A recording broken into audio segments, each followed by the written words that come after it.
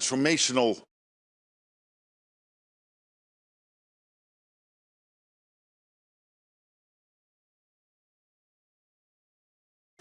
to indeed, given our long-term threat of Russia, but also the massive build-up of the military in China and the fact that North Korea, China, Iran are supporting the war effort in Ukraine.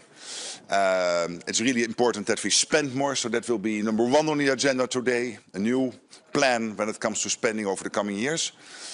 Of course, defense industrial production. We know that we are lacking a defense industrial base which is producing sufficiently. So we have fantastic companies, but they have to put in the extra production lines, they have to put in the extra shifts in making sure that we produce the ammunition and all the items we need. And Ukraine, we will big at the summit today, will be discussed, making sure that Ukraine over the coming years will continue to count on the support of NATO countries to keep them in the fight, but also make sure that we can bring Ukraine to a durable and lasting peace. So a transformational summit, looking forward to it. And of course, hope to see you later today. I can now take a few questions and then at the end we will see each other at the press conference. And I see that CNBC wants to start. Thank you very much. Sir. Steve Sedgwick, CNBC, as you know, sir. Look, there's a lot of questions about Spain. There's a lot of questions about nations that do not feel they have the money in their budget to get to 2%, let alone 3.5%, let alone 5% in total as well. Do you fear that Spain could scupper this meeting and actually, sir, despite all your huge diplomatic efforts, incur the ire, the wrath of the United States? No, I don't. I'm not worried about that. Of course, these are difficult decisions. Let's be honest. I mean, politicians have to make choices in scarcity. And this is not easy because 7, 8 countries at the start of this year not at 2%. They will now reach the 2% this year. Many of those countries said we will do it somewhere in the 2030s. They've now committed to do it this year. And already we added in an aggregate of $1 trillion since 2016, since Trump 45 started his first presidency. But today, and this is the third stage, we will add trillions extra with this new plan. But of course, you're right. The countries have to find the money. It's not easy. These are political decisions. I totally recognize that. But at the same time, there is absolute conviction with my colleagues at the table that given the threat from the Russians, given the international security situation, there is no alternative. We've got to do this, really. Mr. Rutte, why won't Mr. Trump back Article 5?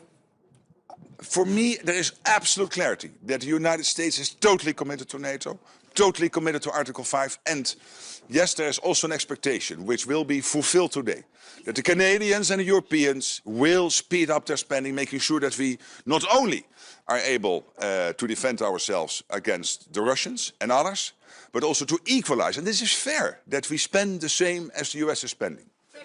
Sir, yes.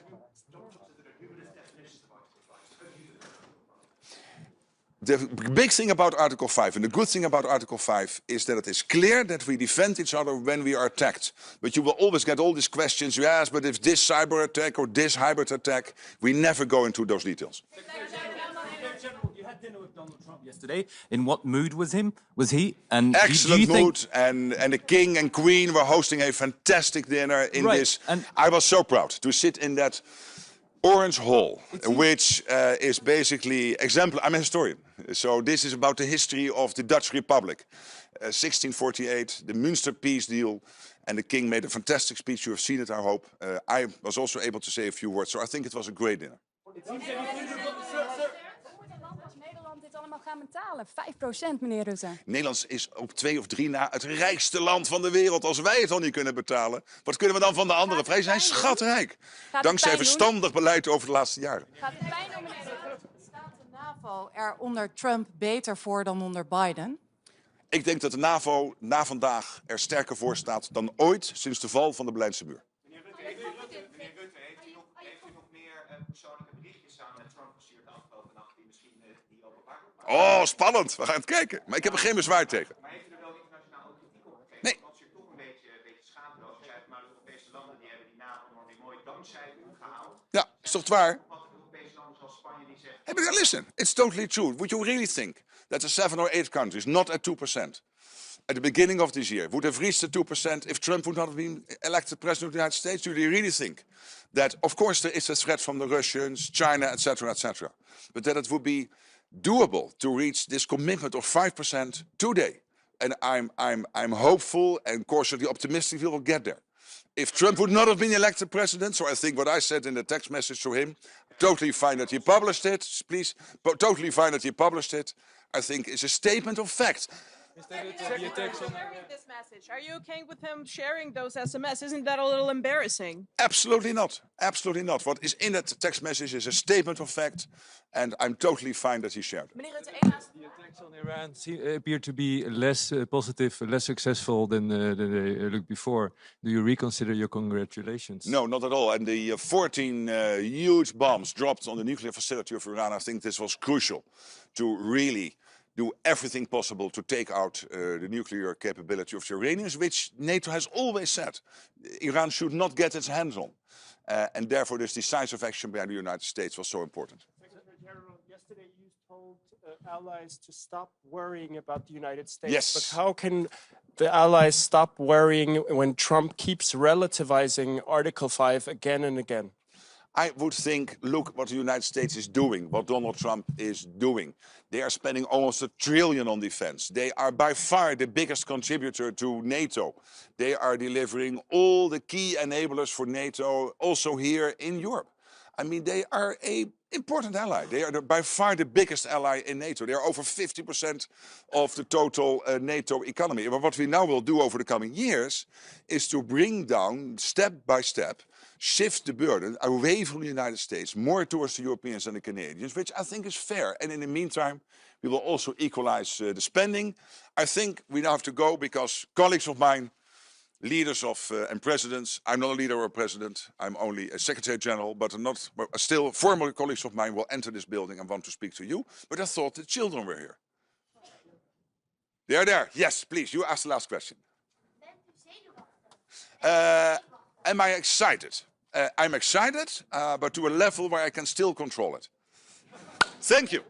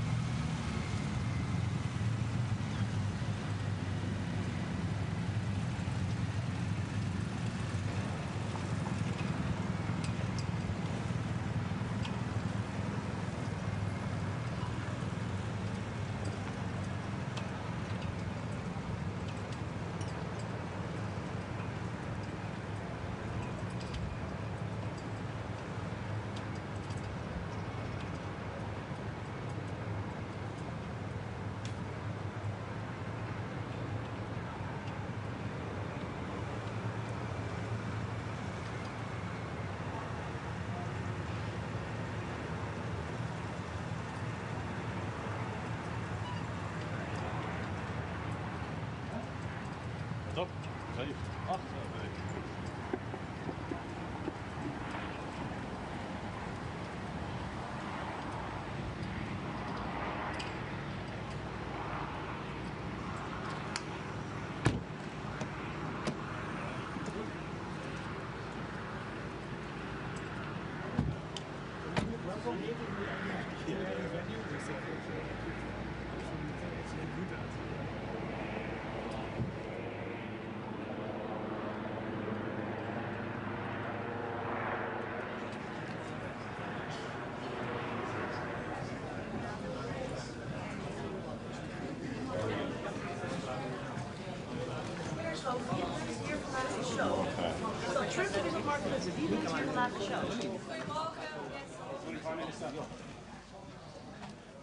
Good morning.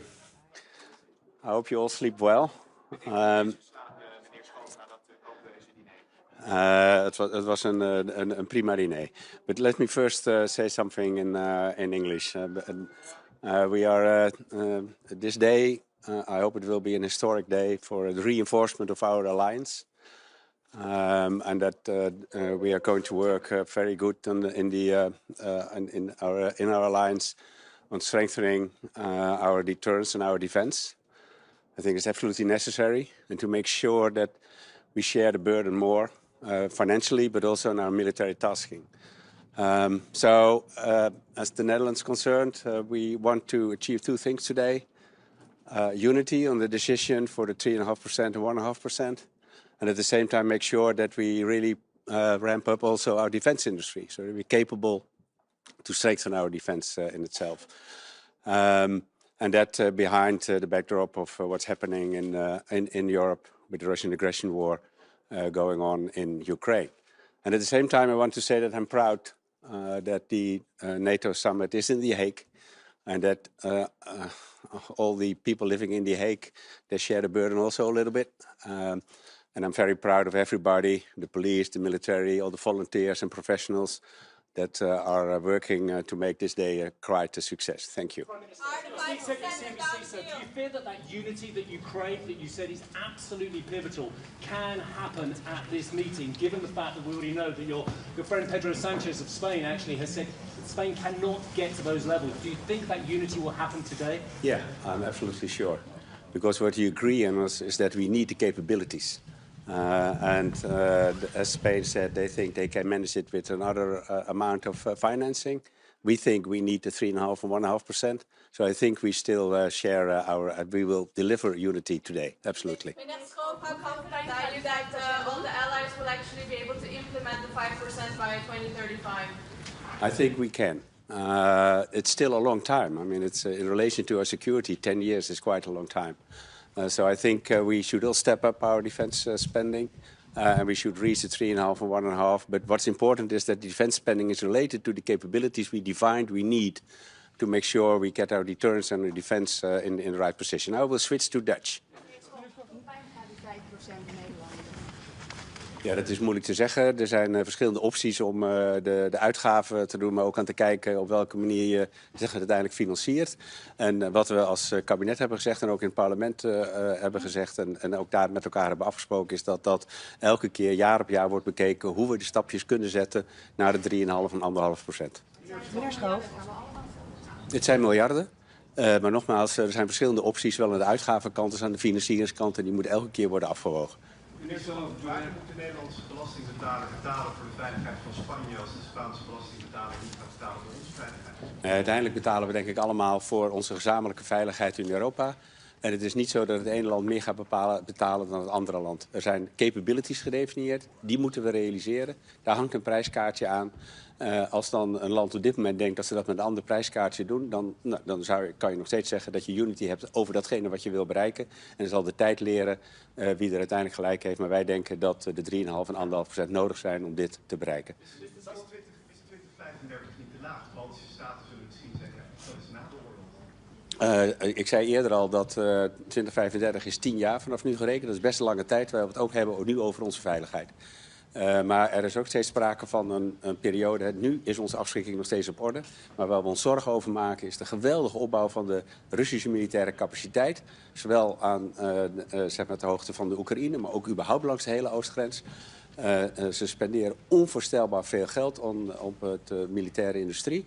En dat betekent dat we de komende jaren echt moeten zeg maar bijfinancieren, zou je bijna moeten zeggen, om te zorgen dat we onze afschrikking en onze defensie op orde houden. But if it's only about capabilities, as Spain says, why do we need the 5% at all? And why wouldn't other countries also say, let's not pay the 5% because we will fulfill the capabilities? No, but the percentages are related to the capabilities. And also in the NATO capability studies, and this also in the Netherlands the case, we clearly defined that to meet the capabilities, we have to ramp up our spending to 3.5% at least. So that's what we think and what NATO thinks. And I think that's important. But it's about capabilities and then the financing. And I'm sure that we will find unity around all these issues today. Should be there any consequences to Spain if they don't reach the target spending the 2.1%? Oh, it's much too early to talk about any repercussions. I mean, today is an important decision-making process. And I'm sure we find unity about the decision process. That's important. That's what also the Secretary General worked on also the last few days.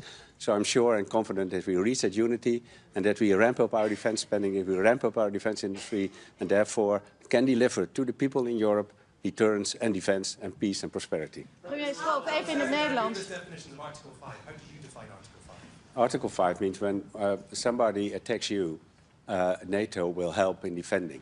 Donald Trump says there are numerous definitions. Do you think that's the case? No, Article 5 is very clear. Thank you. I'm just going. I will now walk to the Dutch press. Yes, thank you very much. Oh, you come over here. Meneer Schoof, wie runt hier vandaag de show? Is dat Trump of is dat Mark Rutte? Nee, dit is de NATO. Dus dit is een vergadering van alle regeringsleiders, van alle 32.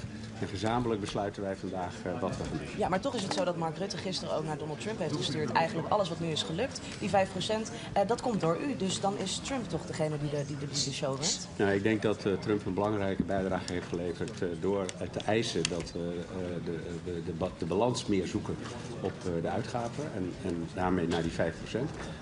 Maar uiteindelijk heeft elk land zijn eigen afweging gemaakt en staan we gezamenlijk voor het ophogen van die 5% om te zorgen dat we uiteindelijk de Russische agressie, maar ook vrede en veiligheid in de wereld kunnen garanderen. Maakt u zich zorgen over het feit dat of Trump zich wel gaat houden aan artikel 5? Nee, ik denk dat ook Trump en Amerika zich gewoon houdt aan artikel 5. Artikel 5 is vrij helder. Heeft Trump daar gisteravond tijdens het diner nog iets over gezegd? Heeft u hem gesproken? Nou, we hebben elkaar kort gesproken, maar dat ging over andere dingen dan over artikel 5. Is er nog een afspraak gemaakt tussen de twee, tussen Trump en Zelensky, om elkaar vandaag te zien? Ja, voor zover mij bekend hebben zij vandaag nog een ontmoeting na de North Atlantic Council. Oh, waar hebben ze die? Dat moet u mij niet vragen, daar ga ik niet over. En is er tijdens het diner ook nog gesproken over de tweet van Rutte naar Trump? Nou, de aantal regeringsleiders vond het opvallend dat het berichtje wat Rutte had gestuurd aan Trump meteen openbaar werd gemaakt. Maar er is ook een commentaar van Mark Rutte daar zelf over gezien. Wat vond u daarvan? Nou, er stond niks verkeerds in volgens mij. Maar vond u het niet een beetje te veel? Nou, het is belangrijk, denk ik, dat ook aan de president van Amerika werd aangegeven dat we vandaag gewoon eenheid bereiken. Maar was het niet een beetje in de overdrive? Nou, iedereen heeft zo zijn eigen woorden die ze kiezen. En die heeft gisteren ook volgens mij de speeches van Rutte en de koning ook bij het diner kunnen horen. En het is denk ik belangrijk dat ook de president van Amerika weet dat we vandaag gewoon die eenheid kunnen bereiken op die 5,5 of die 3,5%. Maar hoe viel dat bericht bij de rest van de wereld? Kan Nederland niet het goede voorbeeld geven aan landen als Spanje? Ja, maar de vraag is niet of we schatrijk zijn. De vraag is of we bereid zijn te zorgen dat we de capabilities op orde hebben. Dat kost geld. En daar heeft Nederland, ook in het Nederlands parlement, brede steun voor gekregen om die positie ook vandaag te kunnen innemen. Daarom ga ik ervan uit dat niet alleen Nederland, maar alle landen de verklaringen zullen steunen die we vandaag met elkaar willen bereiken. En dan dus ook vandaag een historische dag wordt in de reinforcement, zoals ik net zei, van de NATO-alliantie. Alleen Nederland moet nog wel een miljarden daarvoor gaan vinden. Nee, maar alle landen moeten die miljarden daarvoor gaan vinden. Maar we hebben allemaal de bereidheid uitgesproken om dat te gaan doen. En er zijn verschillende manieren waarop je de uitgaven zeg maar, ten opzichte van elkaar kan wegen. We hebben ook in Nederland, ook in het parlement gezegd, je moet je integraal wegen. En er zijn verschillende manieren waarop je ook naar de financiering kan kijken. Meneer Schoof, vreest u voor het humeur van Trump nu de aanval op Iran een stuk minder succesvol lijken? Nou, ik vond hem gisteren buitengewoon zeg maar, relaxed en goed gehumeurd. Dus ik ga ervan uit dat hij, als hij goed geslapen heeft op het paleis en het ontbijt goed is geweest, dat hij ook op de North Atlantic Council met een goed humeur aanschuift. Vindt u ook niet dat er wel heel veel aandacht is voor Trump hier? We hebben het zelfs over hoe hij slaapt. Ja, dat vraagt u mij. Ik bedoel, Nee, maar goed, daarom ik genereer die aandacht niet. Dus de secretaris-generaal van de NATO, Mark Rutte, is voorzitter van de vergadering. En dat is ook maar voorzitter is wel iets anders dan de baas. Nee, maar hij is de voorzitter van de vergadering, dus hij zorgt dat we dit allemaal in goede banen leiden. Dus toch nog even over Trump. Hij postte natuurlijk een berichtje op social media gisteren over Sanchez opnieuw. Hoe moet dat nou straks gaan met die ontmoeting tussen Trump en Sanchez? Heeft u daar een beetje buikpijn van? Nee, ik denk dat we vandaag unity bereiken, omdat we uiteindelijk ook Spanje zich bereid heeft verklaard de verklaring vandaag gewoon te ondertekenen. Maar we hebben Trump eerder bezig gezien in de zaal met andere wereldleiders om zich heen. Het kan toch voor een verrassing gaan zorgen. Zeker, maar laten we er nou vanuit gaan dat het nou vandaag net allemaal iets anders gaat. Maar we gaan het allemaal zo meteen zien. Ik ga ervan uit dat we in de 3 uur die we hebben overeenstemming bereiken en de verklaring daarna kan worden uitgegeven. En uiteindelijk het allerbelangrijkste is dat we naar die verhoging van de defensieuitgaven gaan, omdat we daarmee de burden-sharing tussen de Verenigde Staten en Europa beter in balans kunnen brengen. En uiteindelijk datgene waar denk ik de mensen in Europa ook recht op hebben. Ervoor te zorgen dat we vrede en veiligheid kunnen realiseren. Gezien de toenemende agressie van Rusland in Europa en de oostgrens. Is er nog aandacht voor Ik doe nog 1 vraag. Vragen u en andere Sanchez om zich een beetje gedijst te houden om een clash met Trump te voorkomen? Ik denk dat dat niet nodig is. We hebben goede afspraken gemaakt in de hele voorbereiding. Er is eindeloos over onderhandeld. En ik ga ervan uit dat we vandaag het belangrijke besluit, denk ik ook door velen al als historisch gezien, hier in Den Haag, toch in de stad van vrede en recht, kunnen nemen om te zorgen dat NATO sterker wordt. En daarmee defensie en veiligheid veel beter kan worden gerealiseerd in Europa en in de wereld. Dank u wel, tot ziens. We staan nu bijna in een split.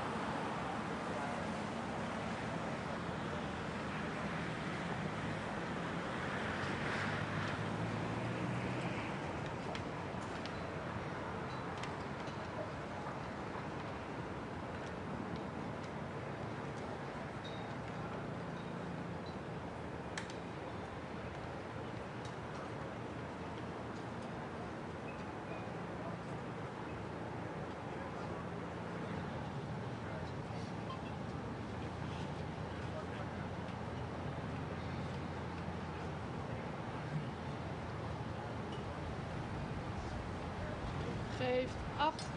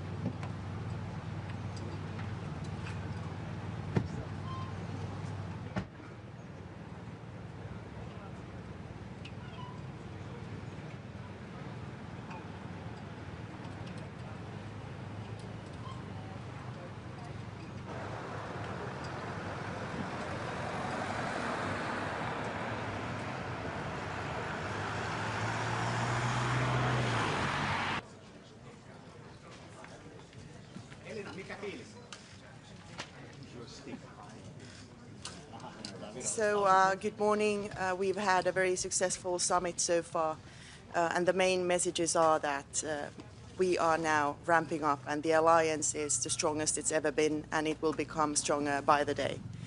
At the same time, our support for Ukraine is steadfast, and we want a ceasefire now.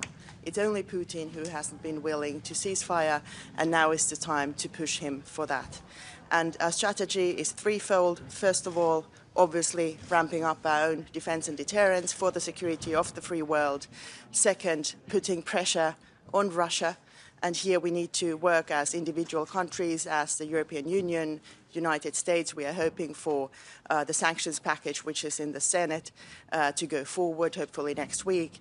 And third, of course, keep on aiding Ukraine, who is fighting for each and every one of us. So thank you so much. Looking forward to a fruitful day today. Minister, do you feel that actually unity is going to be hard to achieve today, and actually the United States is going to be incredibly upset at the behaviour of some nations which are struggling to get to 2%, let alone even promising to get to 3.5%? Well, first of all, it has to be said that unity at a lower level is much worse than discussions at a much higher level where we are now. I sense a very strong unity around the fact that we are going to reach 5% of defense spending. We are going to build a strong defense industry which covers the entire alliance with no room for protectionism of individual countries. And at the same time, of course, each country has their own concerns on how to reach the targets, but we will be easily fitting those in. And what has to be noted, again, we are in a much stronger situation now than we've ever been before. Minister, how concerned are you about the somehow unpredictable definition of Article 5 by President Trump? Well, you see, Article 5 is quite clearly spelled out in the Washington Treaty, and that is something that NATO relies on. And I am so certain that President Trump is also 100% behind it. At the same time, once Article 5 is activated, like we saw, the only time it has been activated for the help of the United States, it is, of course, political decisions by all the allies on how they want to contribute. And now, let's get the facts straight.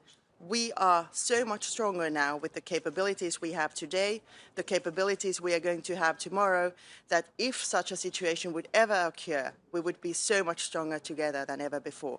And at the same time, of course, we are doing this to deter from war. So that's what we are working on.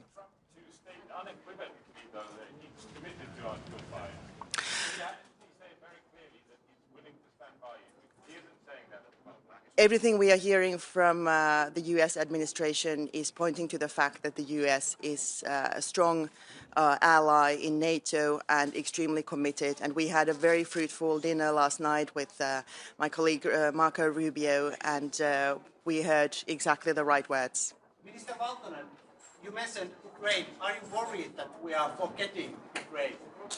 Well, nobody's forgetting Ukraine. We actually had a very good dinner last night with our colleague Andrei Subia from Ukraine, and now I'm going to sit down with him together with my Nordic colleagues. And there's steadfast commitment to further strengthening Ukraine in its defense for its freedom, liberty, and the democratic values which it stands for. Minister, do you believe that Donald Trump will defend every single ally, regardless of what they're spending on defense? Or do you think he's going to attach his ability to defend countries on whether they're meeting the new NATO spending target?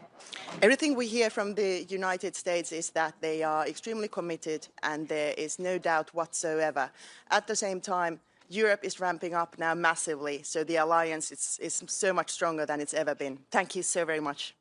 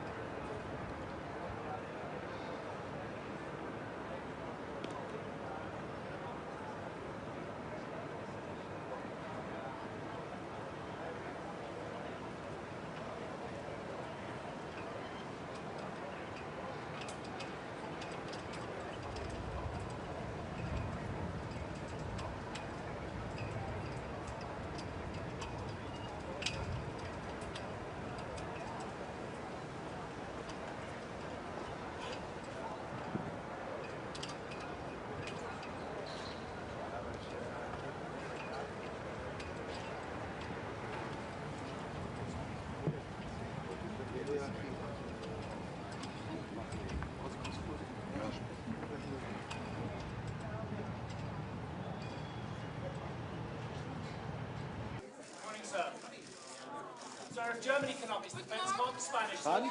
So if Germany can up their defence to reinvigorate the Bundeswehr, why can't the Spanish?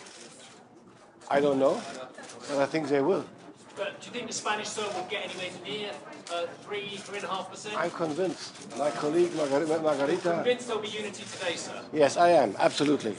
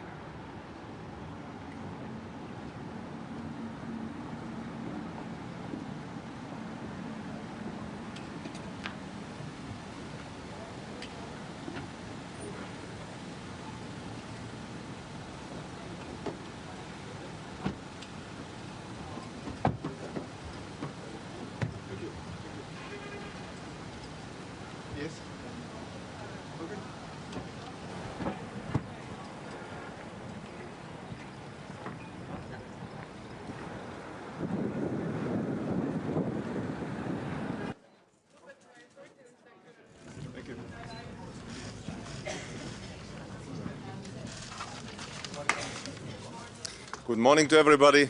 It's a historic day. And I would like to make 3 points. The first one is about defense expenditure.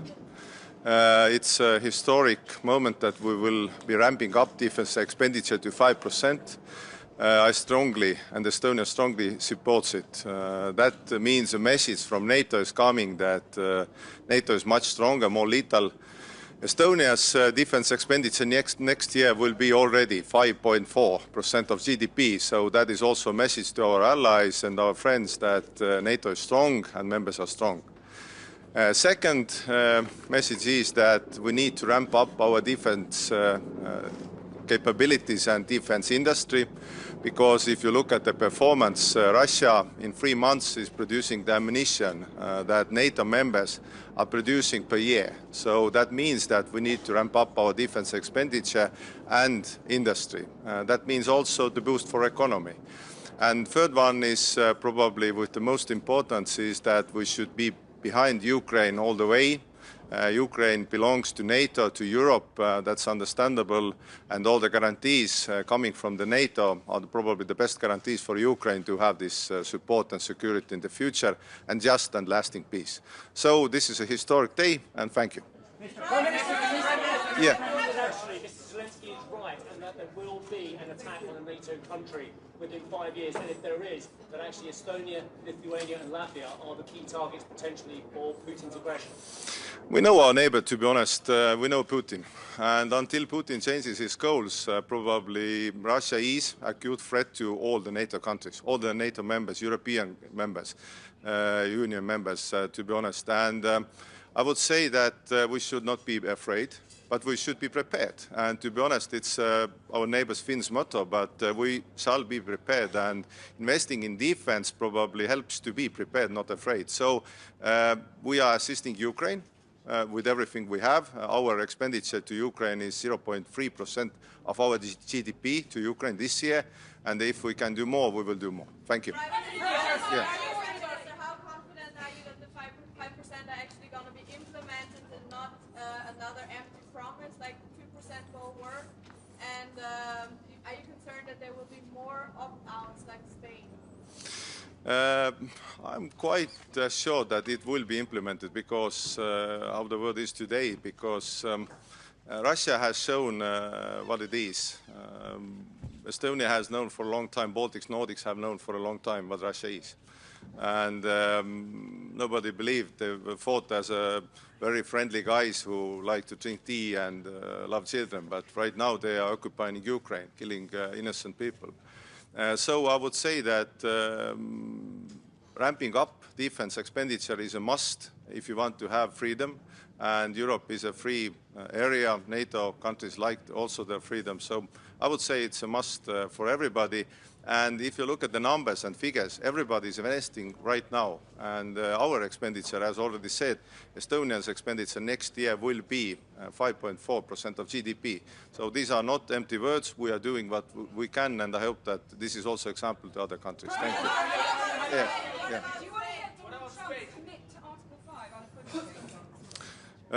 Absolutely, but I would say that for me Article 5 is absolutely working, and I would say that every time also the states needs our allies and our assistance, we will be there. Thank you.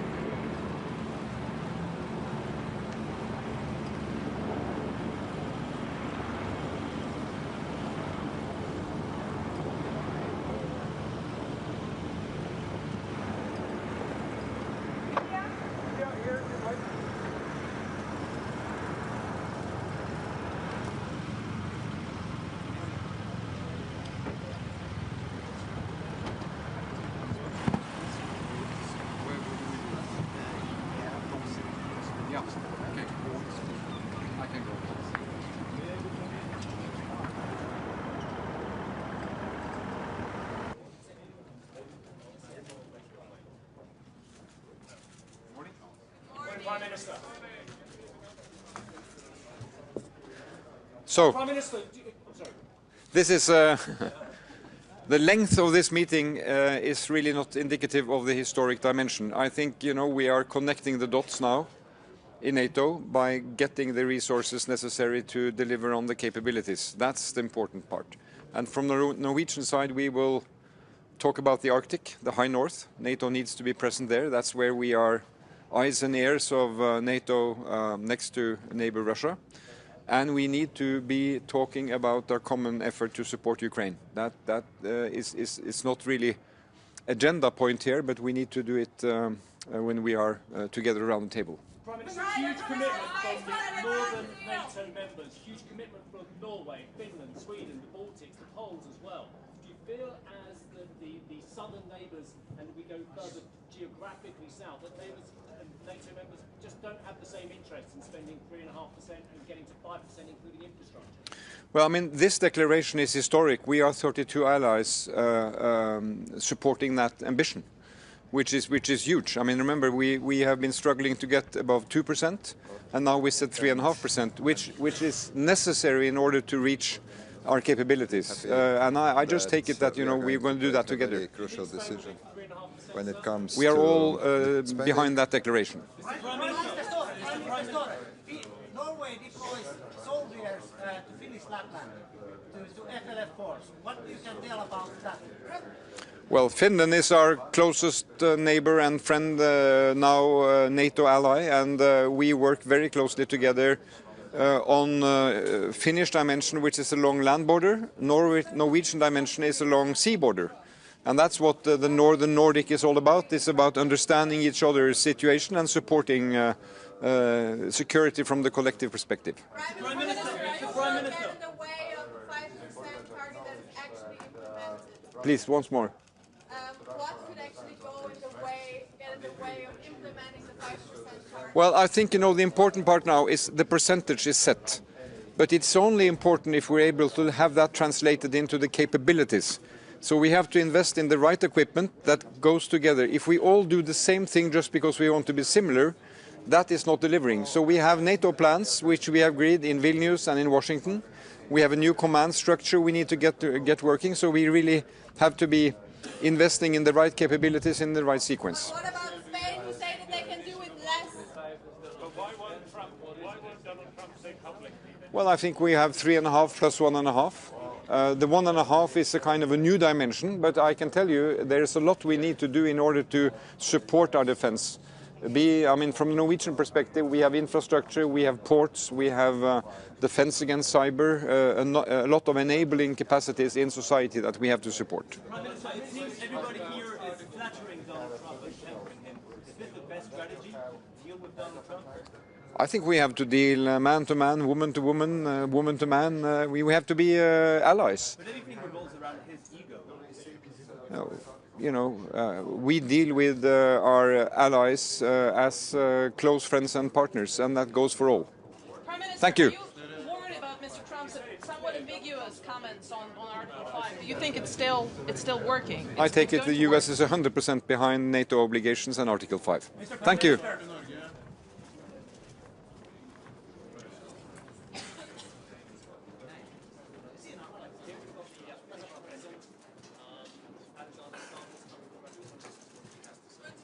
Good morning, everyone. Let me just begin by saying that I'm very happy to be here at my second NATO summit. I feel that Finland's been a NATO member only for a couple of years, but we are quite seasoned. We're a security provider, not a security consumer. I think this summit will be historic for 3 reasons.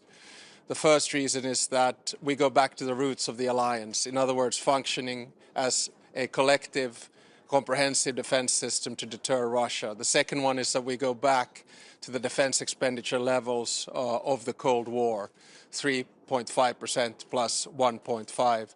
And the third reason is that I think we're witnessing the birth of a new NATO, which means a more balanced NATO, and a NATO which has more European responsibility. So in that sense, I'm really looking forward to the conversations that we have. Mr. President, you joined NATO after decades, centuries of neutrality in order to face down the Russian threat because you believe there was an Article 5 assurance.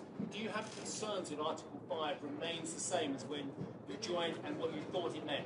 I do not have any concerns about that. And for us, defense is based on two very simple pillars. One is a strong, independent defense that we've been working on over decades because of the Russian threat. And the second one is NATO's Article 5, of which we are, of course, a strong part because after the war in Ukraine, NATO has doubled its border with Russia through Finland. So we have responsibility and we have full trust in Article 5. Wait, one at a time. We'll go like this and that. Yeah. How many times will you have to play golf with Donald Trump until he stops relativizing Article 5? I don't think President Trump is relativizing Article 5, and golf is a good way to discuss business. Does President Trump see Putin as the biggest threat to the NATO alliance? If we look at today's declaration of 5 points, it is quite clear that the number one threat to Europe and the alliance is Russia. We are not building up our defense expenditure because we are worried about any other European states. Finnish media. Speaking of the age of restlessness during the last 3 years that we're living through, do you believe that in your during your presidency, your lifetime, Europe is actually going to be able to relax and enjoy peace again? No, I think we're witnessing a change in the world order. It's very similar to the moment that we witnessed after World War I, World War II, and the Cold War. And of course, after World War I, we got it wrong. After World War II, the balance was more or less right. And after the Cold War, I think we got intellectually lazy. Now we need to sort things out, understand that the time of Western dominance is over. We're moving towards a world which is more transactional, which is more multipolar, and which is more disorderly. And this means, at least for a country like Finland, that we need to have close allies and we need to work on building up our security and defense. I'll take. Tämä on NATOlle hyvin keskeinen kokous, monella tapaa historiallinen 3 syystä. Ensimmäinen syy on se, että NATO palaa juurilleen, eli toimittaa vasteen Venäjälle. Toinen syy on se, että palaamme kylmän sodan aikaisiin puolustusmenoihin. Ja 3. syy on se, että syntyy uusi NATO, joka on eurooppalaisempi ja tasapainoisempi. Do you want me to translate?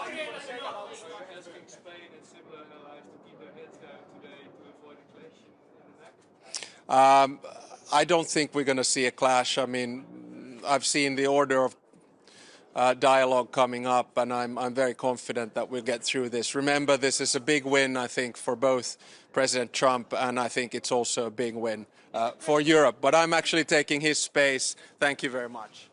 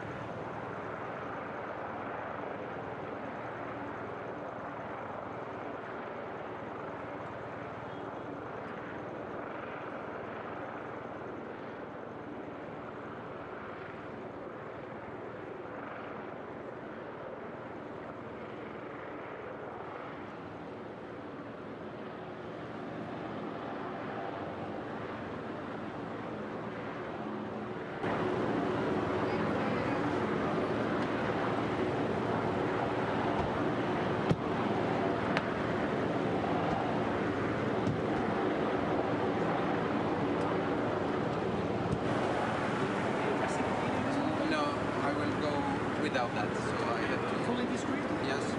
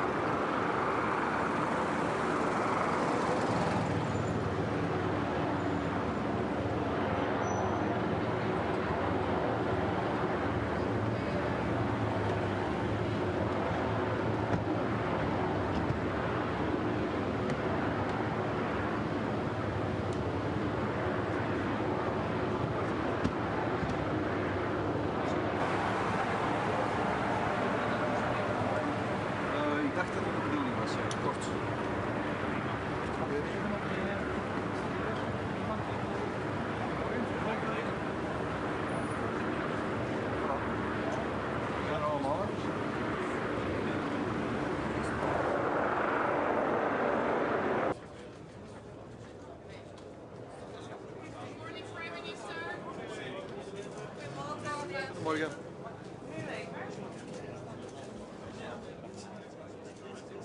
What are you expecting from today's declaration on the 5%? Will there be more opt-outs also from Belgium, from the Spanish model? I would like to underline that there are no opt-outs whatsoever. Everybody accepts the same text. It's a matter of interpretation. You have to do the 5% and the capabilities, and the interpretation of Spain is that they can realize the capabilities without doing 3.5% of the GDP. Well, this remains to be seen. If this is their interpretation, it is everybody's interpretation.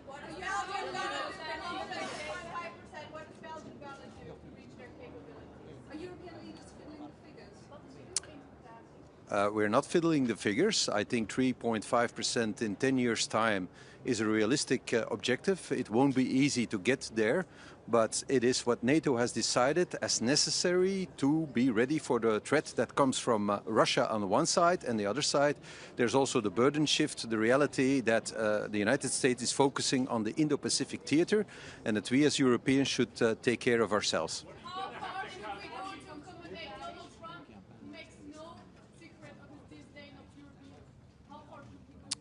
I don't think it is wise to comment on that, but it is a reality that we face. So as Europeans, we should realize that our long break from history is over, and that we have to take our own responsibility for the security of our own continent in a very difficult time.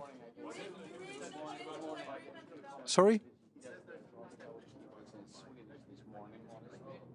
Well, there's the capability targets that we have to achieve, and if you can do it for less than 3.5% on the strict defense spending, that would be great. If we can do it, we will try to do it as well, but NATO is not foolish. If they say it's going to be 3.5 to get it done, it's probably true, but we have the evaluation in 2029 that is also decided. We'll see how the world looks like in 5 years' time. Not all at the same time. There can be no discussion on Article 5, I believe. It is crucial that Article 5 is not subject to interpretation. Ja, wij hebben niet gedaan wat we moesten doen. We zijn lang een beetje een freeloader geweest binnen de NAVO. Er zijn nog andere landen die de 2% niet hebben gerealiseerd. Daarom was het voor mij belangrijk naar hier te komen met de 2% gerealiseerd. En ook een strategische visie om dat ook daadwerkelijk vorm te geven. En wij hebben ook al een plan om boven de 2% uit te stijgen in de komende jaren. Wij hebben op dit moment nog geen planning voor de 3,5%, maar we hebben wel afgesproken na deze NAVO-top om daar terug over samen te zitten. We hebben 10 jaar tijd, we hebben een vrij budgetair traject en we hebben uiteraard de mogelijkheid om, als we onze capaciteiten kunnen realiseren voor minder, van het ook voor minder te doen. Meneer De Wever. Wel, dat is een vraag die vele regeringsleiders zich op dit moment stellen. Wij hebben tijdens de Koude Oorlog altijd dit soort cijfers gerealiseerd, maar we zijn dat al tientallen jaren niet meer gewoon.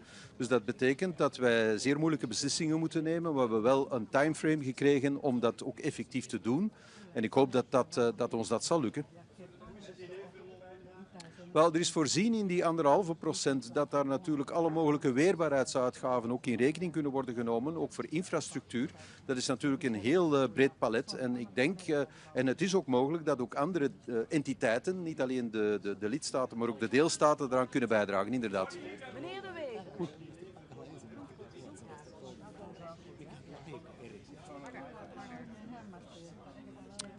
Het diner was nu niet van een aard dat wij allemaal heel serieuze besprekingen met elkaar hebben gehad. Dat was eerder een opwarmertje voor wat er vandaag moet gebeuren. Dus dat is gezellig verlopen. Meneer De Wever.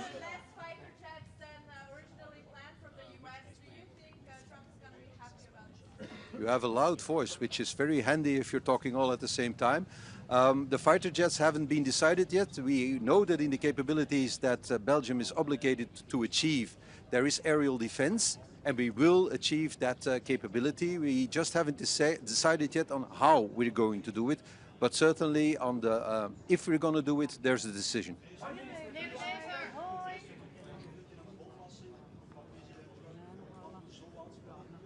Well, ik zal dat zien, maar ik ben daar eerlijk gezegd niet bang van. En als die er komt, dan zal ik er ook niet van onder de indruk zijn, eerlijk gezegd. Well, dat zal ik zien, hè. Dat hangt er vanaf. Ik weet niet of dat ik die ga krijgen, die bolwassing. We zullen dat wel zien. Maar ik maak me daar helemaal niet zenuwachtig over. Wij zijn een autonoom land en wij zijn geen kolonie van een ander land.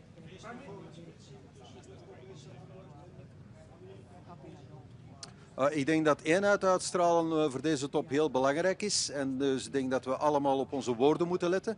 Want wij staan onder dreiging van opkomende machten enerzijds, Indo-Pacific, maar anderzijds ook het imperialisme van Rusland, het gewapend imperialisme. Het is dus niet het moment om vechtend over de straat te rollen.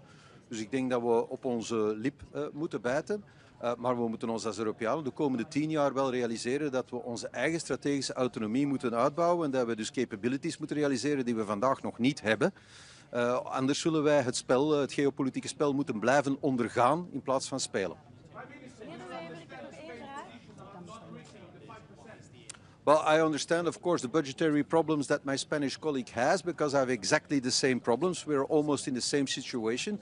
So if he says that he can achieve the capability targets of Spain spending less money, that's an interpretation that he has. Mark Rutte has confirmed that this interpretation is correct. And if he can do so, that would be great. And of course, if he can do so, others can do so as well. And we will certainly also try to achieve our capability targets. And if possible, spend less than 3.5% of our GDP. Okay? We accept the same text for the 32 NATO members. It's important to stress upon that. There is no opt-out. There are no special treatments for any member state. It is the same text. And if the interpretation of Spain is correct, anybody can interpret the text in the same way. Okay?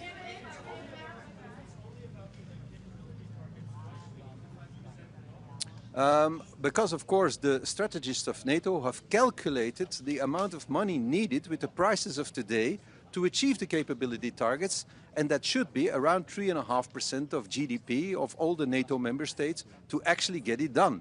And I guess these people are not foolish, they know what they talk about, so probably they're right. It would be great to see that you can do what is calculated to be 3.5 for 2.1. as Pedro Sánchez has said. If he can do so, he's a genius. And of course, geniality inspires people. Okay?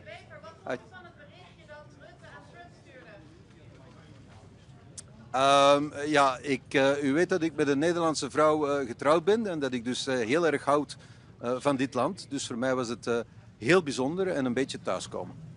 Dankjewel.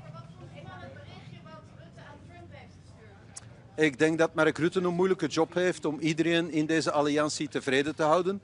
En dat hij veel moeite doet om zich van die taak te kwijten. Maar was het niet een beetje over de top? Hij doet veel moeite om zich van die taak te kwijten. Meneer De Wever, uw eigen parlement noemde de NAVO-verhoging compleet crazy. Hoe staat u er nu in? Ja, 5% van ons bbp uitgeven aan defensie, dat is nu niet direct iets waar je vrolijk van wordt. Maar als dat noodzakelijk is, dan zullen wij zien wat we kunnen doen. We hebben een langere tijdsperiode gekregen, flexibiliteit in het parcours en evaluatie in 29. Dat is wat we vroegen en dat is wat we gekregen hebben. Wie runt vandaag de show eigenlijk? Is dat Mark Rutte of is dat Trump? Hoe zegt u? Wie runt vandaag de show? Wie is hier eigenlijk de baas? Mark Rutte is de secretaris generaal van de NAVO. Hij runt de show.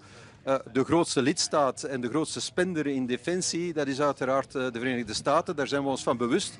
En als wij als Europeanen meer gelijke tred willen houden, dan zullen we meer moeten uitgeven. Niet om plezier te doen aan meneer Trump, maar om op gelijke hoogte te komen en ons eigen continent te kunnen verdedigen. Dank je wel, Ed.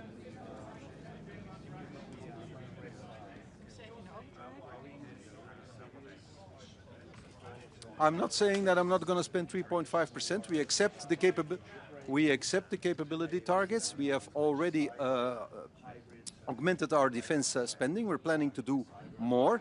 We have a period of 10 years, and we will see what happens. We have an evaluation in 2029. We will see how the world looks like. But we want to be a NATO member that is loyal to its obligations. I'll take that. I think I already answered that question in Dutch. Okay, so we'll wrap it up. Thank you.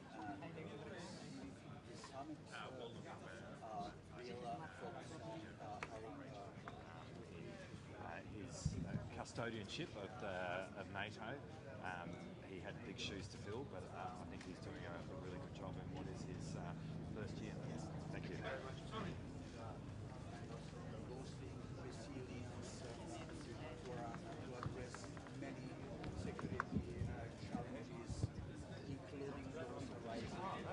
Dzień dobry, witam Państwa bardzo serdecznie.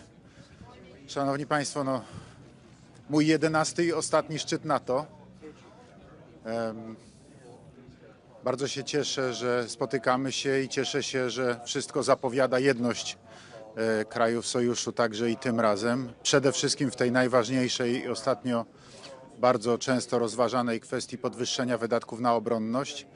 Także mam nadzieję, że podejmiemy tutaj razem decyzję w tej sprawie, jak również i w innych kwestiach, które są dla nas bardzo ważne, jeżeli chodzi o budowanie przede wszystkim bezpieczeństwa wschodniej flanki NATO. Z naszego polskiego punktu widzenia to jest fundamentalnie ważna sprawa. Mówię tutaj o wypełnieniu planów obronnych, którego przyspieszenie jest konieczne. Mówię także o organizacji brygadowych grup bojowych, które także są decyzją jednego ze szczytów NATO, które były wcześniej. Natomiast dzisiaj rzeczywiście najważniejsza jest sprawa wydatków na obronność. To po pierwsze, tak jak mówię, mam nadzieję, że będziemy mieli jedność. Wszystko zapowiada, że tak. Natomiast druga kwestia dla nas bardzo ważna w Polsce to przedłużenie rurociągów prowadzących paliwo, strategicznych rurociągów NATO prowadzących paliwo, które dzisiaj kończą się w Europie Zachodniej, przedłużenie ich na wschodnią flankę NATO, bo to jest w tej chwili bardzo istotne do tego, żeby rzeczywiście zapewnić obronę. Oczywiście będziemy dyskutowali też o innych kwestiach, będziemy dyskutowali też o rozwoju przemysłów obronnych, co jak Państwo wiecie doskonale jest w tej chwili niezbędne. To pokazała zresztą też i rosyjska agresja na Ukrainę. Skala, w jakiej potrzebne jest uzbrojenie, a przede wszystkim amunicja. Więc to będą te wszystkie tematy, które dzisiaj będziemy omawiali. No oczywiście na pewno będzie poruszona też kwestia dalszej pomocy dla Ukrainy. No i problem konfliktu bliskowschodniego też pewnie będzie poruszany na tym szczycie, chociaż wcześniej, jak wiadomo, nie był przewidywany w harmonogramie prac, no ale to jest sprawa względnie nowa i pewnie będzie poruszona.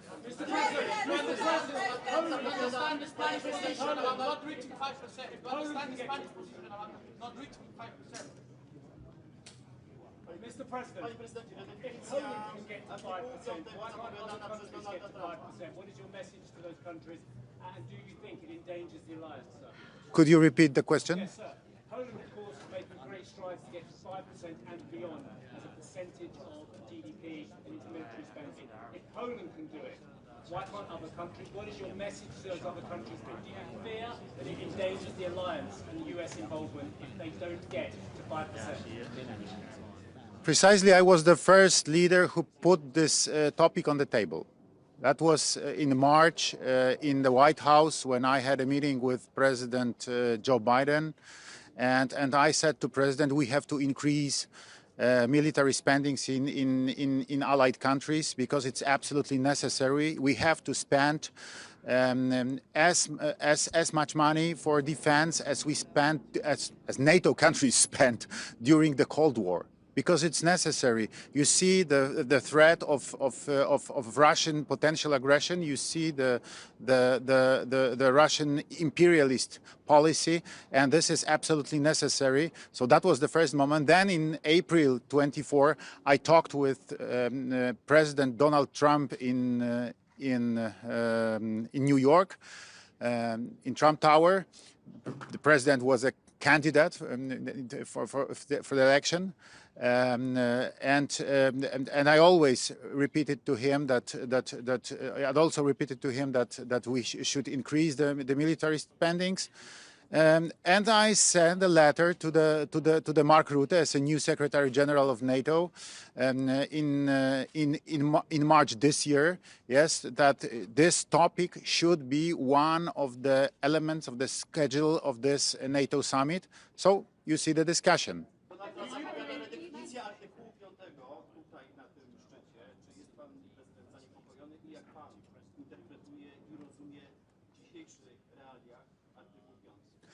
Szanowni Państwo, no, dwie są podstawowe zasady w NATO.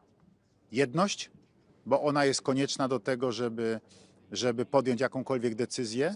Jeżeli podejmiemy decyzję o 5%, to nie ma dyskusji pod tytułem, czy ktoś wydaje, czy ktoś nie wydaje. Wszyscy mają obowiązek wydawać. Artykuł 5 jest jasny i wyraźny i oznacza kolektywną obronę. I nie ma tutaj żadnej dyskusji wokół tego artykułu.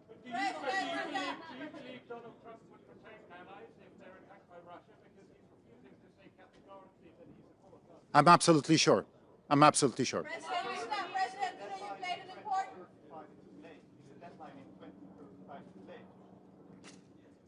You know, it's difficult to say. Of course, I prefer to have it much earlier, yes, in 2030.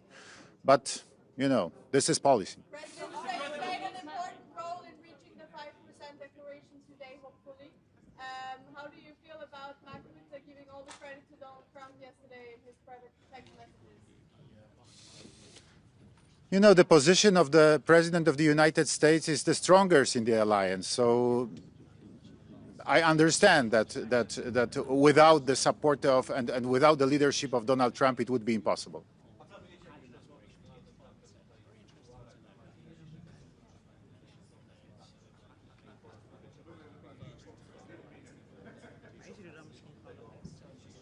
Szanowni Państwo, no są, że tak powiem, bardzo różne sytuacje. Były takie szczyty NATO, że mieliśmy z panem prezydentem Trumpem nawet kilkanaście, kilkadziesiąt minut do tego, żeby spokojnie usiąść i porozmawiać. W bardzo, bym powiedział, wręcz takich prywatnych warunkach. Trudno jest mi dzisiaj powiedzieć. Na pewno będziemy mieli jakieś interakcje, no bo będziemy razem na sali, będziemy na pewno rozmawiali w trakcie szczytu. Natomiast czy będzie taka możliwość, żeby usiąść spokojnie, to zależy od bieżącej sytuacji po prostu.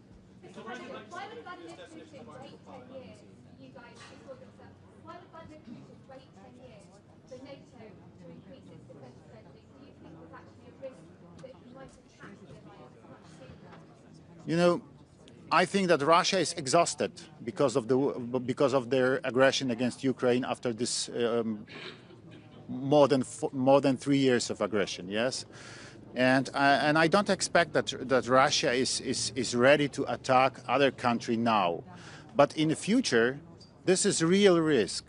So we have to prepare ourselves. We have to increase our defense, our spendings on defense, because it's absolutely necessary for our security and for a future. Mr. President, do you believe that you, Thank you. Polish leadership will be committed?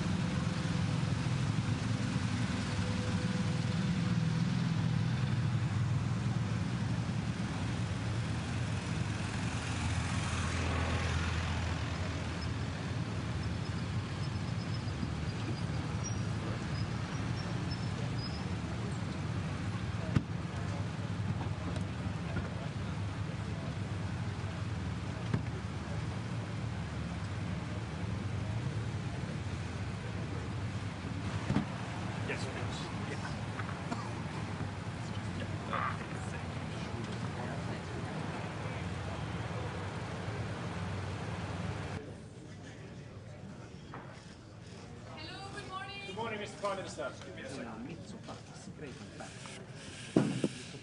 Good morning. Let me start by, first of all, as a country at the outer edge of the Eastern Mediterranean, welcome the ceasefire that was brokered by President Trump between Israel and Iran.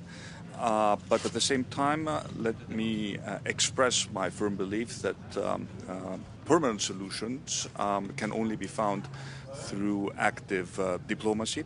At the same time, it's important not to forget the other aspects of this regional crisis. It is absolutely necessary that we implement a ceasefire in Gaza, that humanitarian aid flows into Gaza. This is a big component of a permanent solution to the problem of instability in the region. Now, coming to the summit, I think it is very encouraging that we have all agreed to a significant increase in our defense spending. I have been a strong proponent of the need for Europe to step up our military spending and take more ownership over our own collective defense. Greece is a country which is currently spending more than 3% on defense, and we have consistently exceeded the 2% threshold, even during the very difficult times of the economic crisis. So I welcome the decisions taken by the summit. I hope that all member states will do their part, because at the end of the day, this is an alliance which is based on trust and on fair burden sharing. Prime Minister, if Greece can get to commit to 5% spending of military of GDP, why can't the Spanish? We have very similar history, very similar recent history for Greece and Spain. Surely you can put pressure on Mr. Sanchez to agree to a deal. Well, first of all, let me say that, as I told you before, we are currently above 3%. So we have a plan to spend more than 25 billion over the next 12 years. So we will reach the 3.5 plus 1.5% threshold by 2035. But the point of an alliance is to make sure that there is a fair burden sharing, and that there is no sense that certain countries are sort of free riding on the defense commitment of other countries. So I think it is important to understand that these targets, I think, should be binding, and they should be binding for all 32 members of the alliance. Thank you.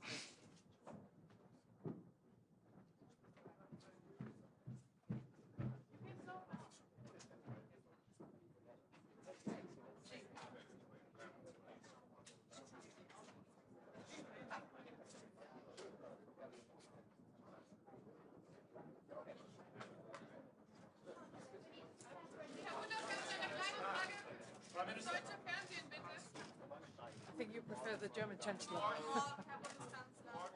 Wir sehen einem historischen NATO-Gipfel entgegen. Ich möchte zunächst einmal dem Generalsekretär Mark Rutte herzlich Dank sagen für die Vorbereitung, die sehr gute Vorbereitung dieses NATO-Gipfels. Wir hatten gestern Abend bereits Gelegenheit, mit den Staats- und Regierungschefs zu einem Abendessen zusammenzukommen und über verschiedene Themen miteinander zu sprechen.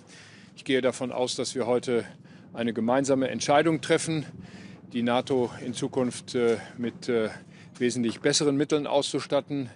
Wir werden einen Beschluss fassen, dass die NATO in Zukunft 3,5% und 1,5% zusätzlich für die Infrastruktur zur Verfügung stellt für unsere Streitkräfte. Dies alles wird in großer Übereinstimmung stattfinden, weil wir übereinstimmend feststellen, dass sich die Bedrohungslage geändert hat. Und die Bedrohung heißt insbesondere Russland. Russland bedroht nicht nur die Ukraine, Russland bedroht den gesamten Frieden, die gesamte politische Ordnung unseres Kontinents.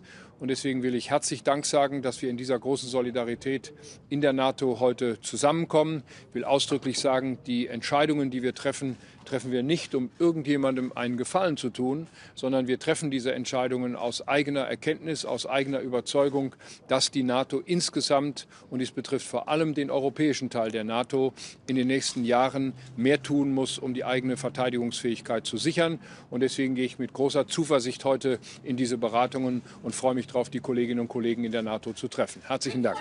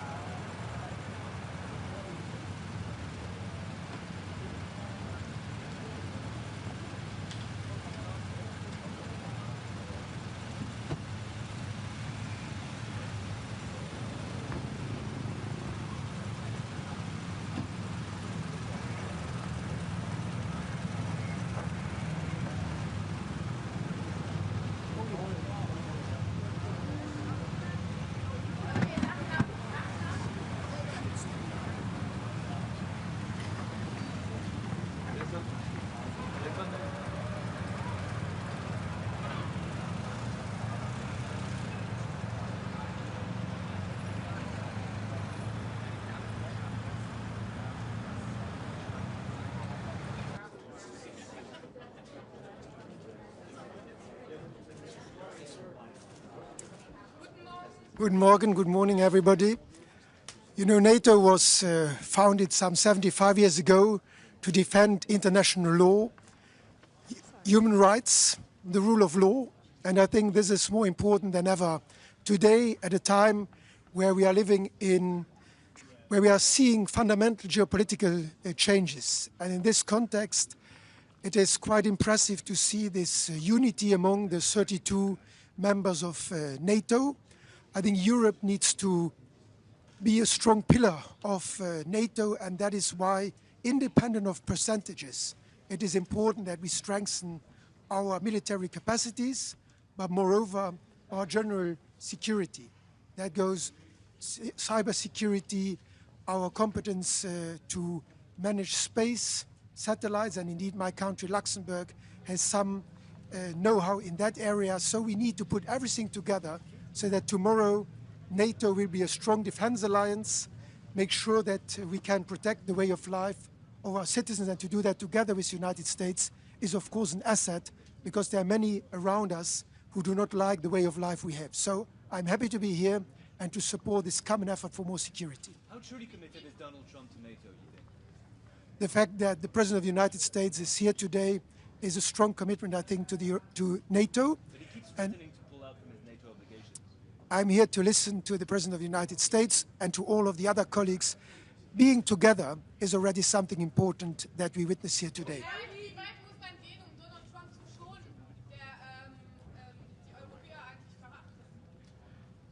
Wir sollten nicht nur nach Amerika schauen, wenn wir über unsere eigene Sicherheit nachdenken.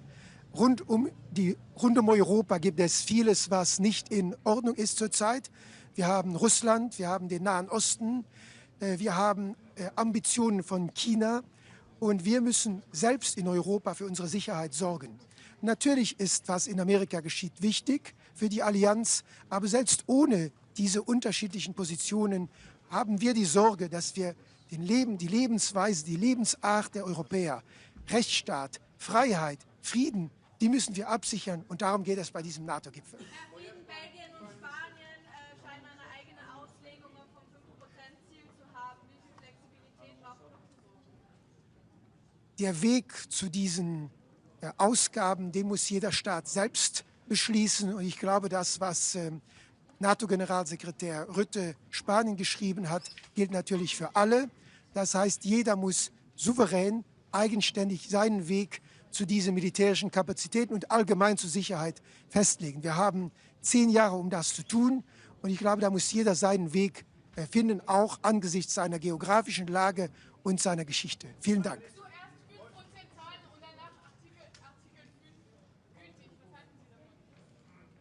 Artikel 5 ist ein Grundelement der NATO-Charta seit 1949. Das ist die Ursache, weshalb, glaube ich, viele von uns in NATO-Mitglied sind. Auch mein Land als Gründungsmitglied der NATO. Wir werden geschützt auch von den anderen. Und deshalb ist jeder, der hier etwas dazu beiträgt, ist auch ein Garant für die Freiheit und den Frieden anderer Staaten.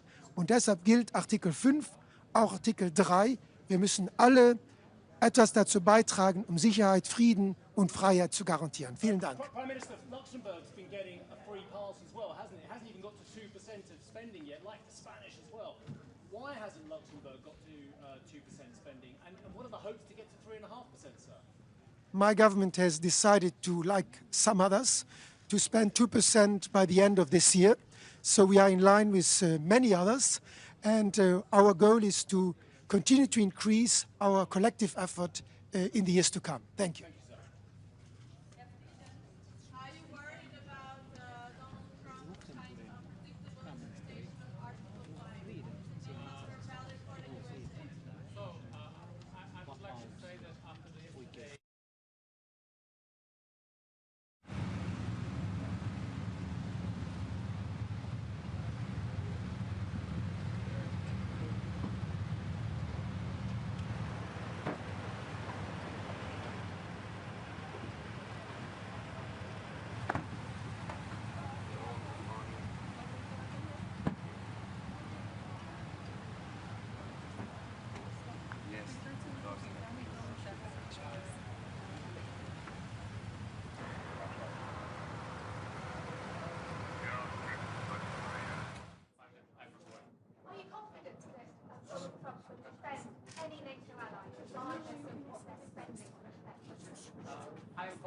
but I'm afraid that the Russia might have stood, so we have to get ready and spend 5% of spending on Russia. So, thank you very much. Goodbye.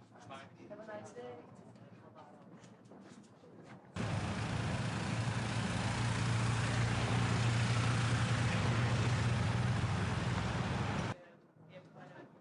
Gastar, como disse ontem Marco Rutte, bom dia, na mensagem que trocou com Donald Trump e que tornou pública nas redes sociais.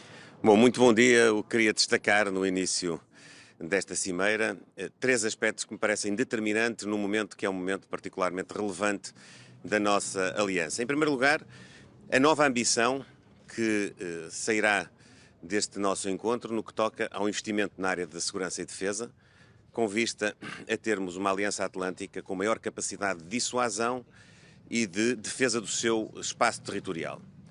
Para esse efeito, todos teremos de fazer um esforço e este é um marco significativo da assunção de uma corresponsabilidade, de, nomeadamente na Europa, podermos acompanhar um nível de investimento compatível com os grandes desafios para enfrentarmos as ameaças e assegurarmos aos cidadãos europeus e também aos portugueses o cumprir da nossa democracia, dos direitos fundamentais dos cidadãos, da possibilidade de continuarmos a ser uma nação soberana, com os nossos aliados a constituírem connosco um espaço de dissuasão de qualquer ameaça à nossa integralidade e ao nosso espaço. Para esse efeito, teremos de investir mais na área da defesa e a segunda nota é reiterar mais uma vez que da parte do governo português nós acompanharemos esse esforço, assumimos já o encargo de este ano atingir 2% do nosso produto em investimento na área da defesa, um investimento que continuará nos próximos anos, dentro de um contexto de equilíbrio que não porá em causa nem a nossa situação financeira, nem as nossas responsabilidades com todos os serviços públicos que constituem as respostas sociais aos nossos cidadãos e dizer que olhamos para esta nova etapa não propriamente como a assunção de maior despesa por si só, mas de maior investimento. Nós não queremos apenas gastar mais dinheiro, nós queremos investir mais na nossa indústria, investir mais na nossa capacidade, poder dinamizar a nossa economia, poder aproveitar os nossos recursos humanos que, do ponto de vista tecnológico, estão num estádio de vanguarda, podermos criar novas oportunidades de emprego e temos a repercussão económica deste investimento. E, em terceiro lugar, também destacar que, mais uma vez, creio que na Aliança Atlântica ficará muito claro o apoio à Ucrânia na procura de uma paz justa e duradoura, uma paz com a Ucrânia e uma paz com a Europa também. Donald Trump fez com que Portugal chegasse aos 2% já este ano e se compromete nos 5%. Não, nós temos uma perspectiva de poder ter um investimento nos próximos 10 anos que estimamos possa gerar um consenso agora na Cimeira, não quero já antecipar as conclusões, de se poder atingir 3,5% do produto, mas aquilo que é importante para nós salvaguardar é que nós faremos isto com equilíbrio, de forma progressiva, conciliando todas as nossas responsabilidades, nomeadamente a estabilidade financeira e, por via dela, também a responsabilidade que temos de assegurar às portuguesas e aos portugueses todas as respostas sociais e, portanto, não prejudicar nenhum dos nossos eixos de política pública com o reforço deste investimento.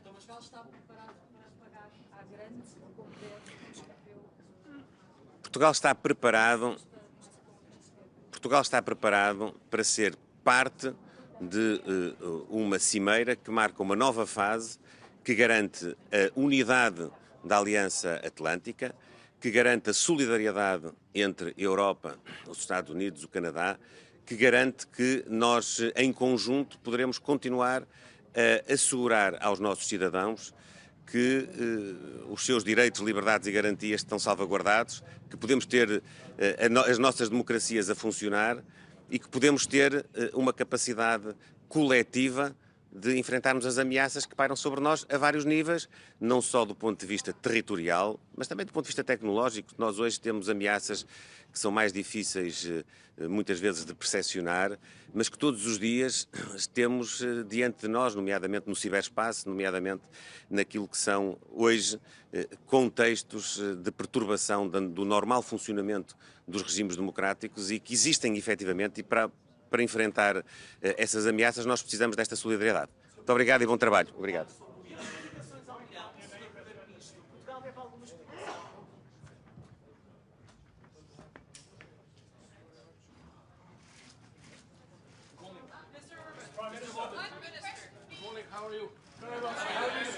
Good to see you. Mr. Prime Minister. You are the Hungarians over there, okay. Mr. Prime Minister. Yeah. Are we moving to 5% from Hungary's point of view? If so, is this of a level to deter Russian aggression? And is NATO creating more problems in its relations? Too long. The question is too long. Sorry. Okay, come back to the 5%. Yeah. With one precondition. So we are able to do it. It's not easy, but the whole calculation of budget regulation of European Union must be changed. So if we keep the regulation as it is, nobody in the European Union is able to fulfill 5%, whatever they say. So we have to recalculate everything in a different method. In that case, we can do. Aren't you fiddling the figures? Sorry? Aren't you fiddling the figures? Creative accounting. You like it? Mr. Orban, isn't it concerning that our global security depends on one man's ego, Donald Trump's? I don't think so. The international order is more based on common sense. And the President of the United States is a man of the common sense. As you have seen just recently, to manage the conflict between Iran and Israel. So he's the man of common sense. Which means that the new wars getting shorter and the old wars are running out of the fuel, which is the consequence of his activity. Sorry. He's putting the biggest threat to Europe. He's putting the biggest threat to Europe. Biggest threat to Europe? Losing the competitiveness. That's the real threat, not the real threat is not security-wise, it's economic and losing our competitiveness on the global trade. That's our problem. Do you think that Russia will be mentioned? Donald Trump's leadership towards NATO. Sorry? What do you think of Donald Trump's leadership? Welcome back. Do you think he deserves as much credit as Rutte gave him in his private text messages yesterday? Styles are different in many countries. Mr. Prime Minister, do you expect Russia to be mentioned? Sorry. Do you expect that Russia will be mentioned as a threat or an adversary in a final stated after the summit? It's always mentioned like that. Do you support it? I think Russia is not strong enough to represent a real threat to us. We are far stronger.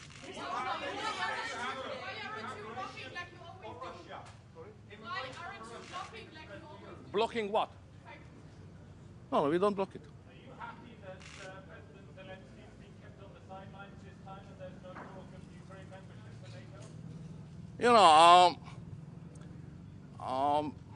NATO has no business in Ukraine. Ukraine is not member of NATO, neither Russia. And my job is to keep it as it is. Thank you very much.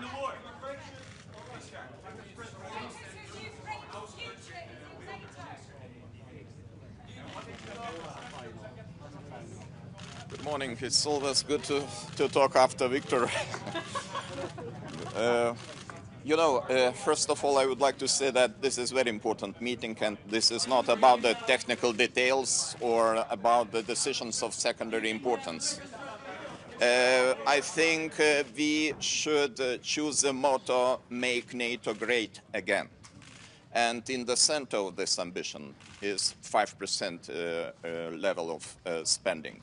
5% do not deter. The percentages do not fight on the battlefield, but they must be translated into the cash, and the cash should be translated into real capabilities. We have to admit we are lagging behind of Russia, and Russia is producing much more equipment and ammunition as we taken together. So for Baltic countries, for the Lithuania I represent, it's pretty clear that we even don't need the transitional periods. We are ready to do our job right now. 4% this year, And next year, we intend to spend 5.25% of our GDP, keeping that level of spending until 2030.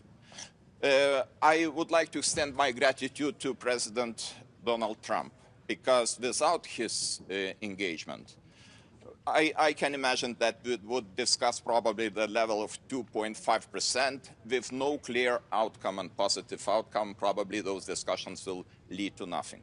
So sometimes the external pressure of our biggest ally is very useful in order to get the point, to understand the, how to say, heat of the moment and to do our job.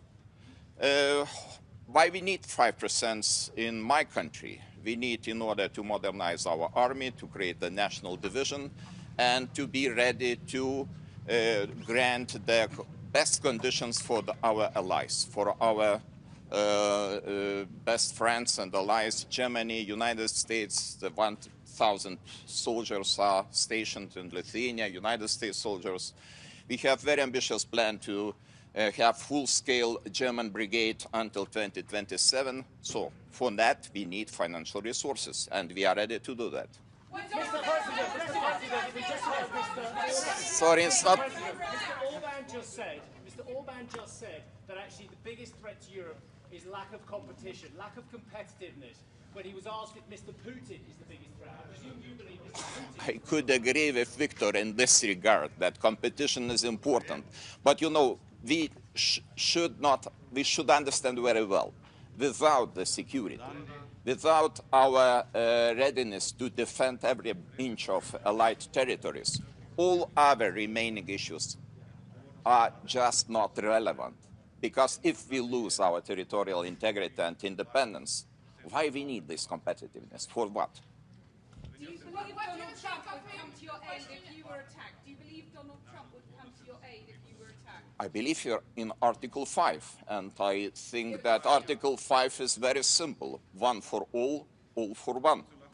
And lots of different interpretations.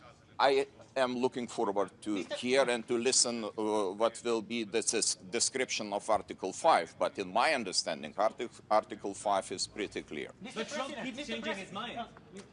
I don't think so, and I really appreciate the President Trump. If he would not interested in the future of the NATO, why he would push these 5% on the table? I think this is very important to understand. If some person is interested to get the organization stronger, then proposals are coming, and proposals are coming from our biggest ally, and we have to respect those proposals. But Mr. President, what do you think? What is your assessment? Why Russia poses so big threat to us now? What are Mr. Putin's goals at the moment? Let's go to the year 2007, 2008. Mr. Putin said that the largest tragedy of 20th century was the collapse of Soviet Union. And if you listen what he's saying carefully, you will explain all the activities we faced in the recent decade, starting from Crimea, going to the war in Ukraine, and of course these threats. These threats are around us. And of course you should talk not only about Ukraine, Middle East, incidents in the Baltic Sea, almost everyday incidents, attacks against the critical infrastructure. This is our reality. This is our business as usual. And this is because of Russian activities. And of course, close ally Belarus, because Belarus is another issue, and we have very long border with Belarus, and we face another kind of hybrid activities, for example, in the form of illegal and instrumentalized migration. Mr. President. I'm from the Netherlands. We have Dutch soldiers in Turkey. Do you hope that they follow the German decision? We appreciate very much your contribution, because this is an integral part of EFP troops in Lithuania, and we all are working as a one strong power. 2035, of course, looking from our perspective, it is too late, because as I mentioned, we are ready to spend immediately 5%, and we would be happy to see that our allies, our partners, we are ready to do the same. But you know, NATO, like the European Council, is the organization of the consensus. If they reach the consensus, and the consensus is 2035, let's be like that. And I hope that we will increase the financing every year, consequently, in order to reach this target. Mr. President, given that everyone seems to be... As a forerunner on defense spending, how concerned are you about the flexible interpretation of the 5% target from Spain and Belgium? Do you think this can actually jeopardize the declaration? I read the sentence. Allies are obliged to spend 5%, 3.5% on the core defense spending, 1.5% on additional infrastructure spending, and to do that until 2035. And I cannot see any interpretations in the text. We all are obliged, and this is our common duty, to do the best. We should just make organization capable to withstand the pressure, not necessarily only the pressure of Russian Federation, but also the pressure of some other hostile nations. So this is our task. Everyone seems to be having a different interpretation of what Donald Trump meant about Article 5. Do you believe that allies should have this conversation today at the table? I don't know if there will be some conversation. It would be very useful, because it would be pretty clear what is the Article 5. And maybe we need this very frank discussion about Article 5, because if we describe and we understand Article 5, we understand, our understanding is the same, of course it would mean that organization will be safer without no interpretations. Maybe this discussion has to come. So you agree that now everyone has like slightly different Maybe interpretations? I will have some more answers to your question probably after our today's meeting. Thank you. Thank you. Yes, I hope that the bilateral meeting of President Zelensky and United States President Donald Trump will take place. And I hope this is most important to know, that there is close contact between United States and Ukraine. And it's very important to keep this constant contact, to explain the arguments, to explain the situation, because the situation is changing every day. We understand. We are not far away from Ukraine. We understand the situation is changing. Not necessarily to the positive side, because Russia is trying to push the territories to go deeper into the territory of Ukraine, and probably this is a calculation of Vladimir Putin, just to imitate the negotiations, and meanwhile to attack, to occupy even larger territories of Ukraine, and maybe then sit at the table and to start peace negotiations. But I think this is not a very fair approach, and we have to resist it. Thank you.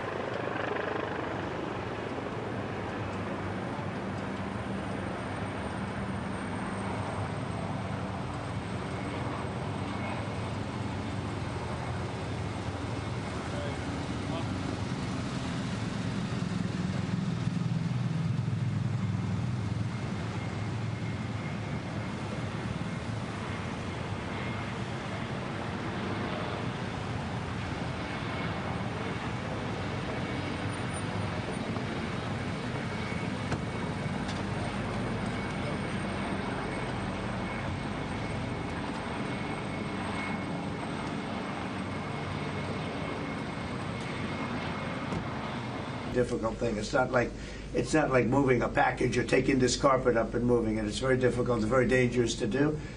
We believe it's all down there. We had a tremendous victory, a tremendous hit, and because of that, I don't think they would have been down there because they knew we were coming. When they know we're coming, they're not going to be down in that 30 stories underground. So no, I think it was just a tremendous victory for everybody, including Iran. Look, they've got a country, and they've got oil, and they're very smart people, and they can come back. Israel got hit very hard, especially the last couple of days. Israel was hit really hard. Those ballistic missiles, boy, they took out a lot of buildings. And they've been great. Bibi Netanyahu should be very proud of himself. And they've really been great. But they're not going to be building bombs for a long time. Mr. President, what's your reaction to the intelligence reports saying that the Iranian nuclear sites were only partially devastated, not entirely? Yeah, well, they said it was actually, the report said it could have been they don't know. I mean, they did a report. I could have Pete talk to it because his department did the report. They really don't know. I think Israel's going to be telling us very soon because Bibi is going to have people involved in that whole situation. We hear it was obliteration. It was a virtual obliteration. When you take a look at the ground above, don't forget, the flame is all underground. But everything above, if you look at the before and the after picture, everything above is burned black, the trees, everything. There's one building, but that's a building that sunk substantially into the granite, so that, the fire goes right over it. I believe it was total obliteration. I believe they didn't have a chance to get anything out because we acted fast. If it would have taken 2 weeks, maybe, but it's very hard to remove that kind of material. Very hard and very dangerous for them to remove it. Plus, they knew we were coming, and if they know we're coming, they're not going to be down there. There aren't too many people that are going to be down there.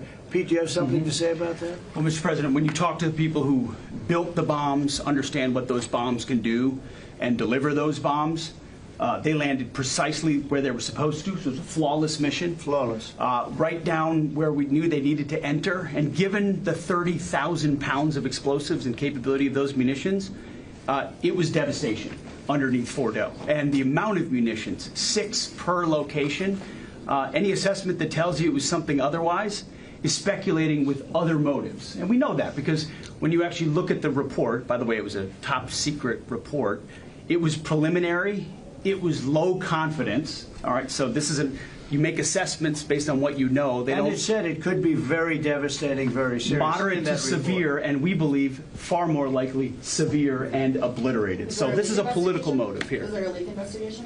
Of course. We're doing a leak investigation with the FBI right now because this information is for internal purposes, battle damage assessments, and CNN and others are trying to spin it to make the president look bad when this was an overwhelming success. We had a tremendous success, and this is the New York Times. I call it the failing New York Times. It's going to hell. And CNN, which, as you know, very few people are watching. And you would think they'd do the opposite. You would think they'd want to say, this was an unbelievable success. And the thing that hurts me is it's really demeaning to the pilots and the people that put that whole thing together, the generals. That was a perfect operation. And when you look at the holes, and this was done from 52,000 feet, there was no moon, there was no light, and those 3 holes are right together. And also, and nobody talks about this, we shot 30 Tomahawks from submarines, in particular one submarine, but that was 400 miles away. Mm-hmm. And every one of those Tomahawks hit within a foot of where they were supposed to hit, took out a lot of buildings that Israel wasn't able to get. We took them out with Tomahawks. We don't even talk about that. This was a devastating attack, and it knocked them for a loop. And, if it didn't, they wouldn't have settled. If they had won, if we didn't take it out, they wouldn't have settled. Somebody mentioned that to me last night. If that thing wasn't devastated, they would have never settled. Marco, do you have something to say? No, first of all, on the stuff about the intelligence, this is what a leaker is telling you the intelligence says. That's the game these people play. They read it, and then they go out and characterize it the way they want it characterized, and they're leakers. This is the game they play. So that's number one. Number two, here's a fact. The conversion facility, which you can't do a nuclear weapon without a conversion facility. We can't even find where it is, where it used to be on the map. You can't even find where it used to be because the whole thing is just blackened out. It's gone. It's wiped out. It's wiped out. Then we dropped 12 of the strongest bombs on the planet right down the hole in 2 places. Everything underneath that mountain is in bad shape. And I refer you to the statement of the IAEA, Mr. Grossi. Yes. You know what he said? He said there was Iran, the way it looked the day before the attack, and what their nuclear program looks like now. 2 very different things. They are way behind where they were just 7 days ago.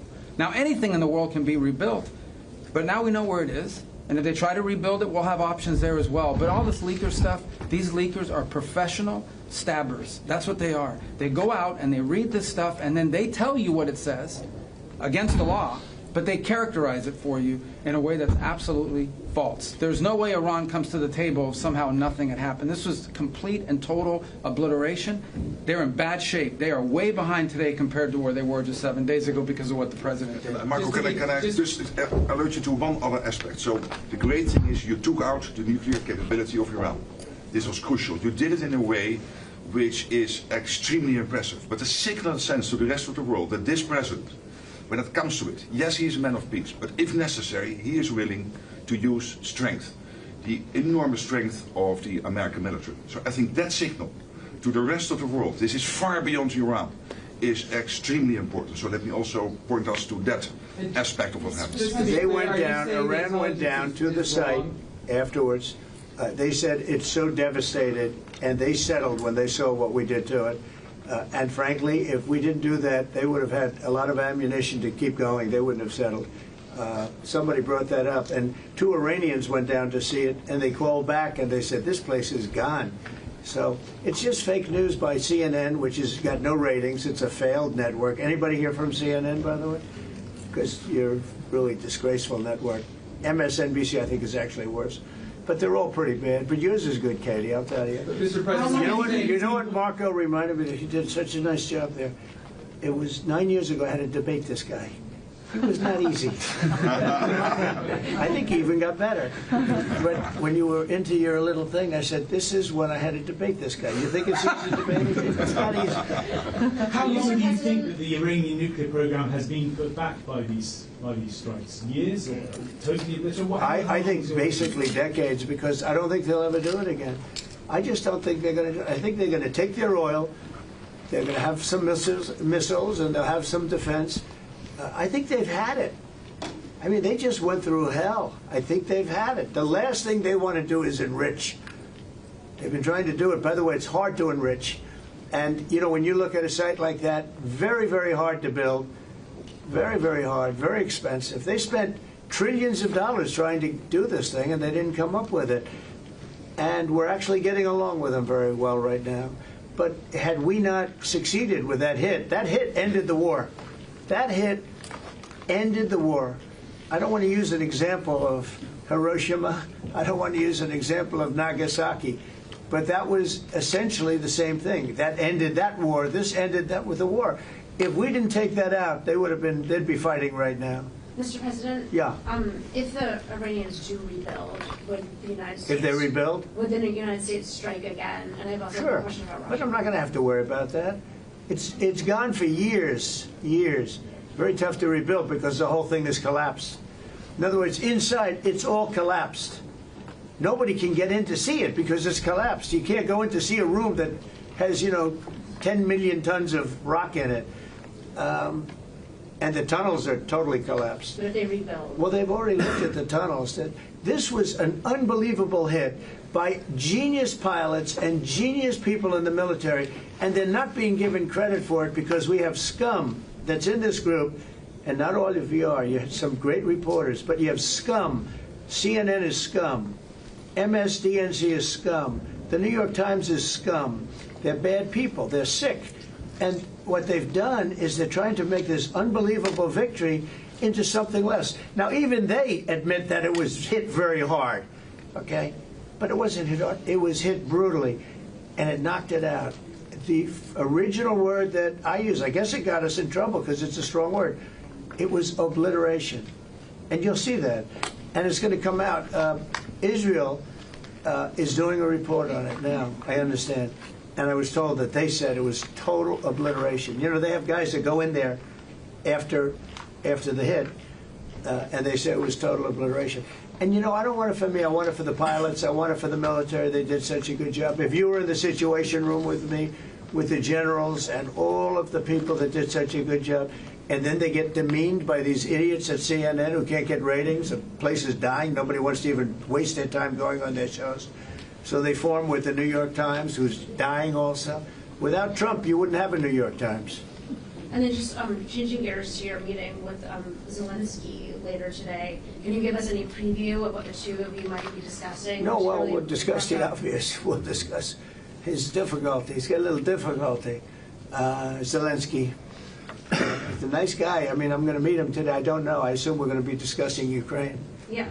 And it seems like the most likely Is there subject. any restart talks there or anything that you might do? Well, we're going to see. I mean, I've spoken to Putin a lot, and he actually was very nice. He volunteered help on, as you know, on Iran. I said, no, I don't need help on Iran. I need help on Russia. Okay? I said, do me a favor. Help us on Russia, not on Iran. But he was very nice. We're going to talk about that. We're going to talk. I think progress is being made. I think great progress is being made on Gaza. I think because of this attack that we made, I think we're going to have some very good news. I was talking to Steve Witkoff, who, by the way, is terrific, and who knows more about this subject than anybody, the subject of what we were just talking about. He was on last night with Jesse and with Laura and with Sean. And boy, Susie, he has a great take on it. He just explains it so easily. He's really very knowledgeable. But he did tell me that Gaza is very close. Mr. President, just one follow-up on Iran. Both you and Secretary Rubio and Hegseth mentioned the leaders. But can you clarify, is the intelligence correct or is the intelligence wrong? Well, the intelligence was very inconclusive. Okay. The intelligence says, we don't know. It could have been very severe. That's what the intelligence says. So I guess that's correct. But I think we can take that we don't know. It was very severe. It was obliteration. And you'd think that a media outlet would say, isn't that a great thing? I mean, more importantly for the pilots, for the military, you take their guts out. You take their absolute guts out. They had a tremendous attack. It was a complete obliteration. The other team, the other group, Iran, said, let's stop this. And you know what? Israel said it too. Very smart. They fought like hell, and then they said, let's stop. And they're going to build themselves. And I really see it as sticking. I mean, we may do papers on it, Marco. Maybe we're going to do papers. I don't even know if you need them. They're not going to be fighting each other. They've had it. They've had a big fight, like two kids in a schoolyard. You know, they fight like hell. You can't stop them. Let them fight for about 2-3 minutes. Then it's easier to stop them. And then Daddy has to sometimes use strong language to You have to use strong language. Every once in a while, you have to use a certain word. I think we have to join the host. Yes, we're going to join some other group. Yes, thank you. Katie, one last question. Do you believe she's so good. That's the only reason Thank you, Mr. President. She used to be very difficult, but now she's... Go ahead. Do you believe that this strike on the Iranian nuclear program will lead to the release of the hostages in Gaza? I think that it helped a little bit. It showed a lot of power. Yeah, I think it helped. But we're going to get separately, even before this, we were very close to making a deal on Gaza. I think this helped, yes. Okay? Thank you, Kate. Thank you, Thank you, everybody. Thank you, Press. Thank you. Let's go. Come on, guys. Thank you, Press.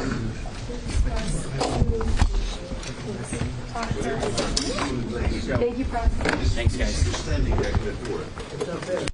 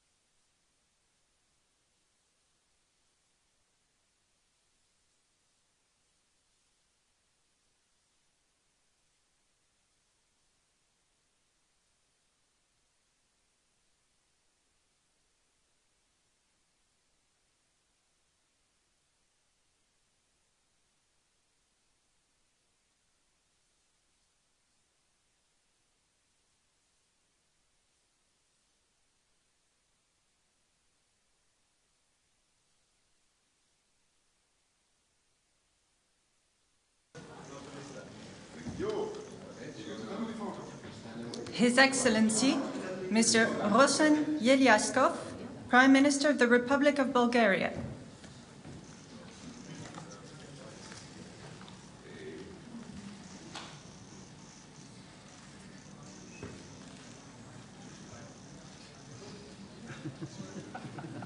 Her Excellency, Ms. Gordana Silyanovska-Davkova, President of the Republic of North Macedonia.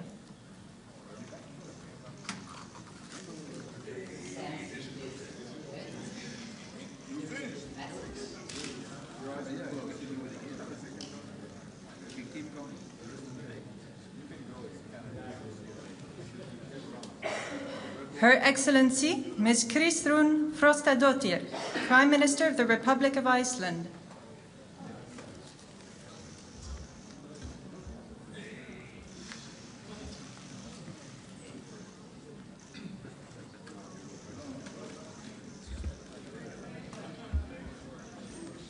The Right Honourable Mark Carney, Prime Minister of Canada.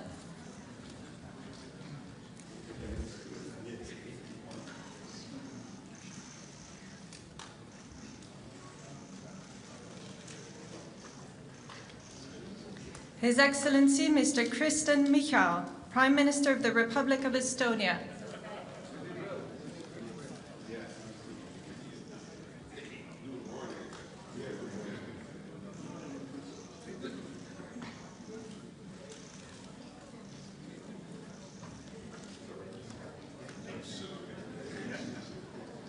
His Excellency Mr. Peter Pellegrini, President of the Slovak Republic.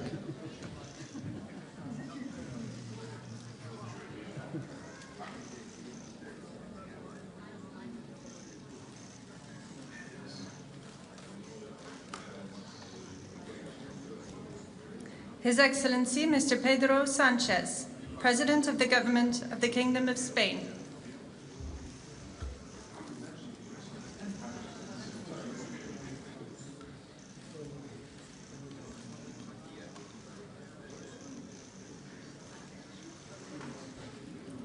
His Excellency Dr. Robert Golob, Prime Minister of the Republic of Slovenia.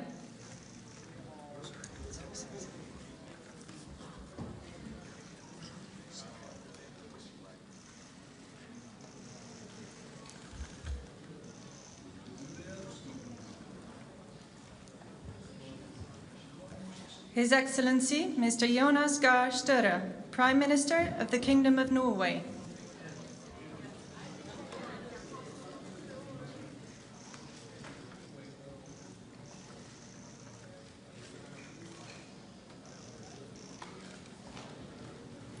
His Excellency Mr. Edi Rama, Prime Minister of the Republic of Albania.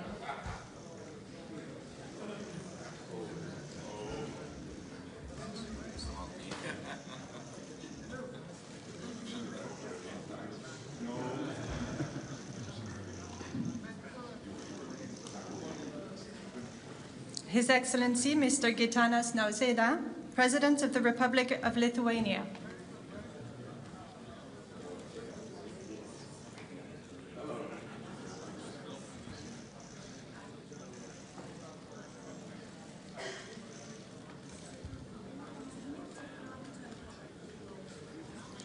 His Excellency Mr. Andrzej Duda, President of the Republic of Poland.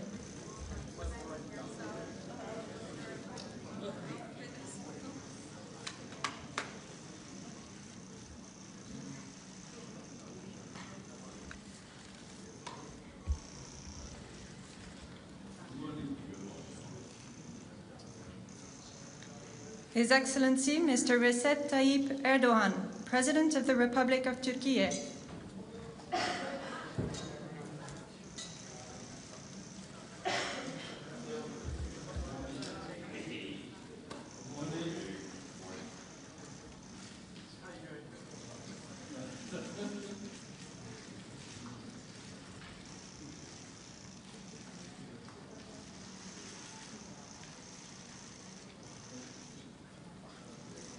His Excellency Mr. Edgars Rinkēvičs, President of the Republic of Latvia.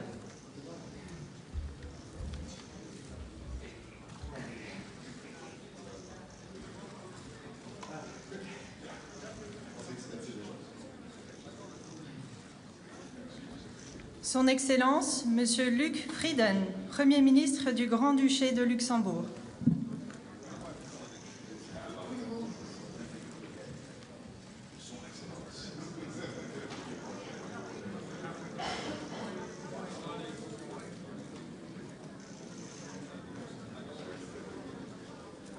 His Excellency, Mr. Luis Montenegro, Prime Minister of the Portuguese Republic.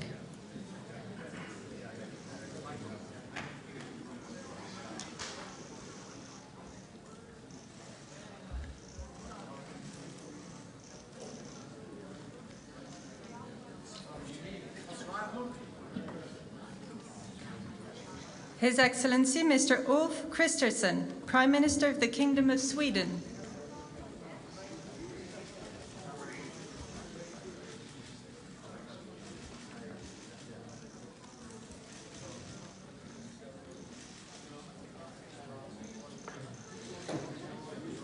His Excellency, Mr. Jakub Milatovic, President of Montenegro.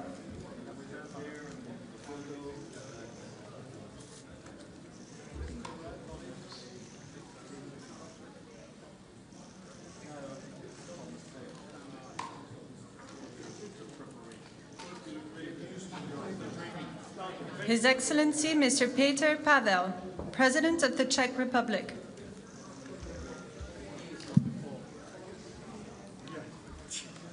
Thank you for that advice. Just as I'm going up. We'll trip you through this one and we'll have any, so that makes things good. His Excellency, Mr. Nicu Jordan, President of Romania.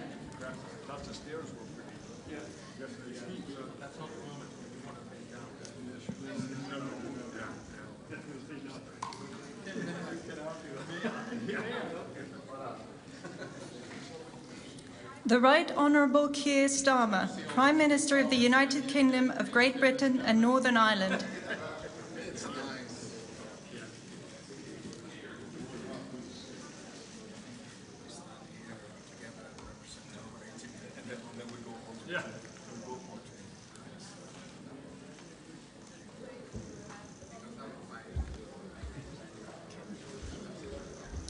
His Excellency, Mr. Kyriakos Mitsotakis, Prime Minister of the Hellenic Republic.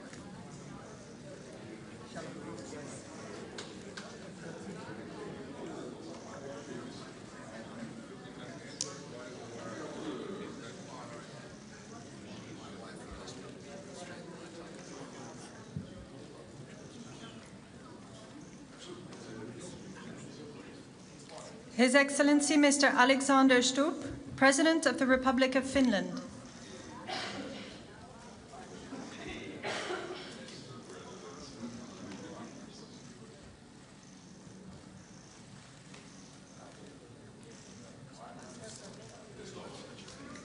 His Excellency, Mr. Friedrich Merz, Chancellor of the Federal Republic of Germany.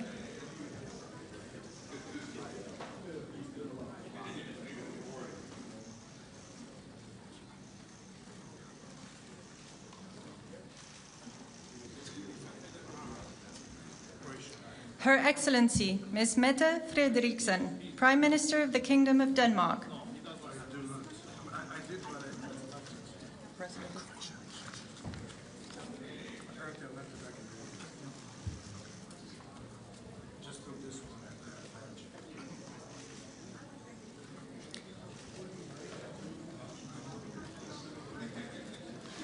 His Excellency, Mr. Zoran Milanovic, President of Croatia.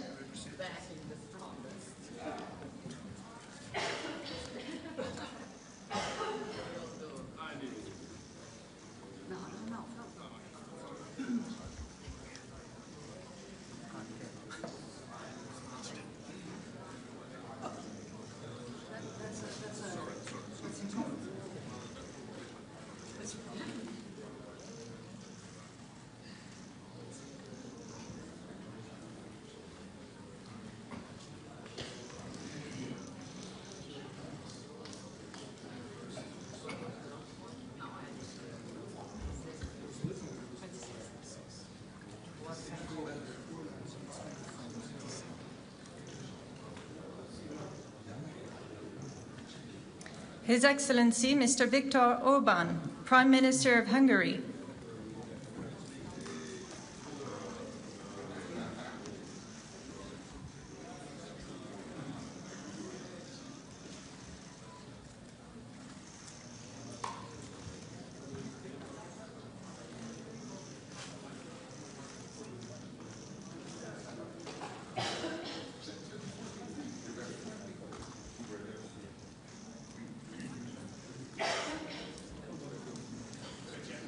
Her Excellency Ms. Giorgia Meloni, President of the Council of Ministers of the Italian Republic.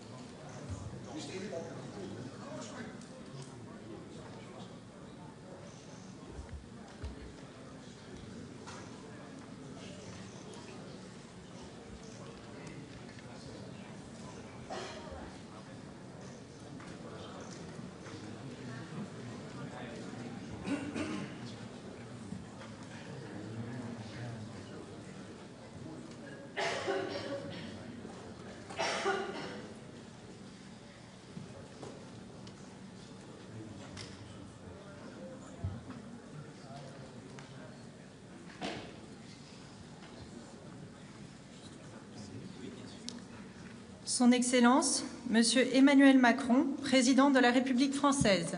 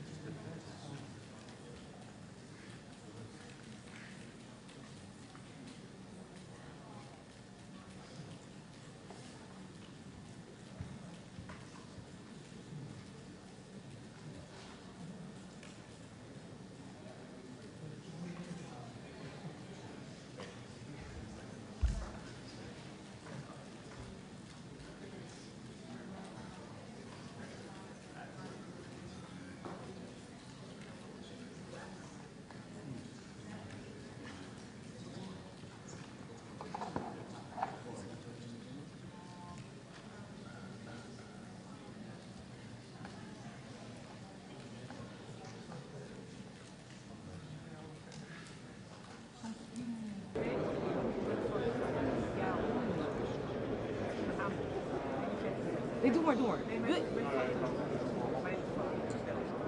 Hier heb je mijn fototoestel. Ik ga er nou achter dat ik een beetje in het licht sta. Dat is fijn. Oh. Mevrouw, sorry, maar heeft u een badge? Even kijken, heeft u een goede teken? Nee, maar gewoon er tussendoor, dat maakt niet uit. Dan een stukje door. Ik kan niet heel lang. Ja.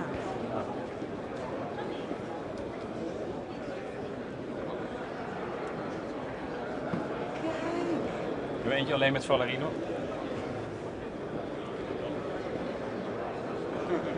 Doe maar licht.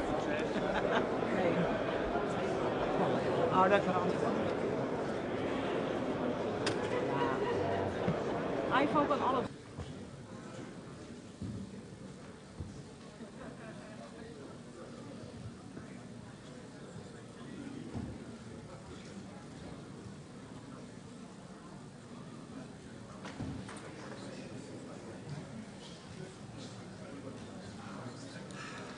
The Honorable Donald Trump, President of the United States of America.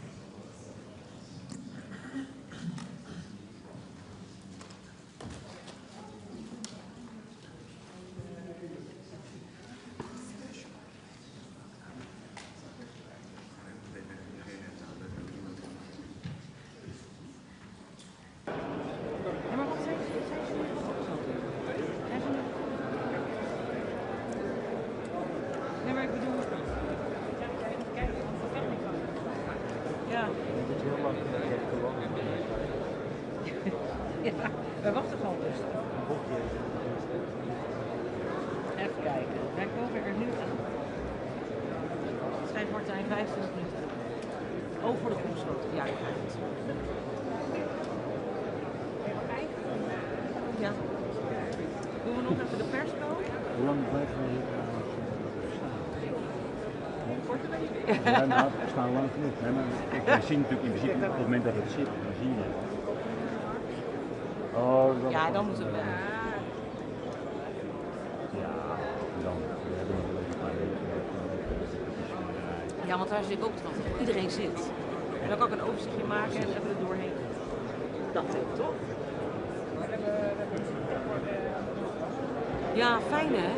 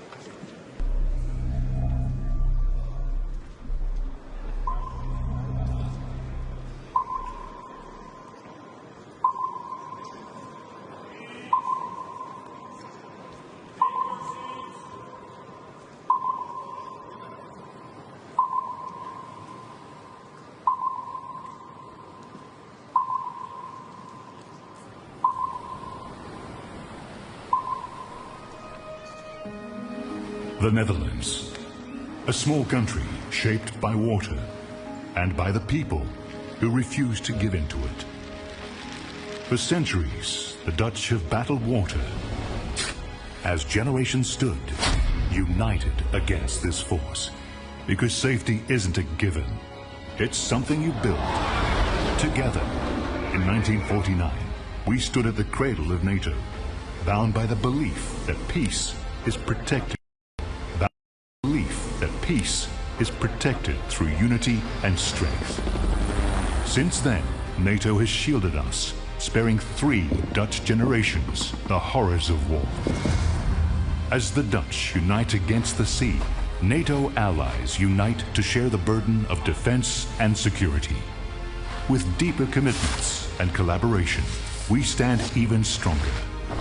Backed by partners around the world, 32 nations stand as one. We stand firm against our foes, on land, at sea, in the skies, in space, and cyberspace. Peace is our purpose, deterrence our shield, readiness our promise.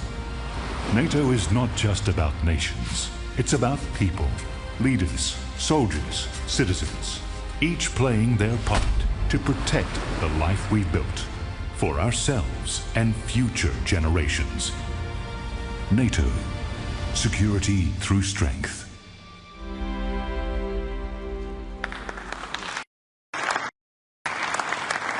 So, good morning.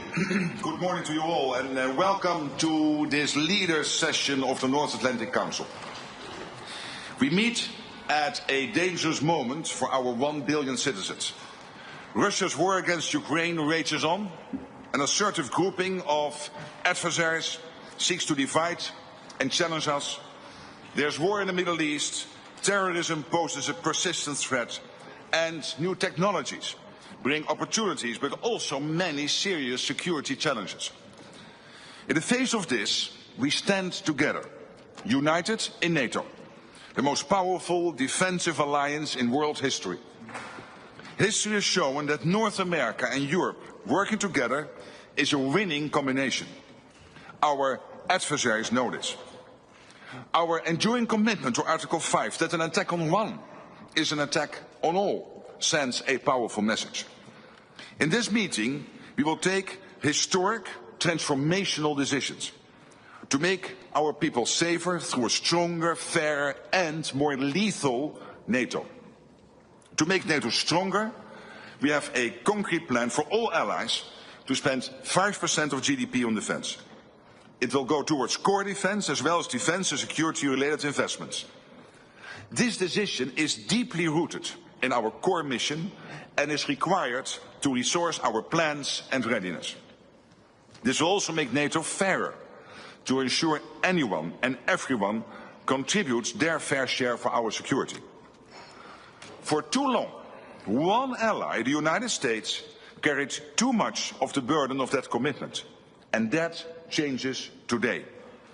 President Trump, dear Donald, you made this change possible. Your leadership on this has already produced $1 trillion in extra spending from European allies since 2016. And the decisions today will produce trillions more for our common defense to make us stronger and fairer by equalizing spending between America and America's allies. Allies will also agree to further increase defense production so that our armed forces have everything they need. That means a huge expansion of our defense industrial base on both sides of the Atlantic. That's good for our security, it's good for our economies and good for our jobs. Our decisions include continuing our support to Ukraine, while also pushing for a just and lasting peace. We all want the bloodshed to stop. We call on Russia to end its aggression against Ukraine.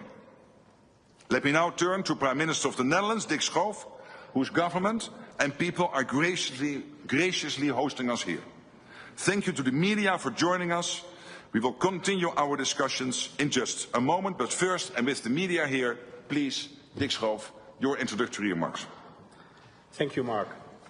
Colleagues, friends, allies, on behalf of the Dutch government, welcome to The Hague. This is the NATO summit, the first NATO summit ever to be held in the Netherlands. And we are honored to have you here in this city that has been speaking in the language of peace and justice ever since the first Hague Peace Conference was held in 1899. I'm convinced that after today, The Hague will also be known as a city of collective purpose, unity and resolve.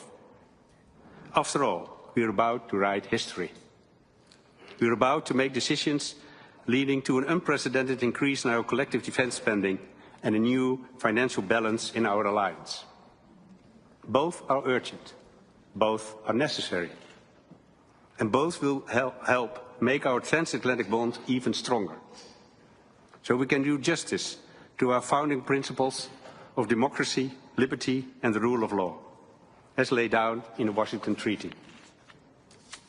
The last NATO event held in The Hague was a foreign minister meeting in 1989, just as the Iron Curtain was beginning to break apart on the eve of the Cold War's end. And for a period, we hoped and believed that relations with Russia would continue to thaw. But the end of history turned out to be an illusion. An illusion that was shattered for good when Russia brutally invaded Ukraine.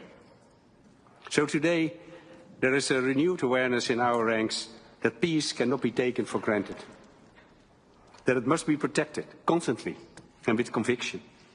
And yes, peace comes at a cost. We must act on this swiftly and decisively. So let's stand united and embrace the The Hague Defence Investment Plan. Let's go to work and write that history today. Thank you.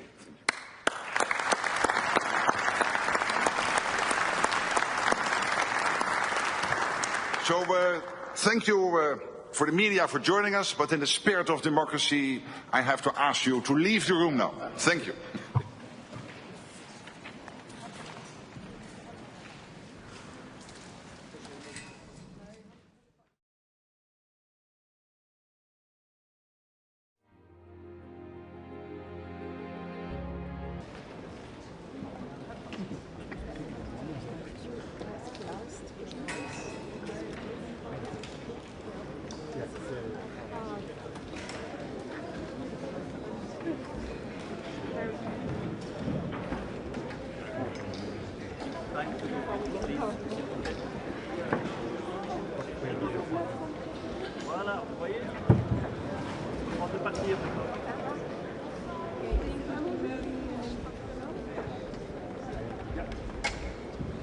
Yes, let's go. Yes, thank you. Not to go, sir. Yes. Sorry? Then do it. Can you Yes, I understand. Which way we leave it? That way. This way? She's there, photographer. Zoals daar doen we so sorry to ask you. Everybody can leave that way.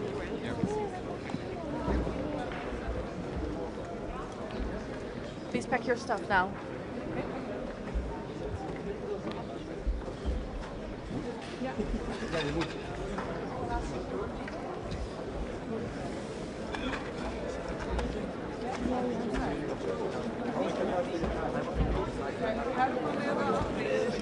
J'allais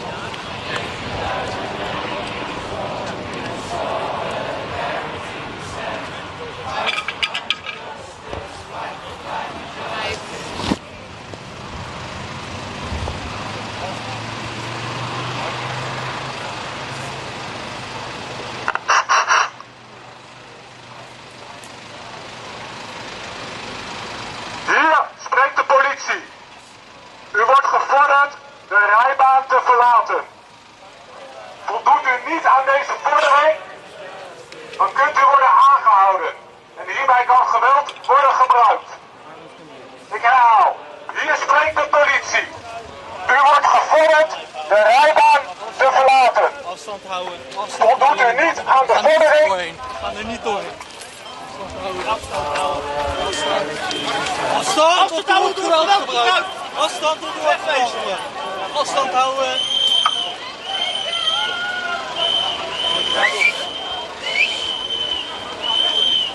Meelopen?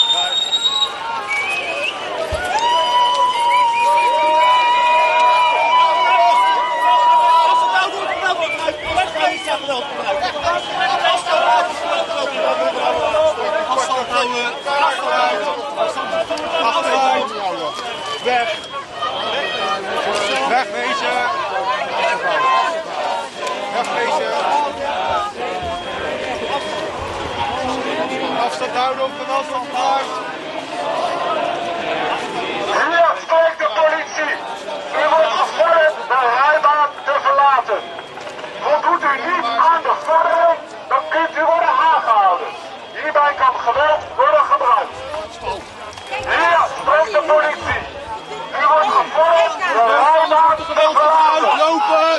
Voldoet u niet aan de vordering, dan kunt u worden aangehouden. Achteruit! Of kom Hier kan geweld bij worden gebruikt. Lopen!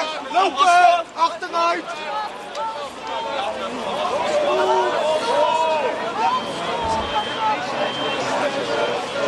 Achteruit!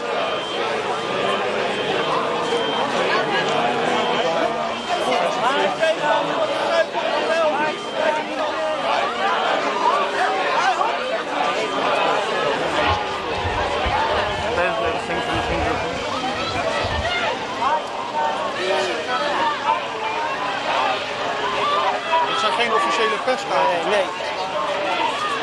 It's not for here in the Netherlands.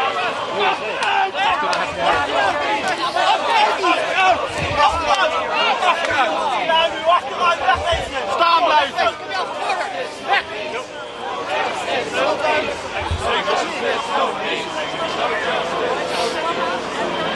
Fight for climate justice, fight for climate justice. Strong in solidarity we stand. Fight for climate justice, fight for climate justice.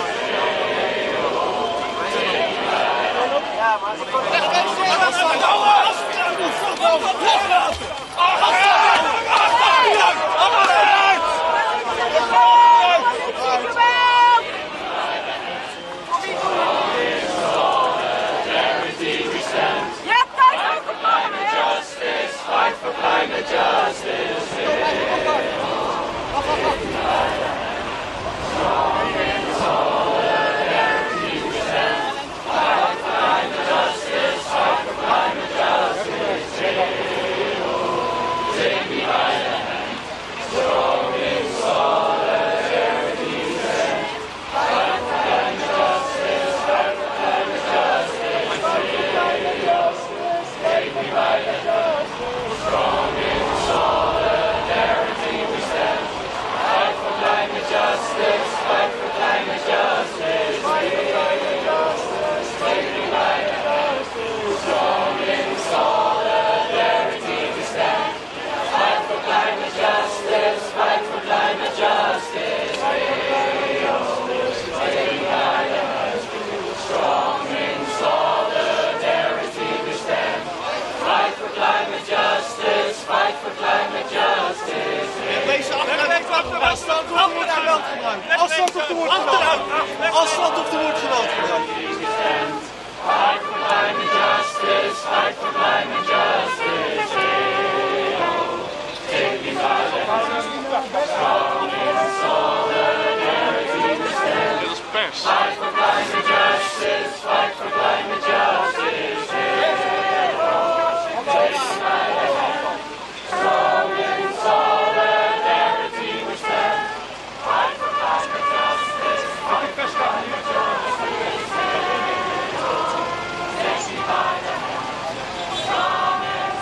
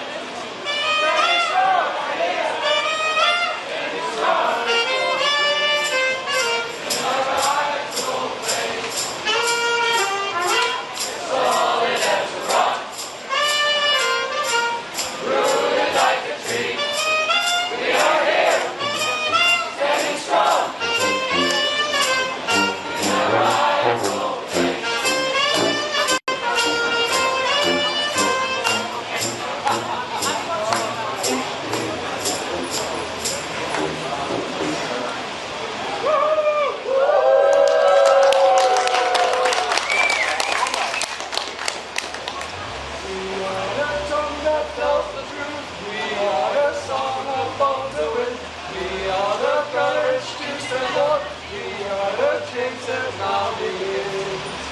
On this good green earth, we will take our stand with an open heart and a healing hand. We are the tongue that tells the truth. We are the song upon the wind.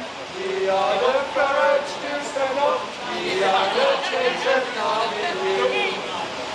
On this good green earth, we will take our stand with an open heart and a healing hand.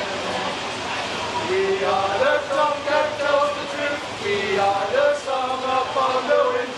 We are the courage to stand up. We are the change that now begins.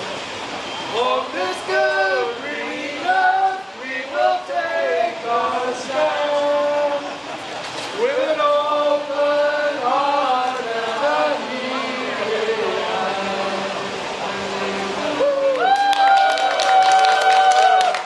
Extinction! Extinction! What do we want? Justice! When do we want it? Now! Are we gonna fight for it? Yes! Are we gonna get it? Yes! We're gonna turn our capitalism for it! Yes! Extinction now!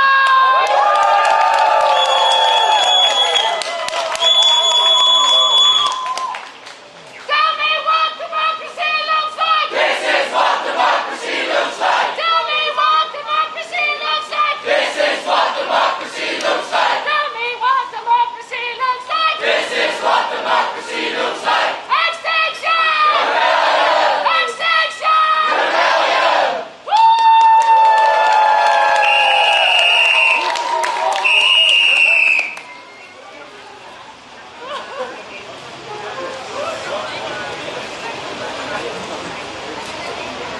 Whose gas station? Our gas station. Whose gas station? Our gas station. Keep it in the pump. Keep it in the pump. Keep it in the pump. Keep it in the pump. Keep it in the pump. Keep it in the pump.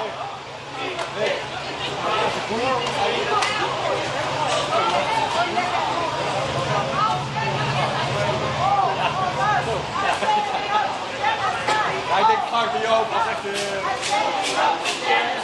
all of us are saying no to genocide. All of us are saying no to genocide. All of us are saying no to genocide. All of us are saying no to genocide. All of us are saying no to genocide. All of us are saying no to genocide. All of us are saying no to genocide. All of us are saying no to genocide. All of us are saying no to genocide. All of us are saying no to genocide.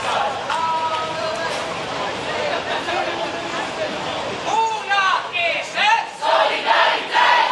Una is het solidariteit. Una is het solidariteit. Una is het solidariteit. Waar is die rode lijn? Hier is die rode lijn. Waar is die rode lijn? Hier is die rode lijn. Waar is die rode lijn? Hier is die rode lijn. Waar is die rode lijn? Hier is die rode lijn. Waar is die rode lijn? Hier is die rode lijn. Waar is die rode lijn? Hier is die rode lijn. Whose streets? Our streets. Whose streets? Our streets. Extinction! Rebellion! Extinction! Rebellion! Extinction! Rebellion! What do we want? Justice! When do we want it? Now! Are we gonna fight for it? Yes! Gonna get it? Yes! Make some noise!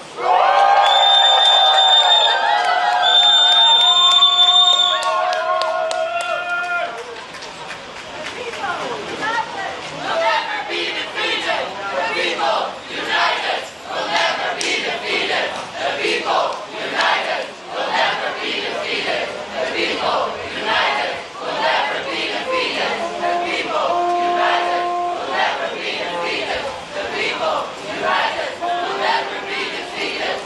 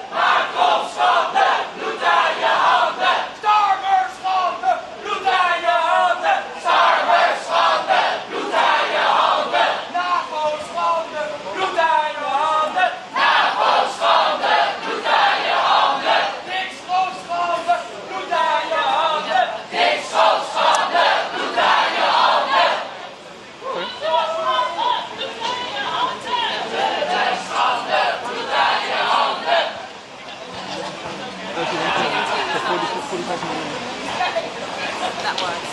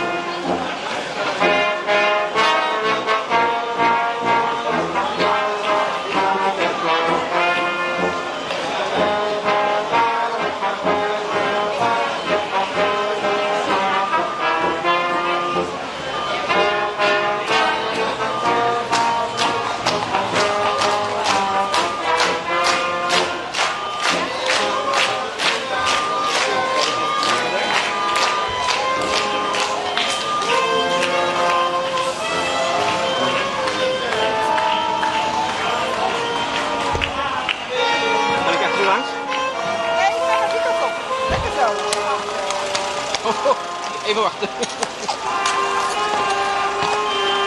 Hallo. Ik blijf er, Prima.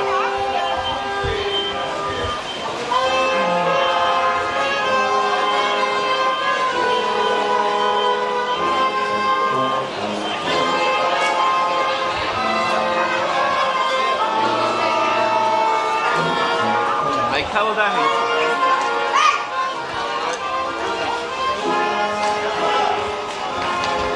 Ze zijn achterna met haar paard.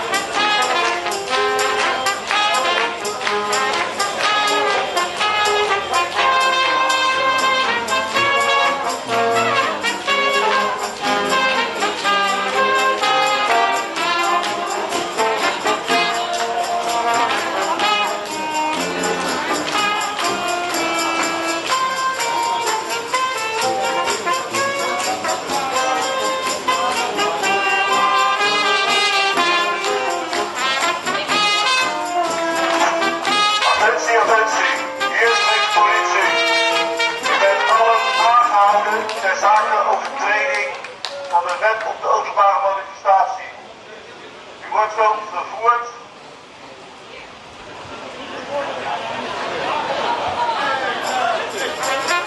En nogmaals, de wet aanhouden ter zake overtreding van de wet openbare manifestatie. U wordt zo vervoerd via bussen.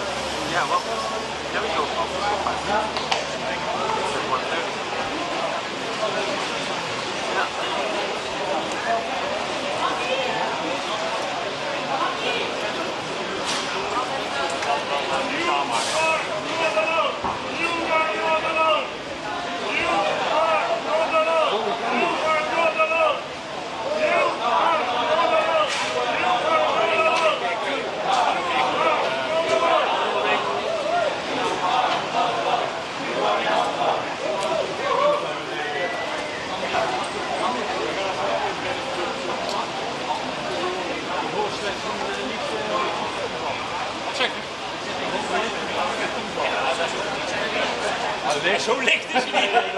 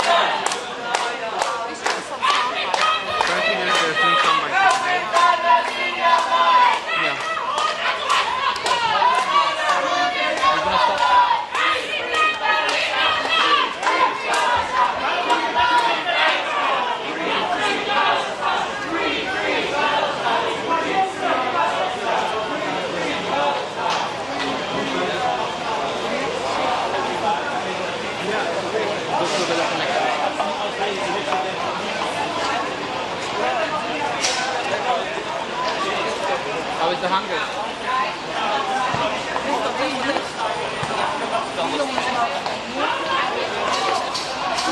Iedereen heeft breakfast. Dat ik goed zeg.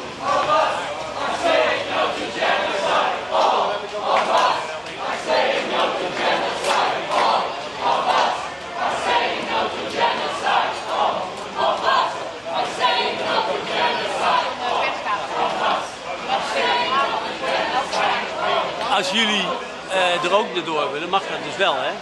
Ja. Ja. Ja. Dankjewel. Kunt u even naar Alexander gaan staan? Wat? U bent klein op tv. Kunt u even opzij? Dankjewel. Ja, maar zeg wel werken, we dag nog op. Dankjewel.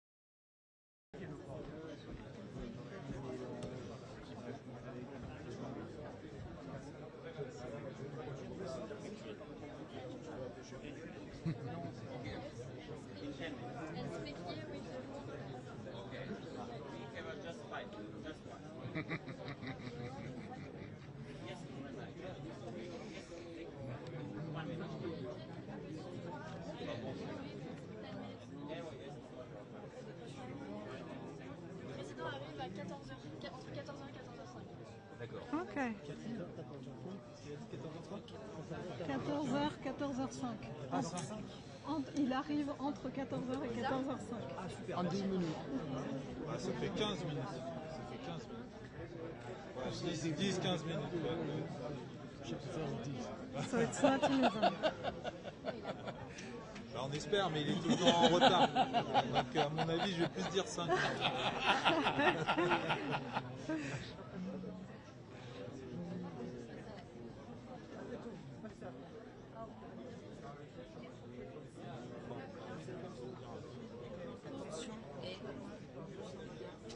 Vous êtes libre à trouver, on va partir.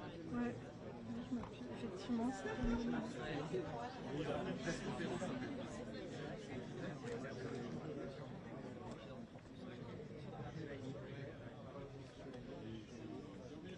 So I'm waiting now for my train.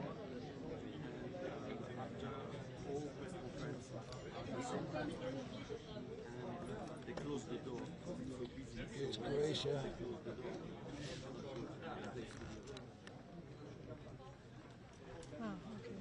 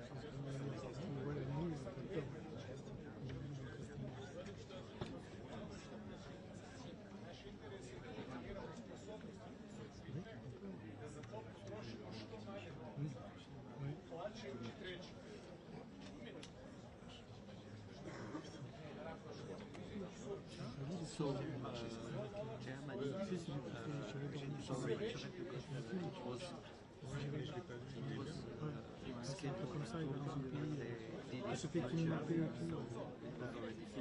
et justement les mecs ils ont la même gueule dans la nuit et tout, il a peur.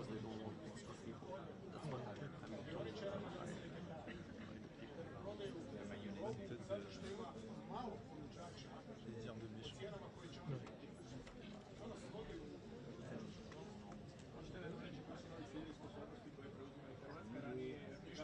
C'est vrai? Ouais, c'est vrai.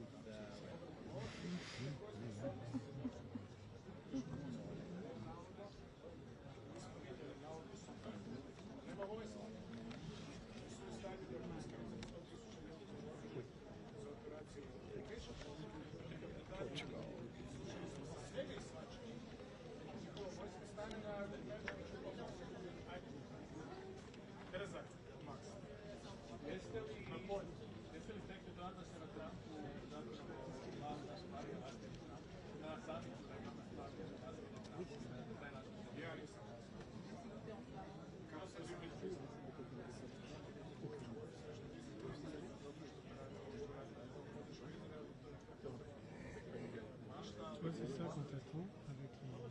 C'est ça qui me fait rire. Hier, j'ai pas gagné le batterie. Ah ouais, c'est ça. C'est arrivé au moment où quand je suis arrivé ici, ça a l'air. Ah ouais, vite. Ouais, tu sais comment elle est. Non, ça s'en fait. Ça va vite, hein. Oui, oui. Bon.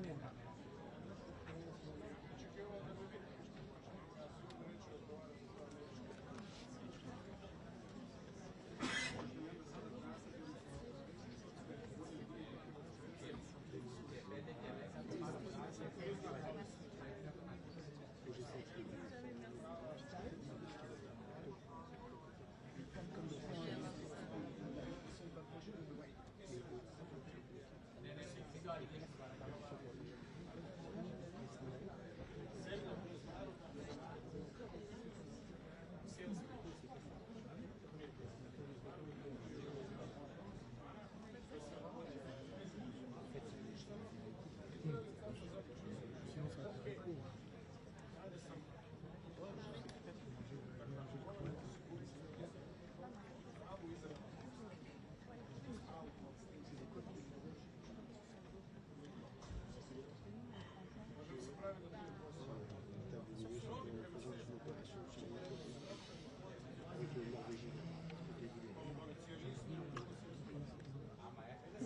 Ah ouais, j'ai vu. Oui, Premier ministre, amiral Gaudier, look at task force operation in the Baltic. Food providers and people.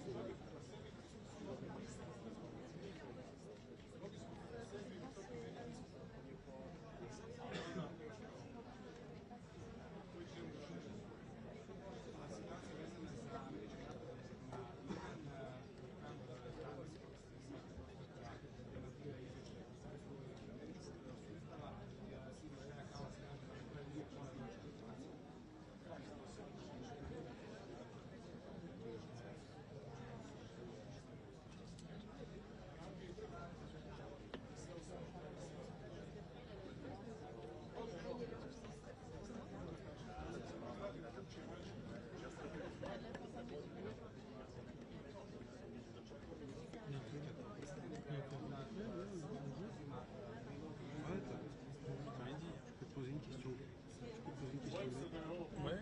Tu veux pas mettre les yeux par terre? Ah, c'est difficile, mais quand il arrive, je vais tomber comme ça. Parce que le cadre, c'est pas assez long. Ah oui, d'accord. Ah oui, oui, t'as raison. Pardon, ok, j'ai compris. Understood. Oui, parce que quand je utilisais le câble plus long, il était attrapé par tout le monde.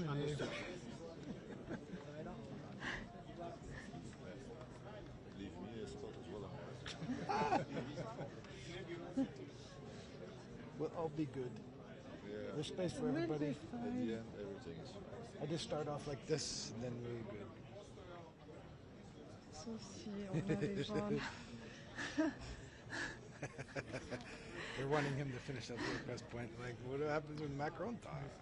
We don't want him to speed up. Non, non, ça dit pas, t'as mis pas.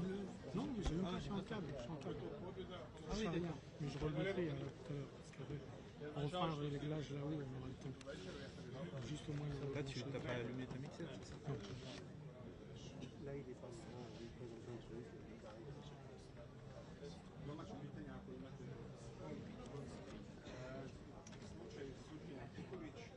Hoće li on utjecati na odnose vas i Andreja Boškovića i u kontekstu tih informacije koja morate zajednički?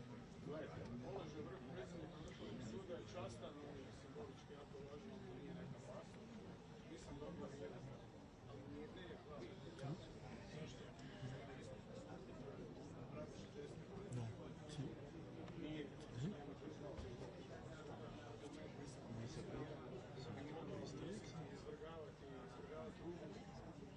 C'était pas le... Oui, c'est ça. C'était le... Il y a l'image en...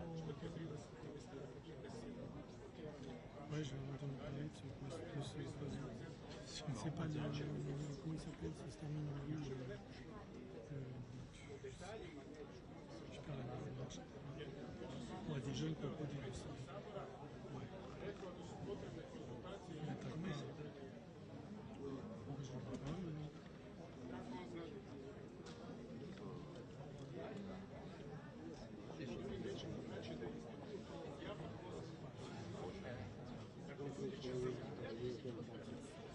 Non, je veux rentrer chez lui.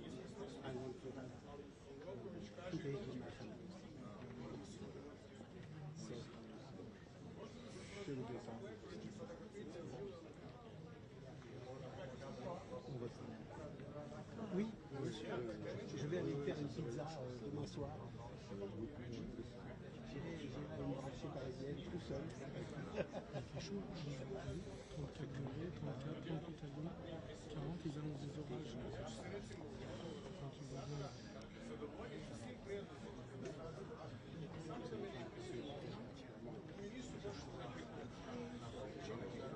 Je sais pas quand il est trop chaud, toi. Moi non plus. C'est lourd. Oui,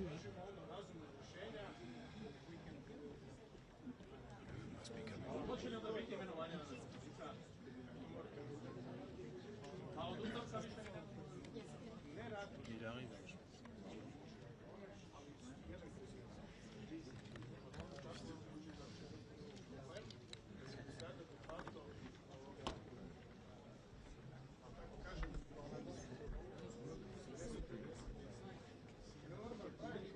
Kompletnu rošadu u diplomaciji mi nemamo toliko ljudi. Kad imate probleme, morate imati barem 2 pune posle.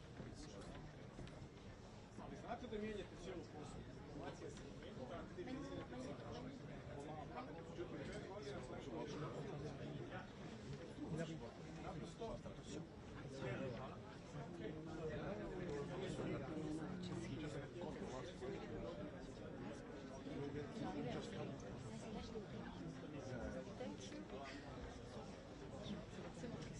Forward. Thank you.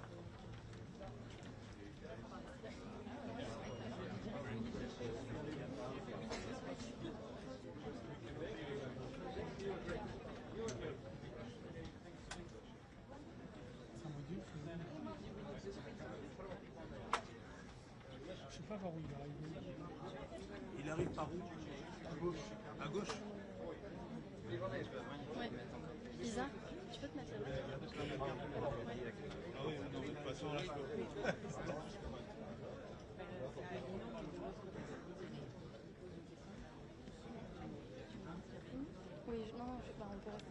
Attends.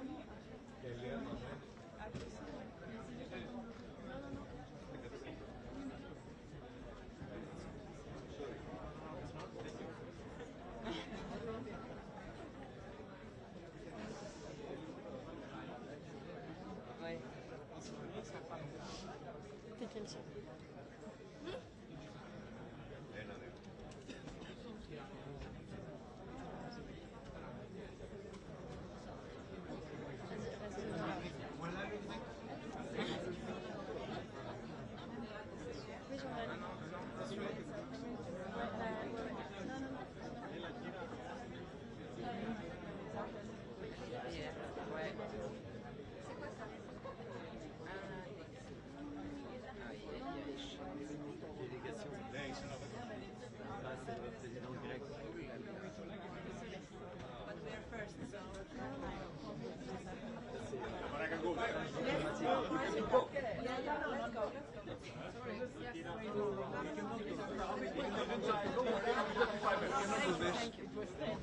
We came first.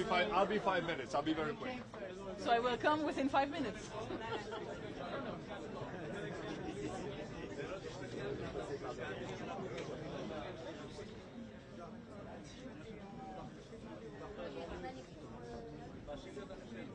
La cam, on va bouger un petit peu.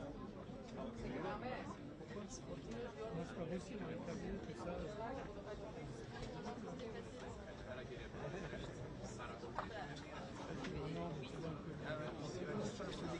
Et attention, il faut, s'il vous plaît, les rédacteurs, vous pouvez faire un pas en arrière, on va devoir replacer la cam de poule. Mais c'est bon ici. On n'a pas un problème. C'est bon pour nous. Oui, oui, reste ici. Reste ici. Non, mais ça, dans tous les cas, ça va bouger. Est-ce que tu veux rester là avec elle? Reste ici. On a plein d'espace. C'est pas grave pour nous. Reste ici. C'est plus simple. Ils veulent pas. Reste ici. C'est plus simple ici. Bah oui, mais on a un micro. C'est pas grave. C'est gentil, mais c'est pas nécessaire. C'est pas être gentil, c'est juste qu'on peut pas parler juste à côté. Donc il faut qu'on se déplace là. Mais pour nous, c'est... Bah non, parce qu'il va arriver, il faut pas qu'il parle en même temps. Mais... Là, il faut... Bah oui, de toute façon, bah il suffit de remettre la prise.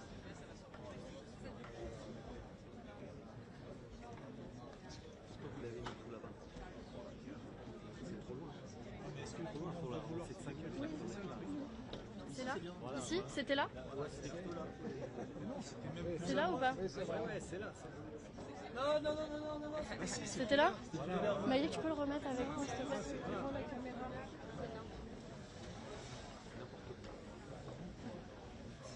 C'est bon.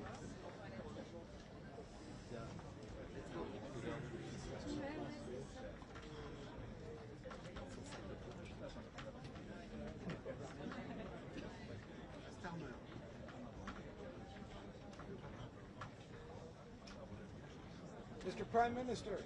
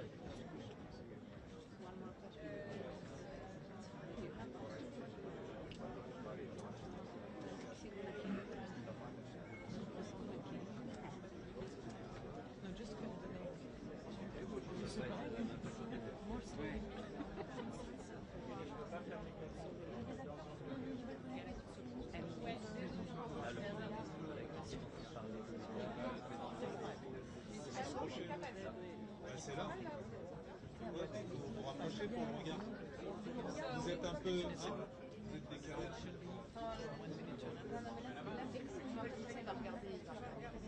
Ah ouais. Pour le pool. Ouais.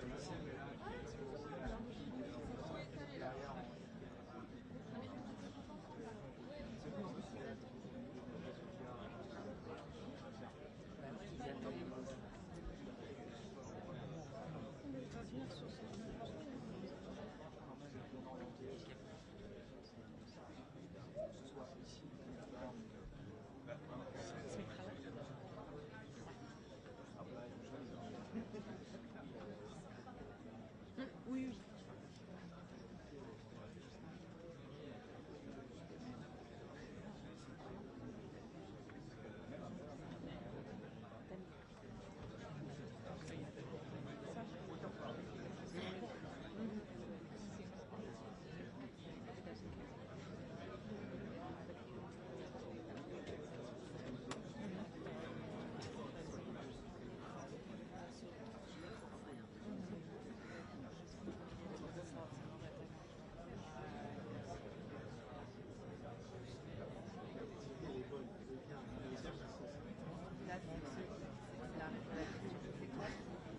C'est moi qui le lance.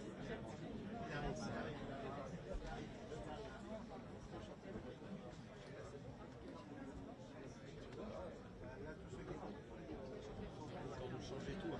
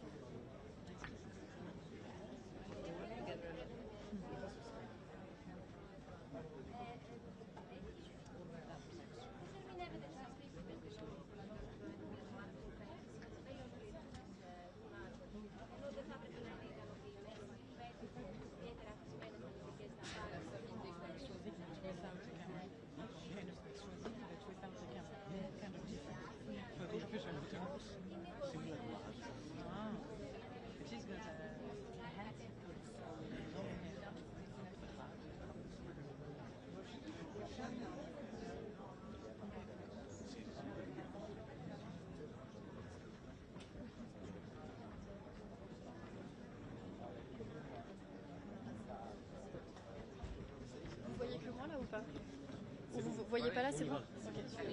C'est parti.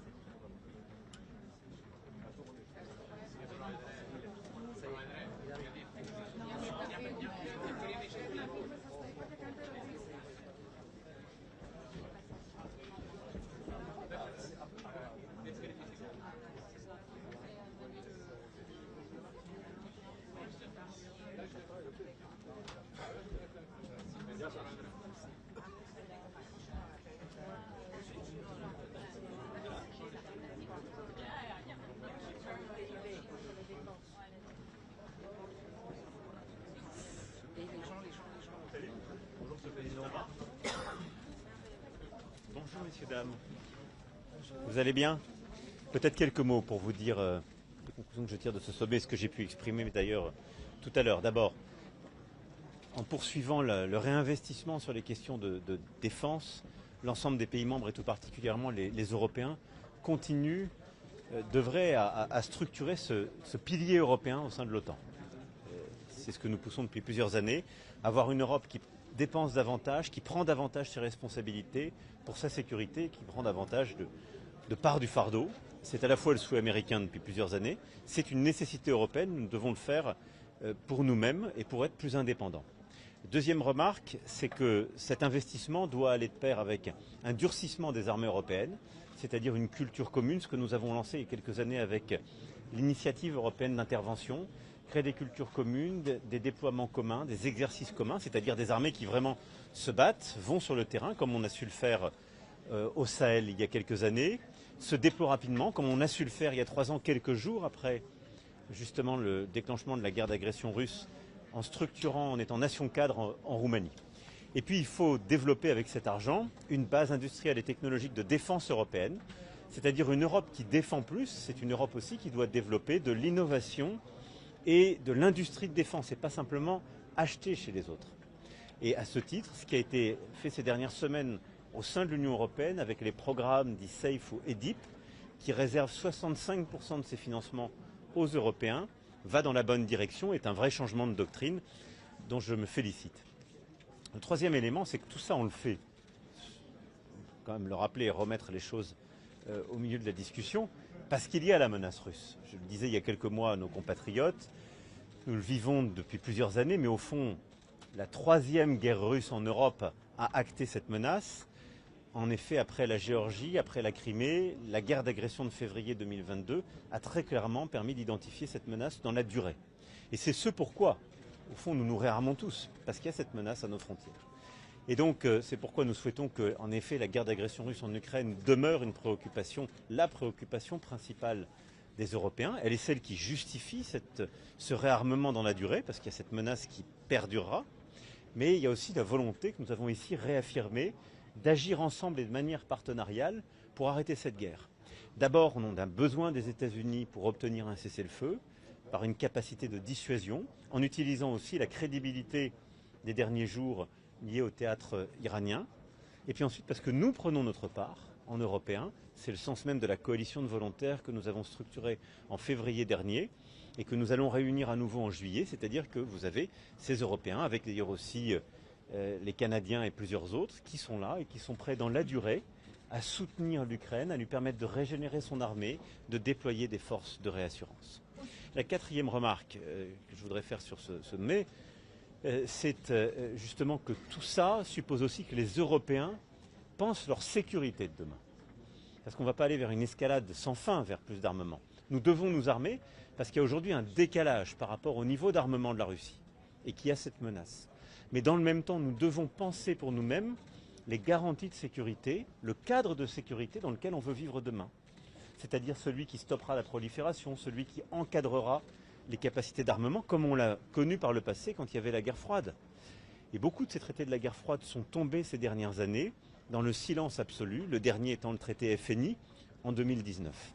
Et c'est pourquoi, de la mer Noire à l'Arctique, nous avons besoin de repenser chacun de ces espaces, de dire au fond jusqu'où nous sommes prêts à aller pour nous défendre et quels seraient les termes de la discussion avec la Russie pour permettre de limiter les capacités et d'avoir un chemin de retour de la confiance. Mais il faut y penser dès maintenant pour pouvoir le négocier dans le cadre d'une paix plus large. Mon dernier point, ce sur quoi j'ai insisté, c'est que tout ça suppose de l'unité, du respect et de l'anticipation. Ce qui veut dire que cet effort collectif et le bon résultat qu'on a avec ce communiqué et ce réengagement européen, il a en quelque sorte, et il impose de manière évidente la paix commerciale. On ne peut pas entre alliés dire il faut dépenser plus, nous dire on va dépenser plus, et au sein de l'OTAN se faire la guerre commerciale. C'est une aberration. Et donc c'est pourquoi il est très important qu'on puisse revenir à ce qui devrait être la règle au sein de l'ensemble des alliés, c'est-à-dire une véritable paix du commerce, et donc d'abaisser toutes les barrières tarifaires qui existent ou qui ont été renforcées. Ça suppose aussi d'anticiper les évolutions de déploiement des forces, tout particulièrement sur le sol européen. Et ça suppose enfin de ne pas oublier les termes de la guerre et les risques qui persistent pour nous. J'ai pu le dire, on a une guerre très territoriale, très terrestre, à haute intensité qui se joue aujourd'hui en Ukraine. Mais la menace, nous le savons, elle se déploiera de plus en plus sur le cyber, dans l'espace, en mer. Et donc c'est là aussi où il nous faut renforcer nos capacités et nous coordonner. Voilà les quelques éléments clés pour moi, à la fois de ce sommet de l'OTAN et ce que j'ai voulu aussi défendre avec mes collègues. Je vais maintenant répondre à Monsieur le Président Donald Trump. Alors, je n'arriverai pas à répondre à 3 questions en même temps. Un engagement concret de la part de Donald Trump sur cette question du respect de l'article 5, après les premières déclarations qu'il a faites hier. Alors moi, je vais vous dire, c'est très simple. Ce matin. Mon travail, c'est pas de faire l'exégèse de ses propos. Il y a des textes, il y a des juristes pour voir ces textes, et après vous lui posez les questions. Mais sur le fond, mais moi, vous faites confiance aujourd'hui parce que mais ça faisait moi, partie des choses je veux dire, on est dans cette alliance avec tout ce qu'elle embarque, qui est une solidarité entre tous ses membres. Et donc quand mais ça, c'est pas mon job. C'est pas mon job, ça. On a l'impression. Moi, je vais vous dire très simplement, j'avance. Je veux que les Européens, il y a des textes, ils sont signés. Je crois qu'ils font pas tellement mystère. Et il n'y a pas tellement aujourd'hui, ni chez les juristes, ni chez les diplomates, l'article 5 implique une solidarité entre tous les membres, pas d'ailleurs d'un vers les autres, entre tous les membres s'ils étaient agressés. Donc je pense qu'il ne faut pas jeter le doute là-dessus. Après, ce que je dis, c'est que, cette solidarité existe, elle est dans nos textes, que tous ceux qui sont autour de la table aujourd'hui, ça veut dire qu'ils continuent d'œuvrer dans cette solidarité, et que nous renforçons la place des Européens par ce réinvestissement historique que nous décidons, que la France a d'ailleurs commencé depuis 7 ans, puisqu'avec nos 2 lois de programmation militaire, nous aurons doublé notre budget des armées. Mais surtout, on renforce aussi notre indépendance, c'est-à-dire notre capacité à moins dépendre. Mais Monsieur le Président, on a l'impression que la sécurité collective dépend des sautes d'humeur et de l'ego d'un homme. C'est pas très rassurant. Non, mais justement, il ne faut pas que ce soit le cas. Alors, ça n'est pas le cas. Je tiens à vous le dire, pour la France qui a une armée complète, solidement dotée, qui a la dissuasion, ça n'est pas le cas. On ne dépend pas des autres pour notre sécurité. Et donc moi, je pense que notre Europe, elle doit encore se renforcer pour moins dépendre des autres, même si c'est une très bonne chose d'avoir une alliance plus large qui nous permet d'avoir plus de force et de profondeur. Monsieur le Président, sur la guerre commerciale. Alors, excusez-moi, votre collègue puis vous. Sur la guerre commerciale, vous l'avez évoqué avec lui directement, le président Trump À plusieurs reprises. Donc je pense qu'il faut maintenant qu'on arrive à conclure. Vous l'avez évoqué ici lors du sommet. Je l'ai évoqué lors du sommet, je l'ai évoqué publiquement devant les autres, oui. Le président Erdogan d'ailleurs a fait de même, ou la première ministre Mélanie. Mais c'est de l'accord. Posez-lui la question. Posez-lui la question. Est-ce que vous avez parlé de la situation au Proche-Orient, Monsieur le Président, avec Donald Trump sur le cessez-le-feu entre l'Iran et Israël? Je n'ai pas eu l'occasion là d'en parler avec lui. Quelle est votre analyse des dégâts infligés Elle est encore en cours. Il y a des rapports qui disent qu'elles ne sont pas très lourdes. Le président Trump dit que c'est un anti pour des décennies. Où vous situez-vous? Premièrement, nous sommes en train de finaliser ces analyses en propre, pour ce dont nous disposons. Il y aura ensuite une confrontation avec l'analyse des autres pays intéressés, évidemment américains, les autres Européens, les Israéliens. Et puis j'aurai l'occasion tout à l'heure de voir le directeur général de l'Agence internationale pour l'énergie atomique, M. Grossi, et j'échangerai aussi avec lui sur ce sujet. Monsieur le Président, quelle est votre stratégie pour traiter Donald Trump? Lui être très flatteur, lui opposer de la résistance? On a vu beaucoup de chefs d'État faire preuve d'obséquiosité ici au sommet de l'OTAN, voire carrément du J'essaie toujours d'avoir la même... J'ai toujours fait pareil depuis 2017, c'est-à-dire en étant extrêmement direct, tout à fait respectueux, mais moi j'ai toujours dit les choses, donc je les ai dit aujourd'hui. Et je le dis à chaque fois, voilà. Une sanction contre la Russie, est-ce que les Américains sont prêts à suivre les Européens pour un durcissement? Je ne suis pas président des États-Unis d'Amérique, donc je vous invite à lui poser la question. Mais pour ce qui est des Européens, nous, je suis assez simple. Ce que je dis, je le fais. Et donc nous défendons le paquet de sanctions, le 18e paquet qui a été proposé par la Commission. Il a été fait en coordination avec les sénateurs américains. Et tout ce qui nous a été dit jusqu'alors était que ces sénateurs avanceraient, allaient dans les prochains jours déposer justement ce paquet de sanctions et qu'ils devaient avancer. C'est les prochains jours qui nous diront ce que les États-Unis feront. Monsieur le Président, il faut augmenter le PIB, la part du PIB consacrée à la défense. C'est un des engagements qui a été pris également par les différents dirigeants à l'horizon 2035, 5%. Concrètement, pour les personnes qui nous regardent, qui se posent des questions, comment on fait en France pour augmenter cette part du PIB consacrée à la défense dans un contexte budgétaire extrêmement tendu, avec aussi un risque qui arrive à l'automne, on le voit très bien avec ce qui s'est passé hier à l'Assemblée nationale, de renversement de ce gouvernement d'Aliou. Mais vous avez raison de le dire, simplement on le fait déjà nous. On n'a pas attendu. Et on n'a pas attendu non plus la guerre d'agression russe en Ukraine de février 2022, puisque depuis 2018, nous augmentons. Et à travers les 2 lois de programmation militaire, on a fait des investissements qui n'ont pas été remis en cause par quelque aléa politique que ce soit. Seul le vote de censure et le décalage du budget nous a mis en retard en début d'année. Il a d'ailleurs beaucoup coûté à l'économie, c'est pour ça que j'invite chacun à réfléchir. Mais les lois de programmation militaire depuis que je suis président sont respectées scrupuleusement. Et donc d'ores et déjà, chaque année, nous augmentons de plusieurs milliards d'euros notre effort. Ce qui fait qu'au terme de ces 2 lois de programmation militaire, on sera passé de 32 milliards d'euros à peu près de budget des armées quand j'ai été élu à plus de 60 milliards. Ce que nous sommes en train... Oui, mais enfin, si mes prédécesseurs avaient porté le même taux d'effort, on serait largement au-dessus. Et je rappelle qu'il n'y a pas si longtemps, on était en train de les diminuer. Donc je me félicite que nous ayons... Bien sûr, c'est la vie démocratique. Vraisemblablement. Vraisemblablement. Mais donc il faudra poursuivre cet effort. C'est un impératif. Nous sommes en train, là, très précisément, avec le Premier ministre, le ministre des Armées, le ministre de l'Économie, des Finances et le ministre du Budget, de justement regarder combien il nous faut faire pour intensifier ou accélérer certains des plans d'action qui étaient dans cette 2e loi de programmation militaire. Voilà, donc on continue. En dépit d'autres choses dans le budget qui sera... Vous avez raison, mais toujours, et on l'a toujours fait comme ça, il faut le financer en faisant des choix. C'est ça, gouverner.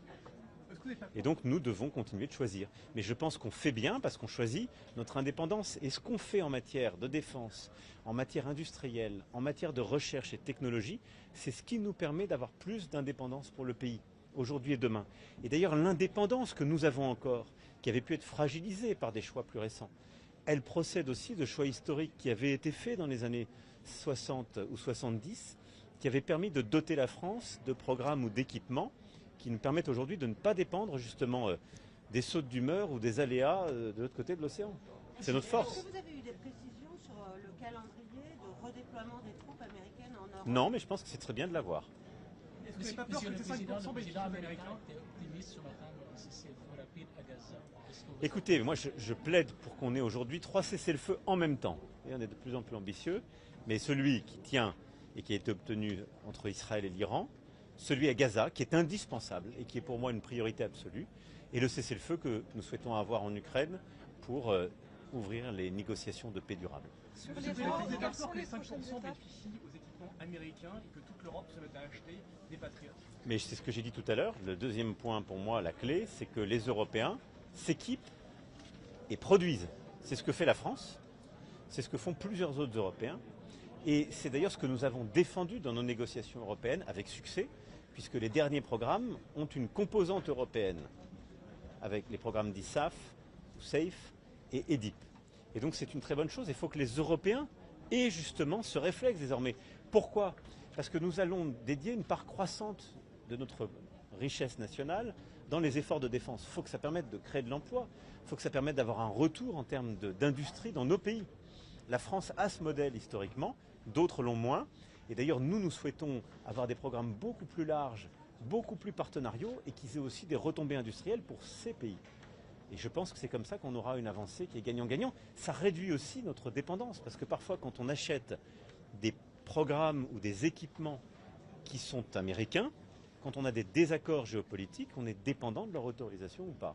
Avoir des programmes européens, ça nous permet d'être libre de ces règles et donc beaucoup plus libre à la fois sur notre stratégie export, qui est essentielle pour la compétitivité de nos industries d'armement, et pour notre liberté d'usage, c'est-à-dire l'indépendance de notre diplomatie et de nos choix militaires. Sur l'Iran, quelles sont les prochaines étapes juste de l'initiative européenne de négociation? Écoutez, là, sur l'Iran, on a un cessez-le-feu. On voit bien combien il est volatile et fragile.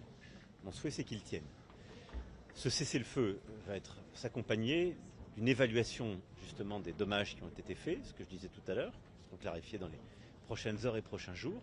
Et de toute façon, nous devons reprendre un travail diplomatique et technique sur la question du nucléaire. Et donc l'AIEA aura un rôle à y jouer. Évidemment, les États-Unis d'Amérique ont pris le contact, et les Iraniens et les Européens y ont leur place. Parce que nous aurons de toute façon, d'ici à quelques semaines, un choix sur ce sujet à faire, c'est de savoir si le JCPOA est encore un cadre ou pas, puisqu'il existe encore, et nous avons des délais qui continuent à courir, mais des choix qui seront à faire à l'été. Merci beaucoup. C'est pour quand, Monsieur le Président, pour réunir les partis français? Bon courage avec Trump.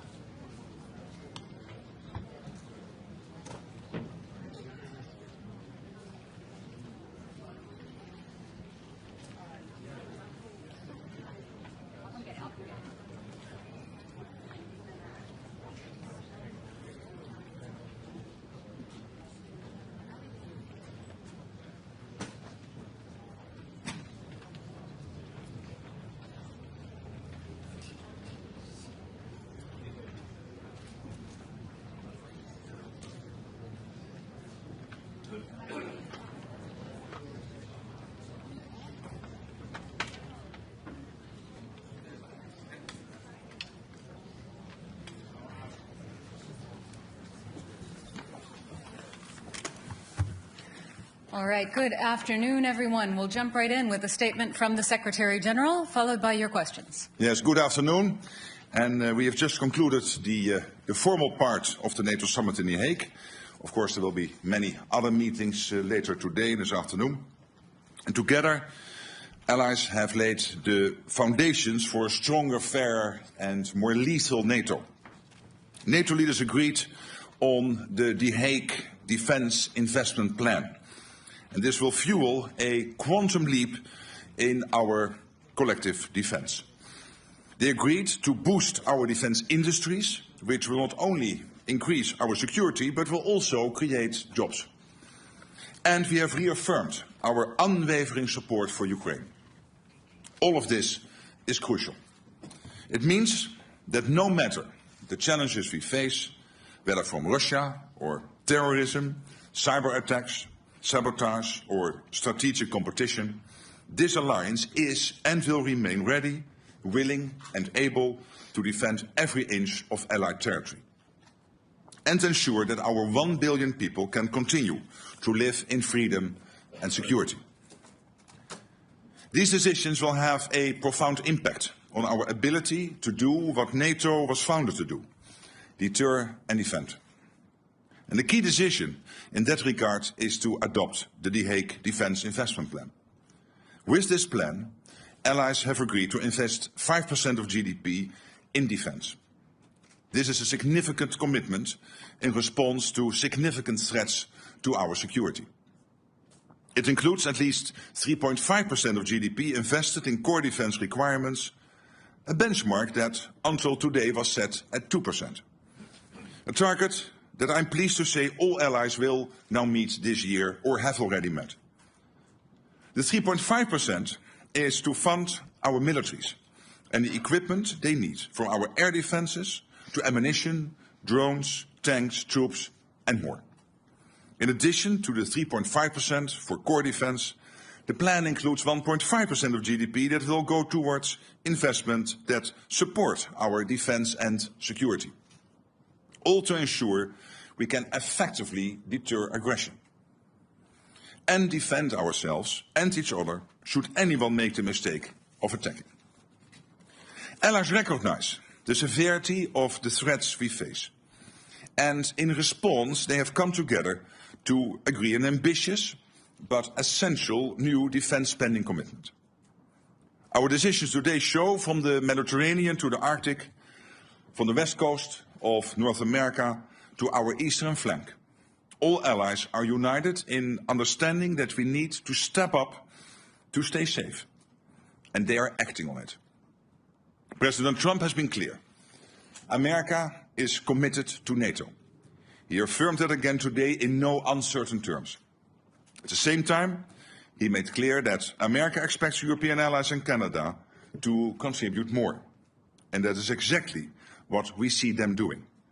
European allies and Canada will do more of the heavy lifting, equalizing their spending and taking greater responsibility for our shared security. Of course, work does not stop here. This is day one. We now shift from agreeing on what we need to rolling up our sleeves and making this new plan a reality. And part of this requires that we rapidly expand our defence industrial capacity on both sides of the Atlantic. We need quality and quantity. We need to innovate and we need to act fast. So we will continue our work to bring down barriers. We will leverage our partnerships with the European Union, with Ukraine and in the Indo-Pacific to foster defence industrial cooperation. And there are major economic benefits, with the potential for literally millions of extra jobs across the alliance. The decisions made today will make NATO much stronger. They also make NATO a fairer alliance, with Europe and Canada stepping up and carrying their fair share of the responsibility for our shared security. The resolve of allies is clear. We are in this together, committed to Article 5, and we are determined to stand firm. No one should doubt our capacity or determination should our security be challenged. This is the stronger, fairer and more lethal alliance that NATO leaders have begun to build. Of course, this is also an alliance that stands firmly by our neighbour and partner, Ukraine. My dear friend Volodymyr Zelensky is here in The Hague with us at the NATO summit along with his team. Our resounding message to him and the Ukrainian people is that Ukraine has our continued support, including with over 35 billion euros pledged so far this year, with more to follow.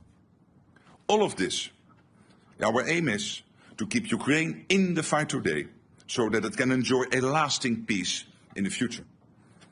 We stand by Ukraine in its pursuit of peace and will continue to support Ukraine on its irreversible path to NATO membership. It has been a momentous meeting today. Leaders have agreed on a trajectory that will ensure we are able to safeguard our freedom and security well into the future. And with that, I'm happy to take your questions. All right, I will call on people, and please, if you could state the outlet you're from, if I don't know that already. We'll start with Sky News. Yeah. Right here in the front and the center. We need a mic here. Thank you. Thank you. Deborah Haynes from Sky News. Hi. Hello. The language that you have used when talking to Donald Trump has been notable because of its flattery. Today you called him Daddy, and you sent a text message to him that was gushing with praise. Is this the way that you feel that you have to act when doing business with the US president, through flattery and praise? Isn't it a bit demeaning, and doesn't it make you look weak? No, I don't think so. I think it's a bit of a question of taste, but I think he's a good friend, and when he is doing stuff which is forcing us to, for example, when it comes to making more investments, I mean, would you ever think that this would be the result of this summit if he would not have been re-elected president? Do you really think that 7 or 8 countries who said, yeah, somewhere in the 2030s we might meet the 2%, we've now all decided in the last 4 or 5 months to get to 2%? So doesn't he deserve some praise? And when it comes to Iran, the fact that he took this decisive action, very targeted, to make sure that Iran would not be able to get its hands on a nuclear capability, I think he deserves all the praise. All right. Next question. Let's come to the front here. I think it's BBC. Yes. Yes. Well, wait for the mic, please. Jamal Musawi from BBC Persian TV. You said that attack against Iran was illegal and in accordance with the international law, but today Kaja Kallas said she is not sure that it was legal and in accordance with international law. Is there any kind of disagreement between you in NATO? No, there's not, but there will be many views always about international law. I think what the US did last weekend is justified. This is preventing Iran, and this is a request NATO has had for a long time, a position NATO has taken for a long time, that Iran should not get its hand on a nuclear deterrence. So I think it was totally justified what the US did. And I think it's also important that the American president is very much now working to get the ceasefire not only today and yesterday, but to have that ongoing over the coming weeks. All right. I see FT in the halfway back.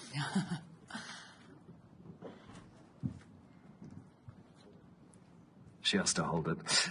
Secretary General Henry Foy, Financial Times. Aye. The floor. Donald Trump has said the US won't agree with the 5%. That's for all of us to do, but not him. Is that fair in an alliance that's built on sharing and unity? And secondly, what will you do if he comes back next year and asks for more than 5? Thank you. Well, but when it comes to the 5%, there are the two elements. One is the 3.5% core defense spending. The US is more or less there. And when it comes to the 1.5% defense-related spending, we can safely assume that the US is doing that. When you look at their enormous capacity when it comes to fighting cybercrime, hybrid threats, when it comes to their infrastructure investments, when it comes to developing the defense industrial base. So I think we can safely assume that the US is more or less at that 5% already. All right.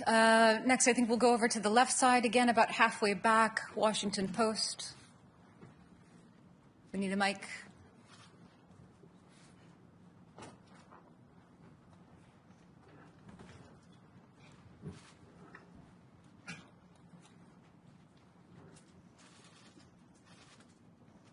Thank you, Secretary General Ellen Francis, Washington Post. NATO allies will have to go to great pains to convince people that this money should be spent because of a Russian threat. But some of the comments at this summit suggest that it's all about pleasing President Trump. I think Secretary Rubio called it the Trump summit. Do you agree that it's the Trump summit? And how much of this pledge is about keeping the US president happy? Thank you. Well, there are two issues to this and to the 5%. One is that there is this consistent ask from the US. This started already with Eisenhower in the 1950s. For the Europeans and the Canadians to equalize with what the US is spending. And now, finally, we are going to do that. But obviously, the 3.5 core spending and the total 5% is deeply rooted in the outcome of a process in NATO, the NATO defense planning process, which has led to agreeing by the defense ministers 2 weeks ago on our targets. So what each country needs to do when the call would come. If the call would come, we need you to help because there is an Article 5 situation. And we have calculated that to basically reach those targets, we need to spend 3.5% on core defense and, of course, the 1.5% on defense and security-related spending. So there is this US request, please equalize, because it's not fair that we shoulder much more than the others are doing and that we are carrying more weight than the others are doing. And there is the issue of that it is really necessary because of the long-term threat by the Russians to the whole of the Euro-Atlantic area and also the other upcoming adversaries, and of course the situation with China, where we see this impressive military build-up. So it is both true. The US has consistently had this request now for 60, 70 years, and finally we will do it. And I think that's important. It makes the whole of the alliance more stable and fairer. And there is the need because of Russia and others. All right. The woman in the third row over on the left side here.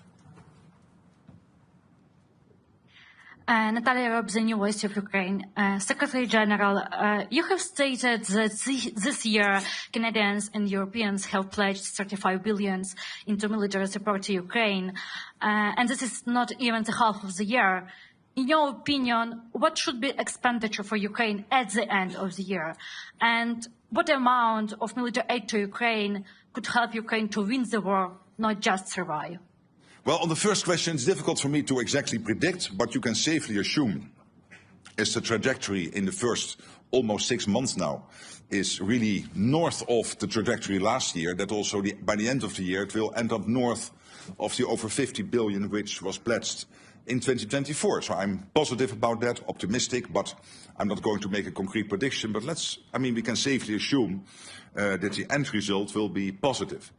And of course, what we are doing here, we have to make sure that Ukraine can stay in the fight, that Ukraine has what it needs to be as strong as possible. But obviously, we are all also working on getting a peace deal done or a long-term ceasefire done. And then we have to make sure that Ukraine has what it needs to prevent Vladimir Putin from ever trying this again in the future.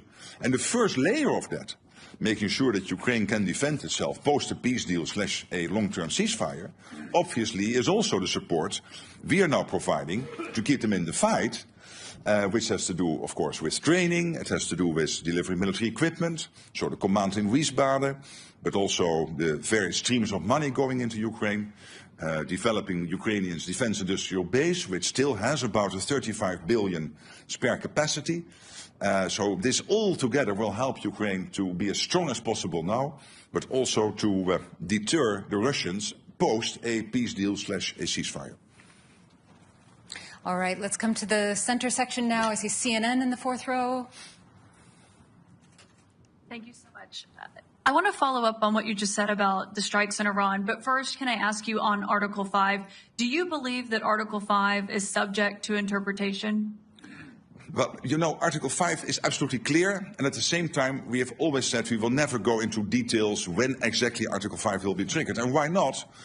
Because we don't want to make our adversaries any wiser.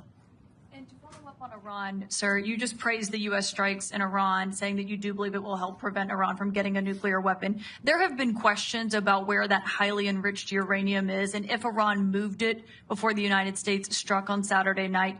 Do you have concerns about that and whether or not it poses a threat to NATO? Look what happened last weekend. American B-2s, nobody in the world is able to do this. Only the United States. You are 25% of the world economy. You are by far the biggest military power in the world.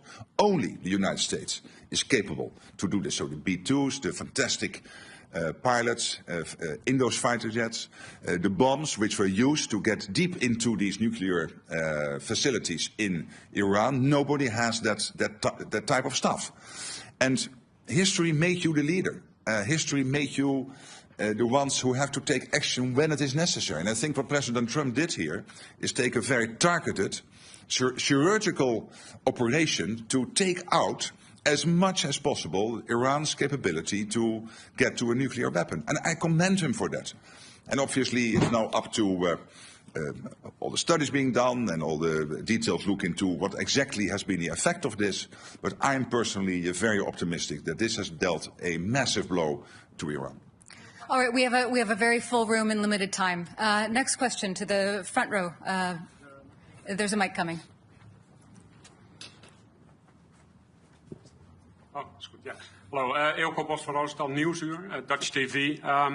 You're dealing with a very unpredictable president or friend who has been all over the map on Article 5 in the past.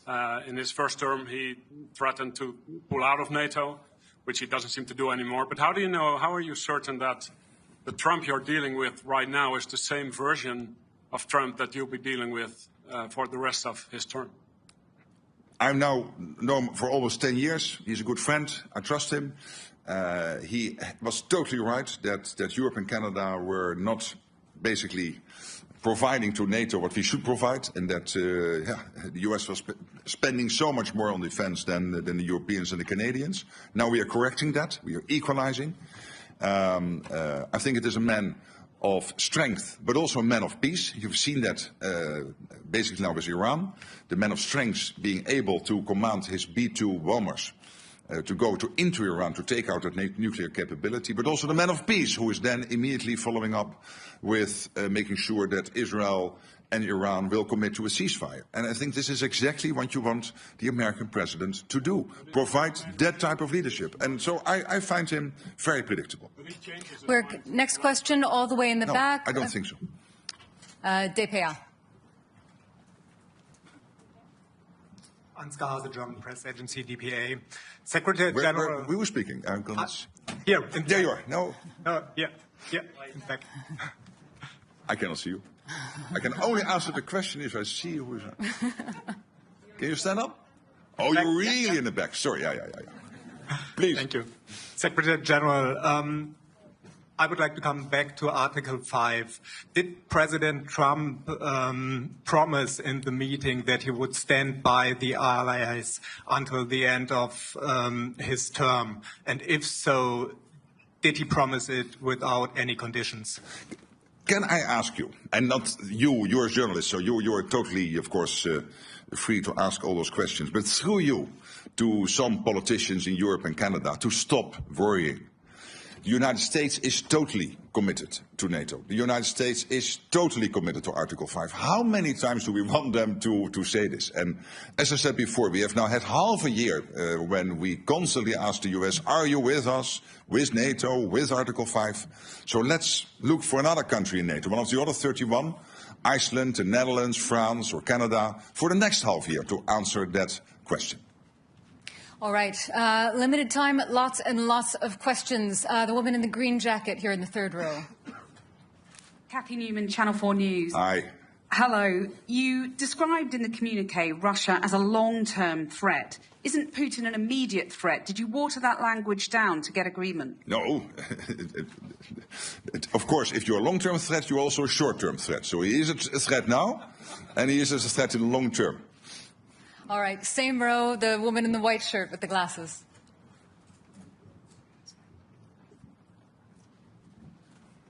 Thank you. Ida Hallikainen from Ilta-Sanomat, Finland.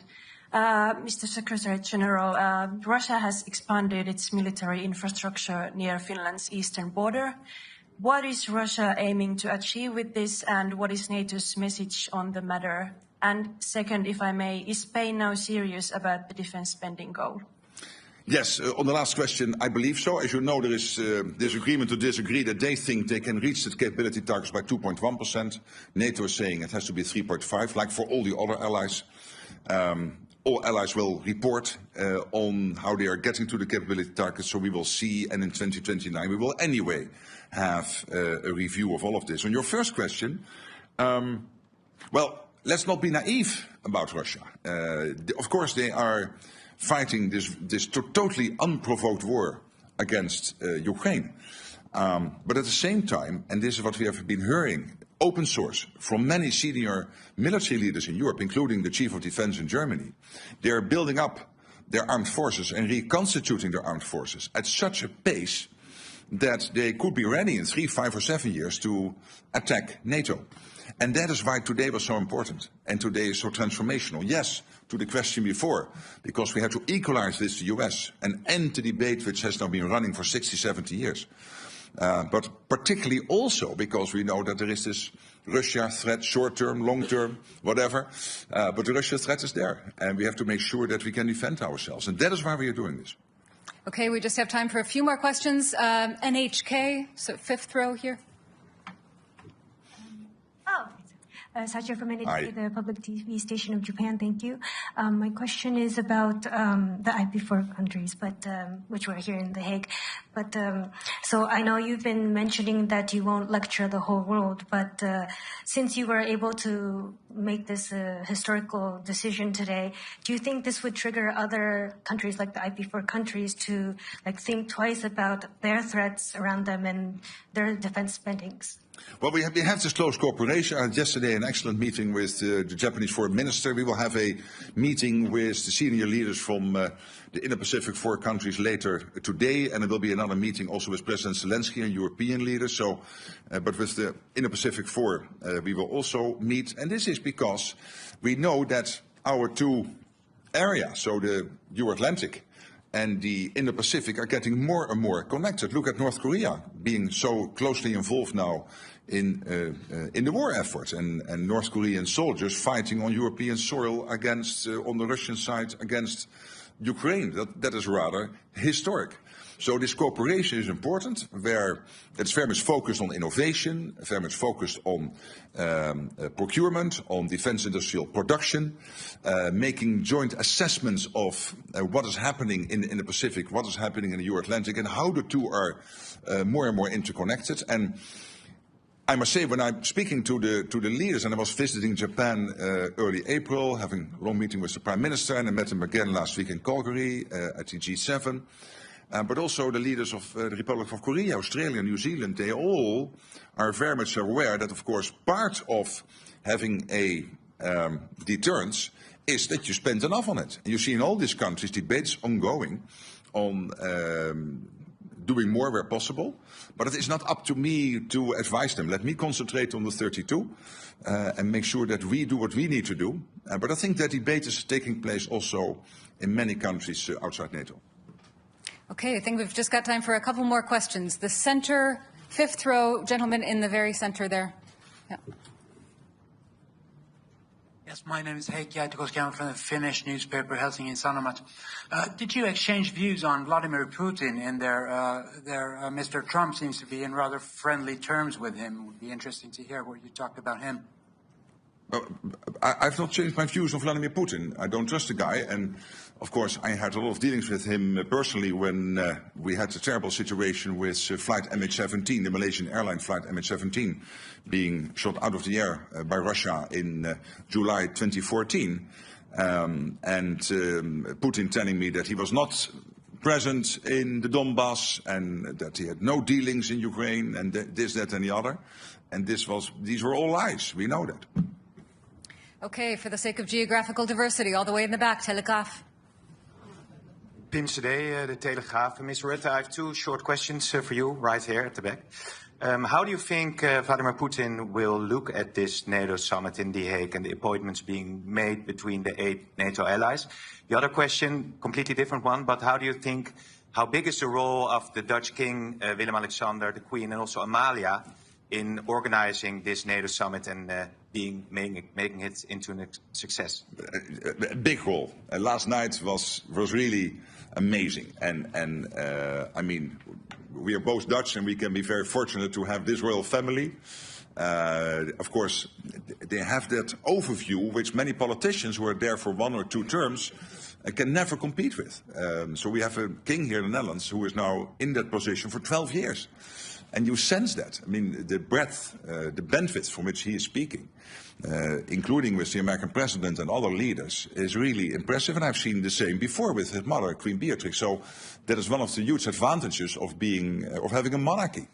And I would say, well, to your and my country, let's be happy and let's be glad and grateful that his family is willing to do that. On the other question, I mean, look what Putin achieved. He wanted to divide the West, and now Finland and Sweden have joined NATO. He wanted to divide the West, and now we have committed to a 5% spending target.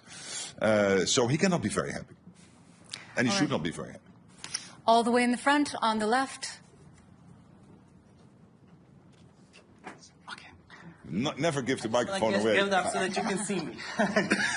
Dejan Šejnović, Nezavisne newspaper from Bosnia and Herzegovina. Thank you very much for this opportunity. So for the West Balkans, for the first time, long time, it hasn't been mentioned in the communique. What does it mean for our region? You yourself were several times talking about the importance of the region for the alliance. So what can you tell us why it's not mentioned? Yeah, but again, this is not your traditional communique which you would see in the UN or in NATO in the past, where you would have 60 pages, 90 paragraphs, basically talking about the world from the birth of Jesus up to today and everything in between. I mean, that's done. We try to focus. So we are still very much concerned. KFOR is there in Kosovo.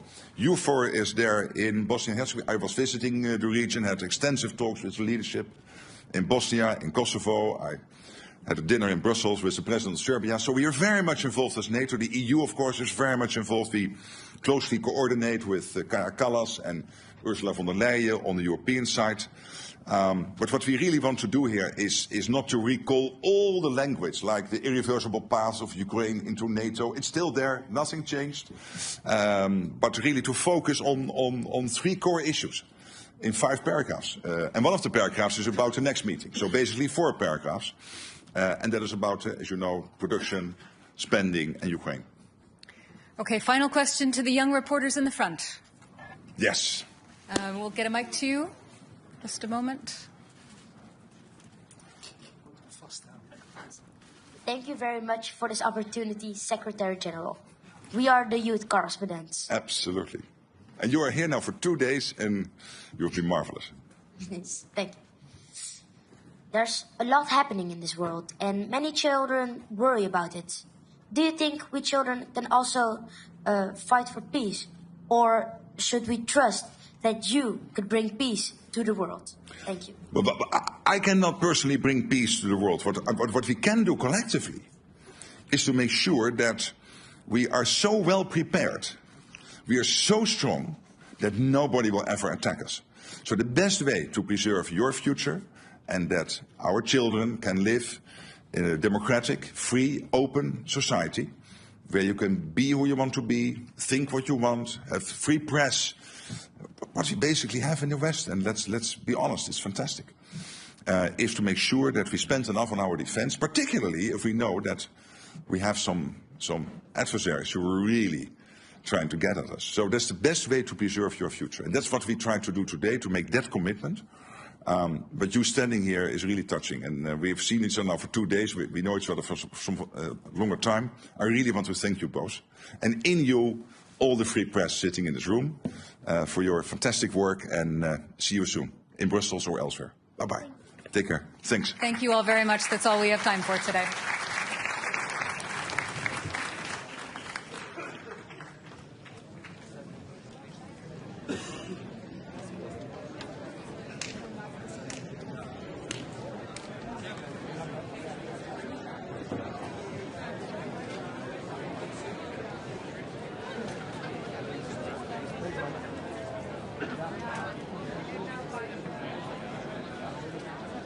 Adjustment at that point. The follow-up question is more of a reflection on the trip and what you hope to accomplish overall here. You said the other day that Canada is the most European of the non-European countries. You came here to sign a security and defense partnership. Serious question. Is there any way, or have you given any thought to possibly trying to chart a path to joining the European Union? Obviously, it's a geographical series of countries, but they also share a philosophy about how to arrange society and how to treat individuals, and they share a lot of values with us. So is that door completely closed to us, or is there anything like being an observer or something that we can get to? Because I have to say that question comes up a lot in talking to Canadians these days. Interesting. I haven't heard it expressed to me by Canadians, or many Canadians. So the short answer is no. That's not the intent. That's not the pathway we're on. But much of what you said in your question, I would subscribe to, which is that most European and non-European nations. That's not necessarily a comment about the historical makeup of the country, but it's the relative value set, the value on liberty, the value on democracy, the importance of solidarity. We have similar social welfare systems. The importance we put on sustainability, our ability to mutualize, in other words, to work with others and protect, our belief in a rules-based international system, which the footprint of that is shrinking, but it's not immaterial, and we're helping to build that with Europe. And the way we see it, if I could frame it, final comment, and this could be a bigger discussion at the right point, Europe, part of what Europe is focused on as members of the European Union is a so-called ever closer union. We're looking for a closer partnership with that union. So yes, we cooperate much more clearly and broadly to our mutual benefit, but not as a member, but along that continuum. That starts to answer. I don't think that's a final answer to your question, but it's an important element of building out the system, the way I would say. Hi, Mr. Carney. Mackenzie Gray with Global News. Previously, you've spoken about the idea that Canadians will need to make sacrifices to pay for defense spending. Can you outline what sacrifices you're expecting Canadians to make? Well, I think right now we're in the the people who've been making sacrifices have been the men and women of the Canadian Armed Forces because they have not been paid to reflect what we are asking them to do. They haven't been operating with the right equipment in many cases. Many cases their equipment hasn't been working. So the first sacrifices have been there, and we're making up for that and level setting that, and that's an important part of just what we're doing this year in terms of the increase in defense.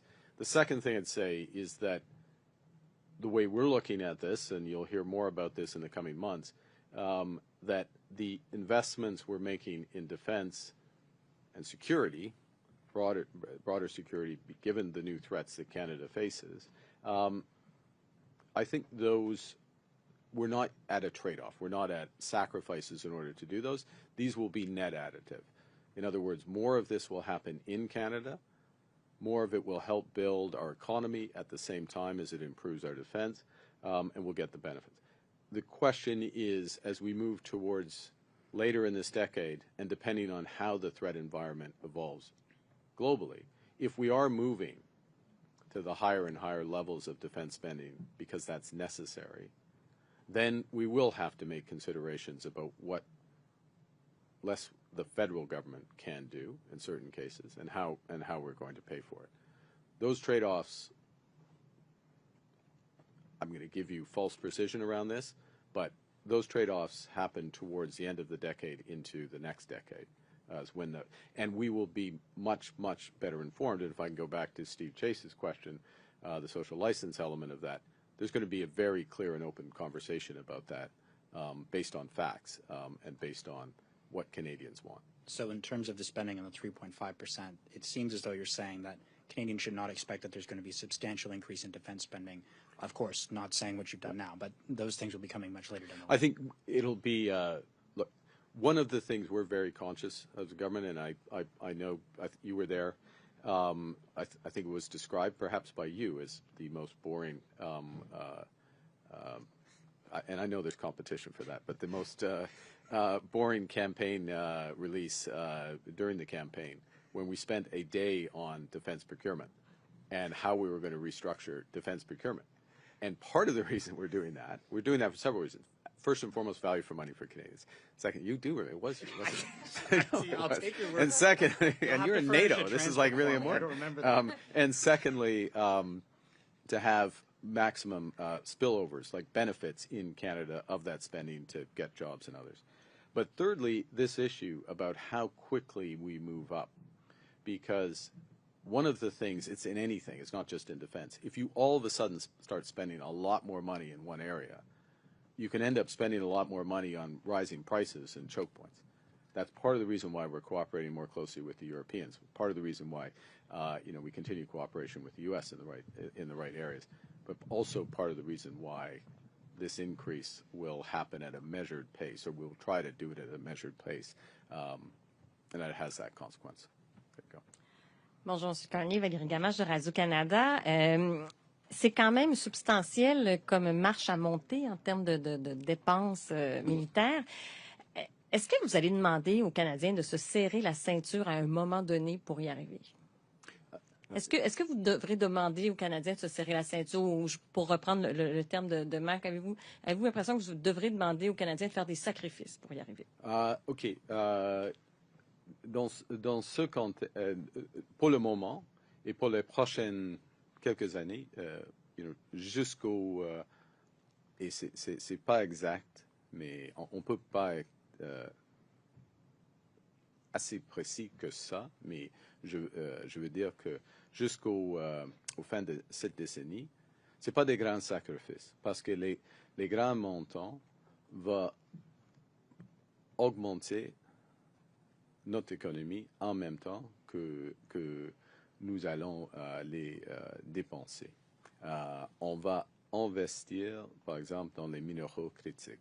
On va investir dans des brise-glaces, des navires brise-glaces qui sont créés ici au Canada, bâtis ici au Canada, pardon. Alors, pendant les prochaines années, oui, ce sera comme ça.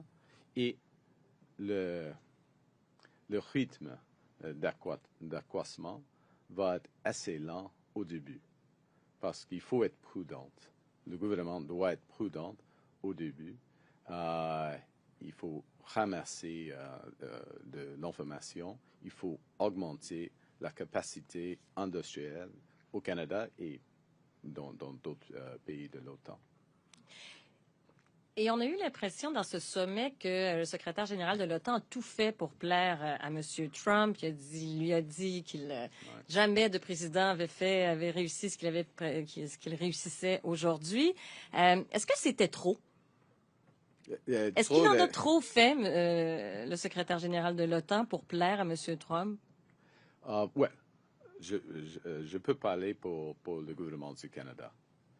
Nous faisons des mesures pour les Canadiens et Canadiennes. Et c'est afin de mieux protéger les Canadiens et Canadiennes, premièrement, afin de défendre nos intérêts et contribuer à la défense de nos alliés. C'est pour tout cela. Dans un monde où les menaces, malheureusement, continuent à augmenter. Est-ce que c'est trop? On verra. On verra en 2029. Parce qu'il y a un moment que tout l'OTAN, c'est au sein de cet accord, cet engagement, il y a un moment de faire une revue du montant et de la division entre le promis, c'est quoi le pledge? C'est engagement industriel de la défense et le montant en total. Alors, on verra, et si c'est trop à ce moment-là, si le 5% est trop, on va la réviser. Okay. Next question. Good afternoon, Mr. Prime Minister. Jeremy Sharon, CTV News. Do you have an estimation of what 3.5% of GDP will look like in 2035?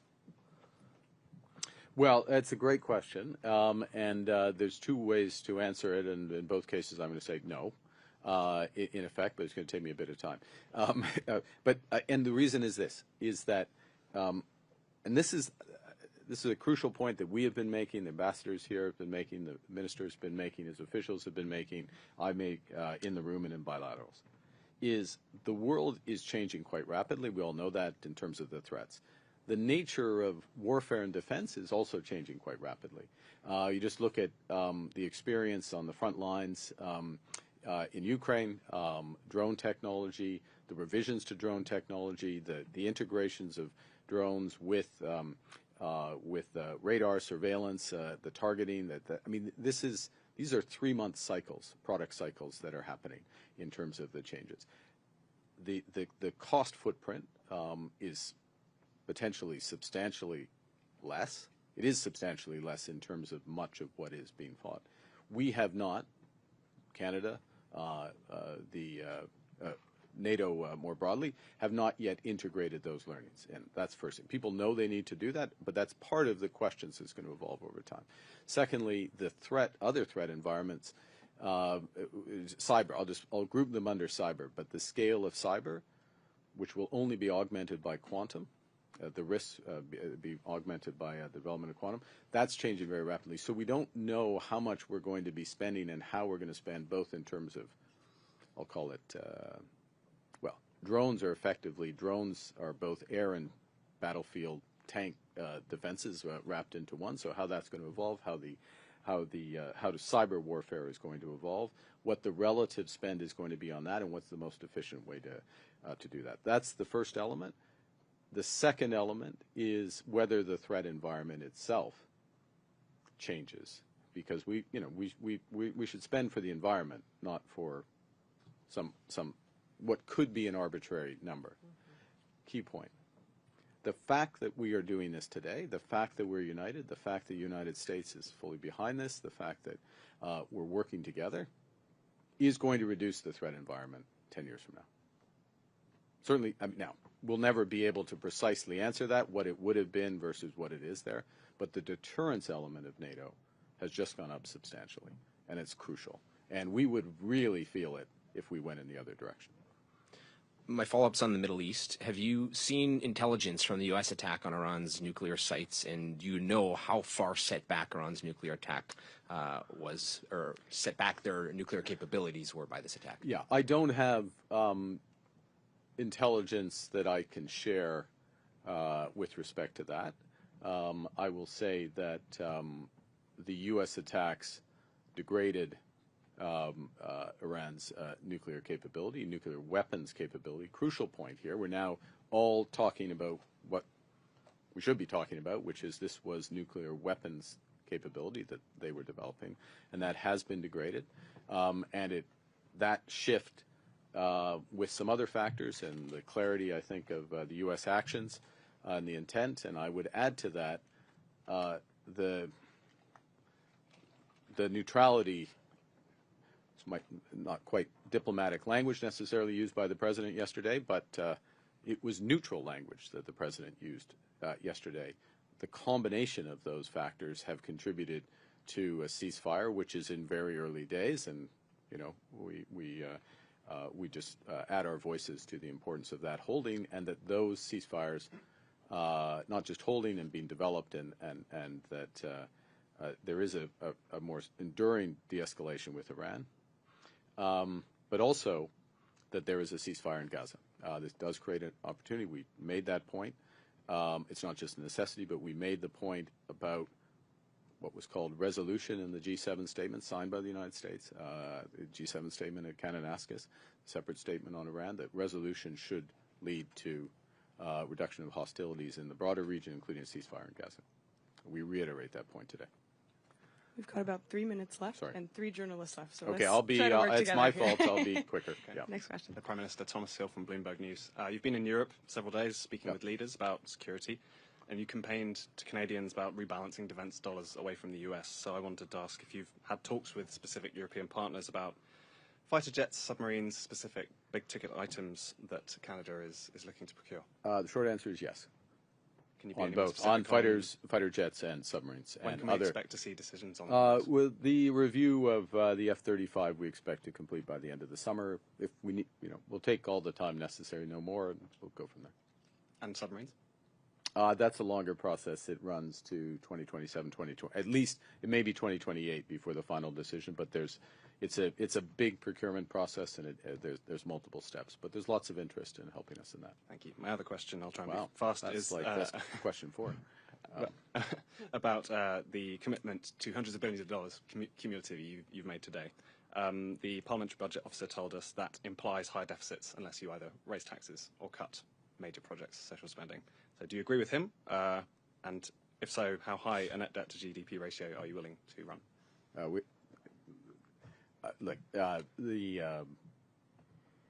We will grow this economy. We'll grow this economy. We'll balance our operational budget in 3 years. That's our commitment. But we will also invest in this country, including in our defense industry. Thank you. This country being Canada, not Netherlands. Yeah, thank you. Prime Minister Kate McKenna from the CBC.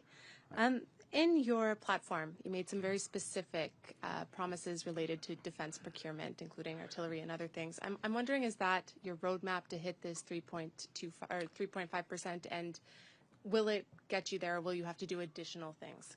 Thanks for the question. No, it's your question's on point. Those commitments, the elements that were identified in the platform, and it's obviously questions of amount, but that they would be consistent with defense spending in the low twos percent of GDP. So there's additional capacities that would need to be developed. Yeah. And my follow-up, did you pick the 2029 review because Donald Trump will be out of office? Will he be out of office? Oh. In January, I didn't yes. realize that. Okay. Look, it's a natural time to review. We'll have enough information at that point. I think we all recognize Canada. Well, I'll speak for Canada.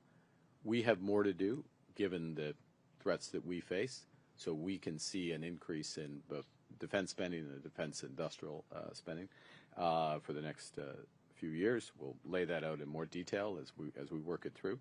But that's a reasonable amount of time. We'll have enough information. We can do a course correction individually and collectively at that point. Yeah.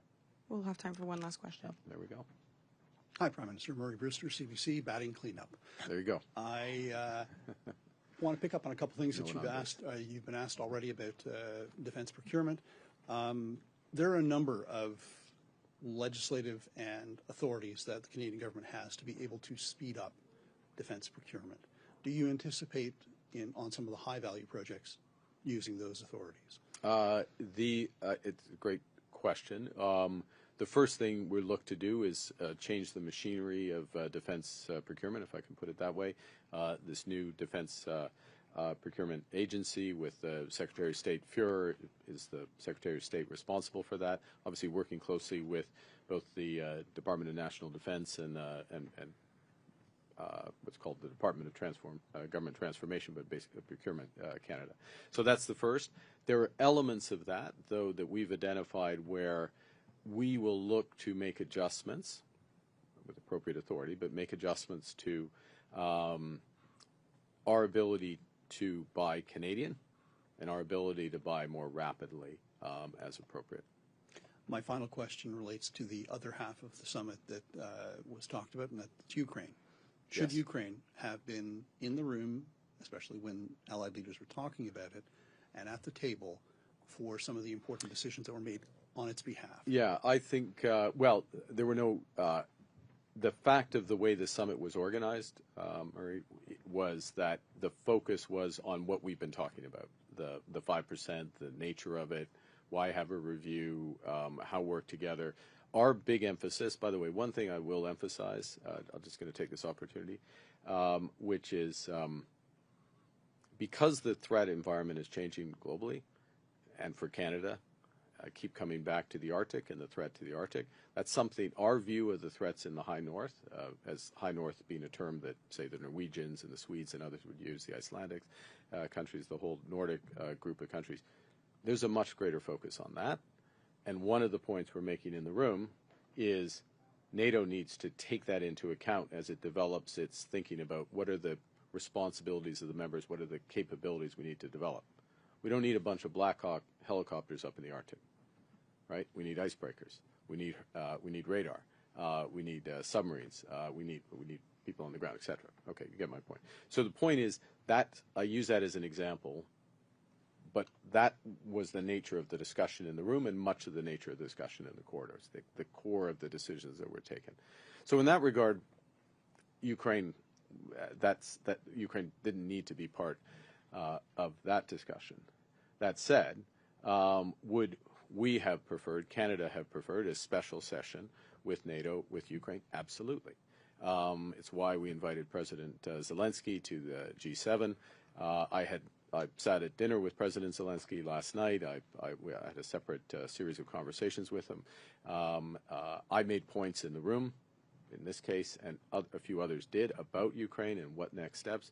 I took the opportunity to emphasize the importance of comprehensive by which I mean all NATO members, financial sanctions against Russia. And there is a huge opportunity here. Europe's considering their sanctions this week, their 18th package. There is legislation ready in the U.S. Senate under Senator Graham's sponsorship in the U.S. It would be very powerful if they, in both those jurisdictions, EU and the U.S., joined Canada with our latest sanctions.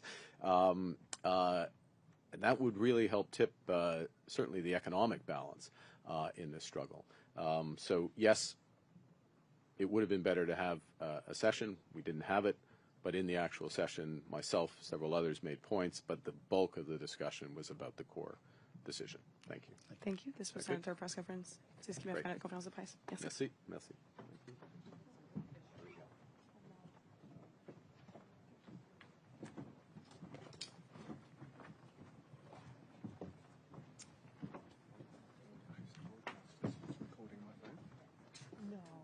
No.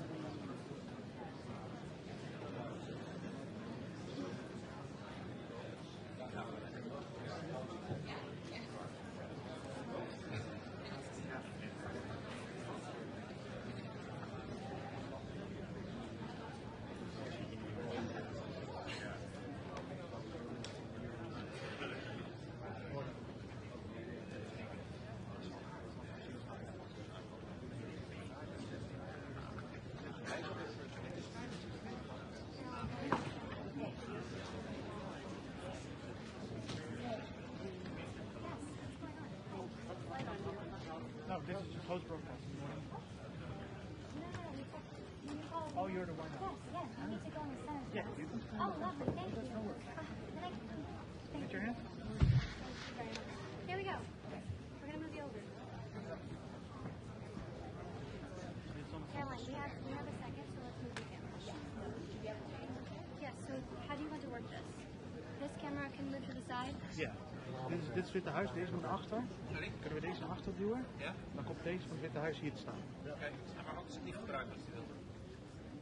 Do you want to use the same tripod so we just can click on our camera?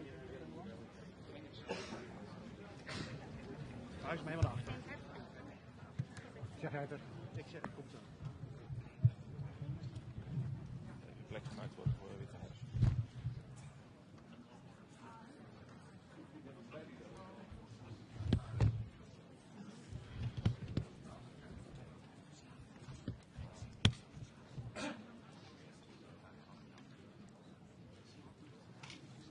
Zijn niet heel vriendelijk, zeg maar.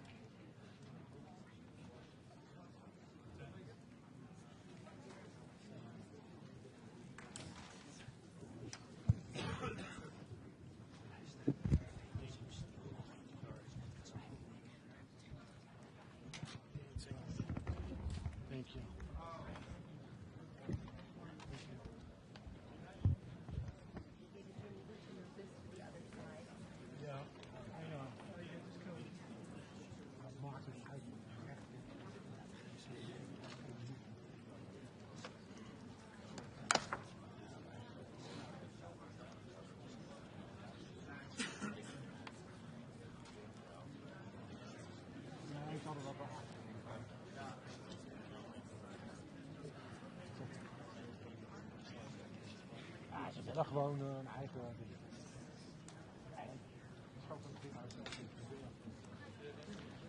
I need power. Is there power? I need power. AC. Is there power back here somewhere? Where? No. Okay.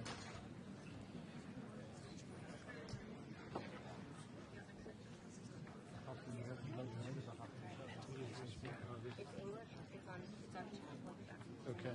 Thank you. What else do you need? Let me come up there.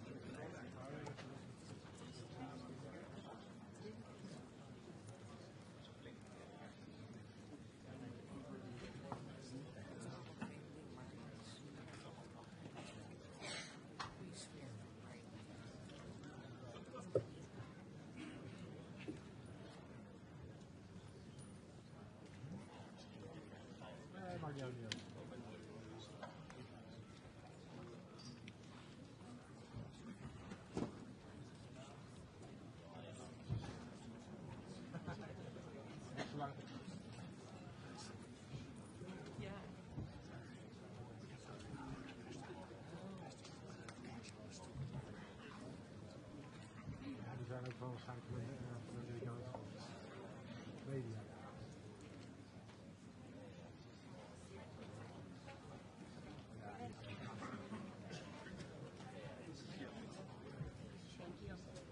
David, Ethernet is right behind you.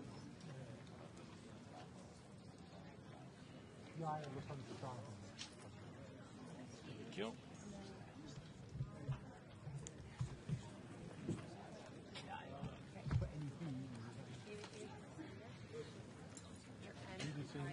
Al 6, dan houdt er ook nog één hoog achter.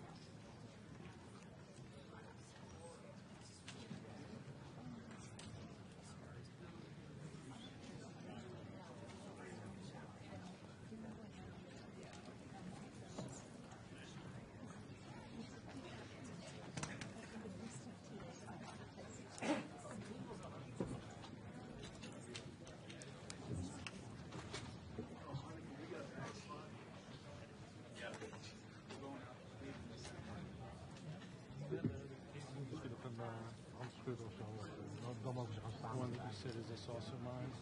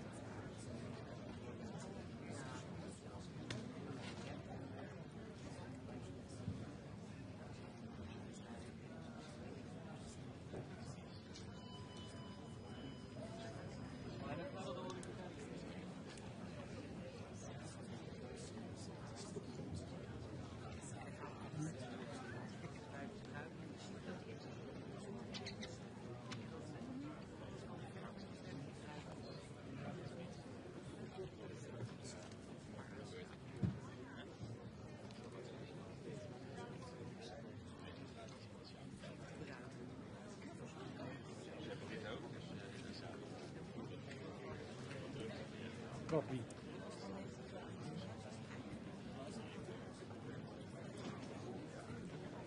Natuurlijk. Weiter rood. Hij niet.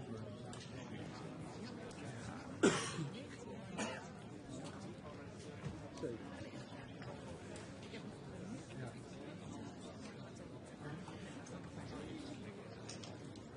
Ik heb het gemist.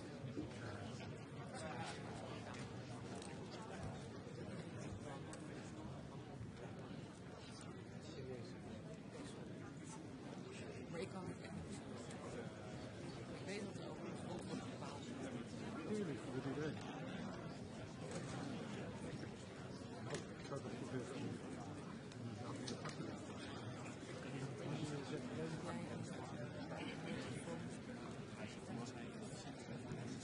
Iedereen maakt het goed.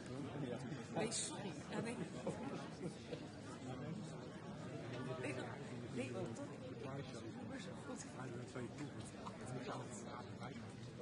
Dit is de leeftijd.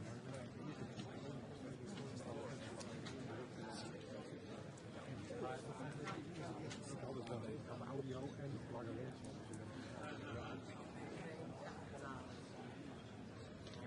Dat weet iedereen.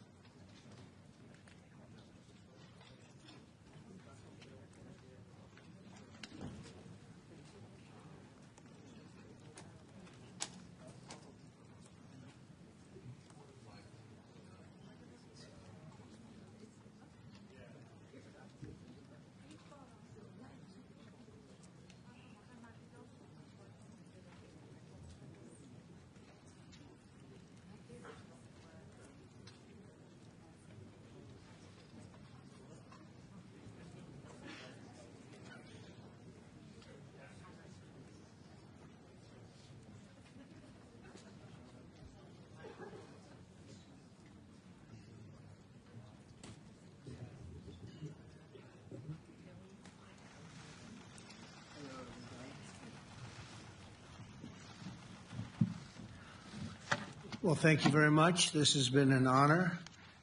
It was a fairly long trip, but worth it. Tremendous things have been accomplished, as you probably noticed. Listened to a lot of wonderful speeches from the heads of a lot of wonderful countries. But I want to thank you for joining us at the conclusion of a highly productive NATO summit in the Netherlands. I want to thank them for the royal treatment they've given us. Couldn't have been nicer. And it's a beautiful country, really a beautiful country. Coming in, I saw the most beautiful trees. In fact, I want to bring some back with me. I want to also thank, I had breakfast this morning with the King and Queen, and they're incredible people. I said, you're central casting, beautiful people, great people, big, beautiful heart.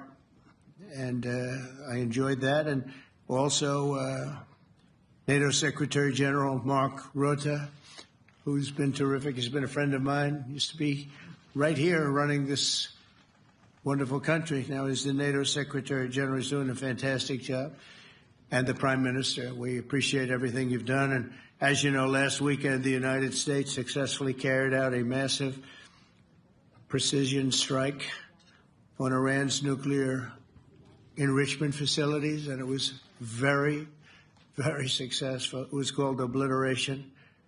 No other military on earth could have done it, and now this incredible exercise of American strength has paved the way for peace with a historic ceasefire agreement late Monday, and we call it the 12-day war.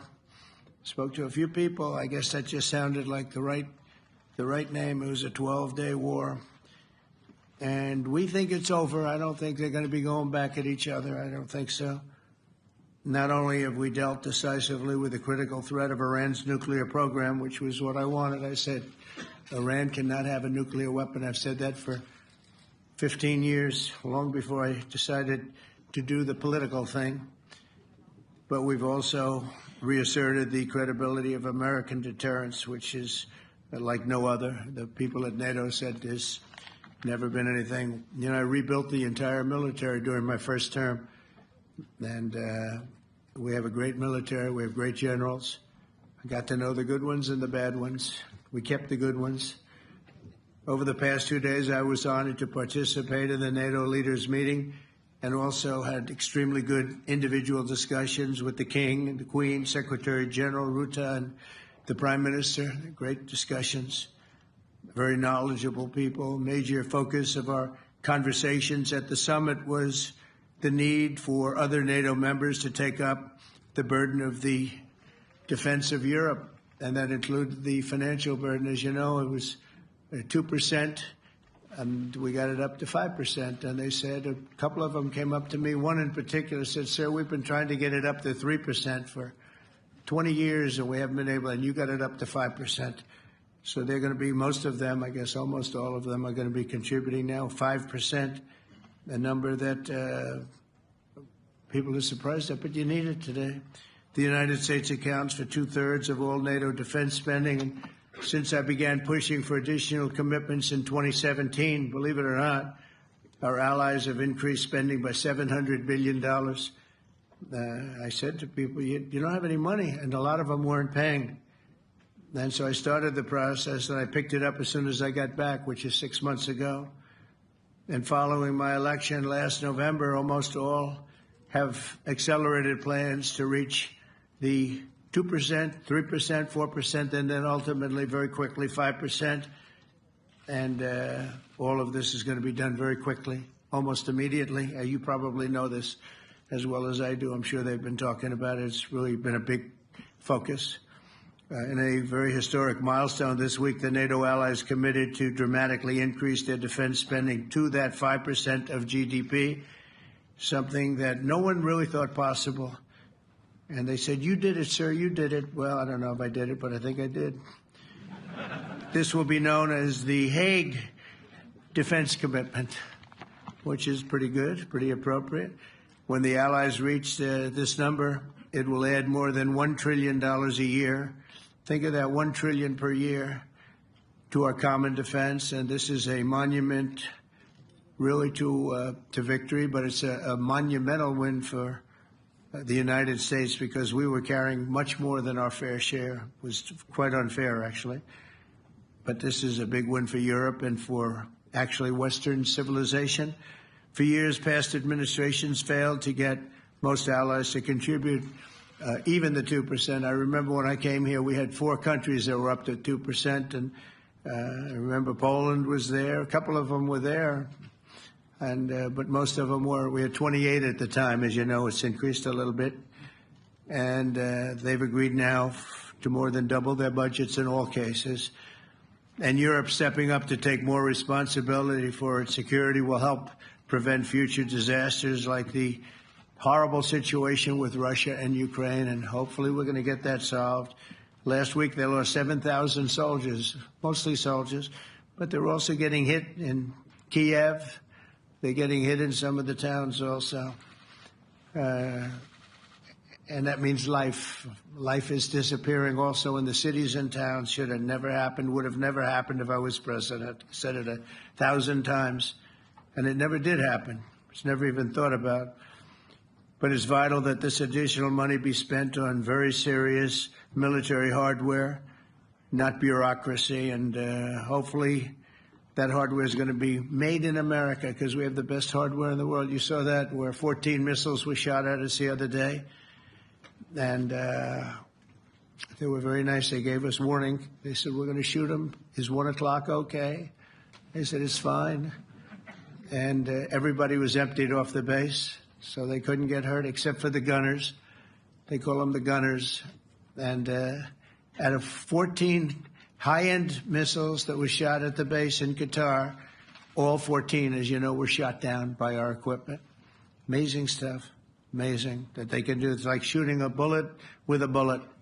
It's the same thing if you think about it. 14 out of 14, and they weren't even that surprised. I said, do you do that well often? They say, we pretty much do, sir.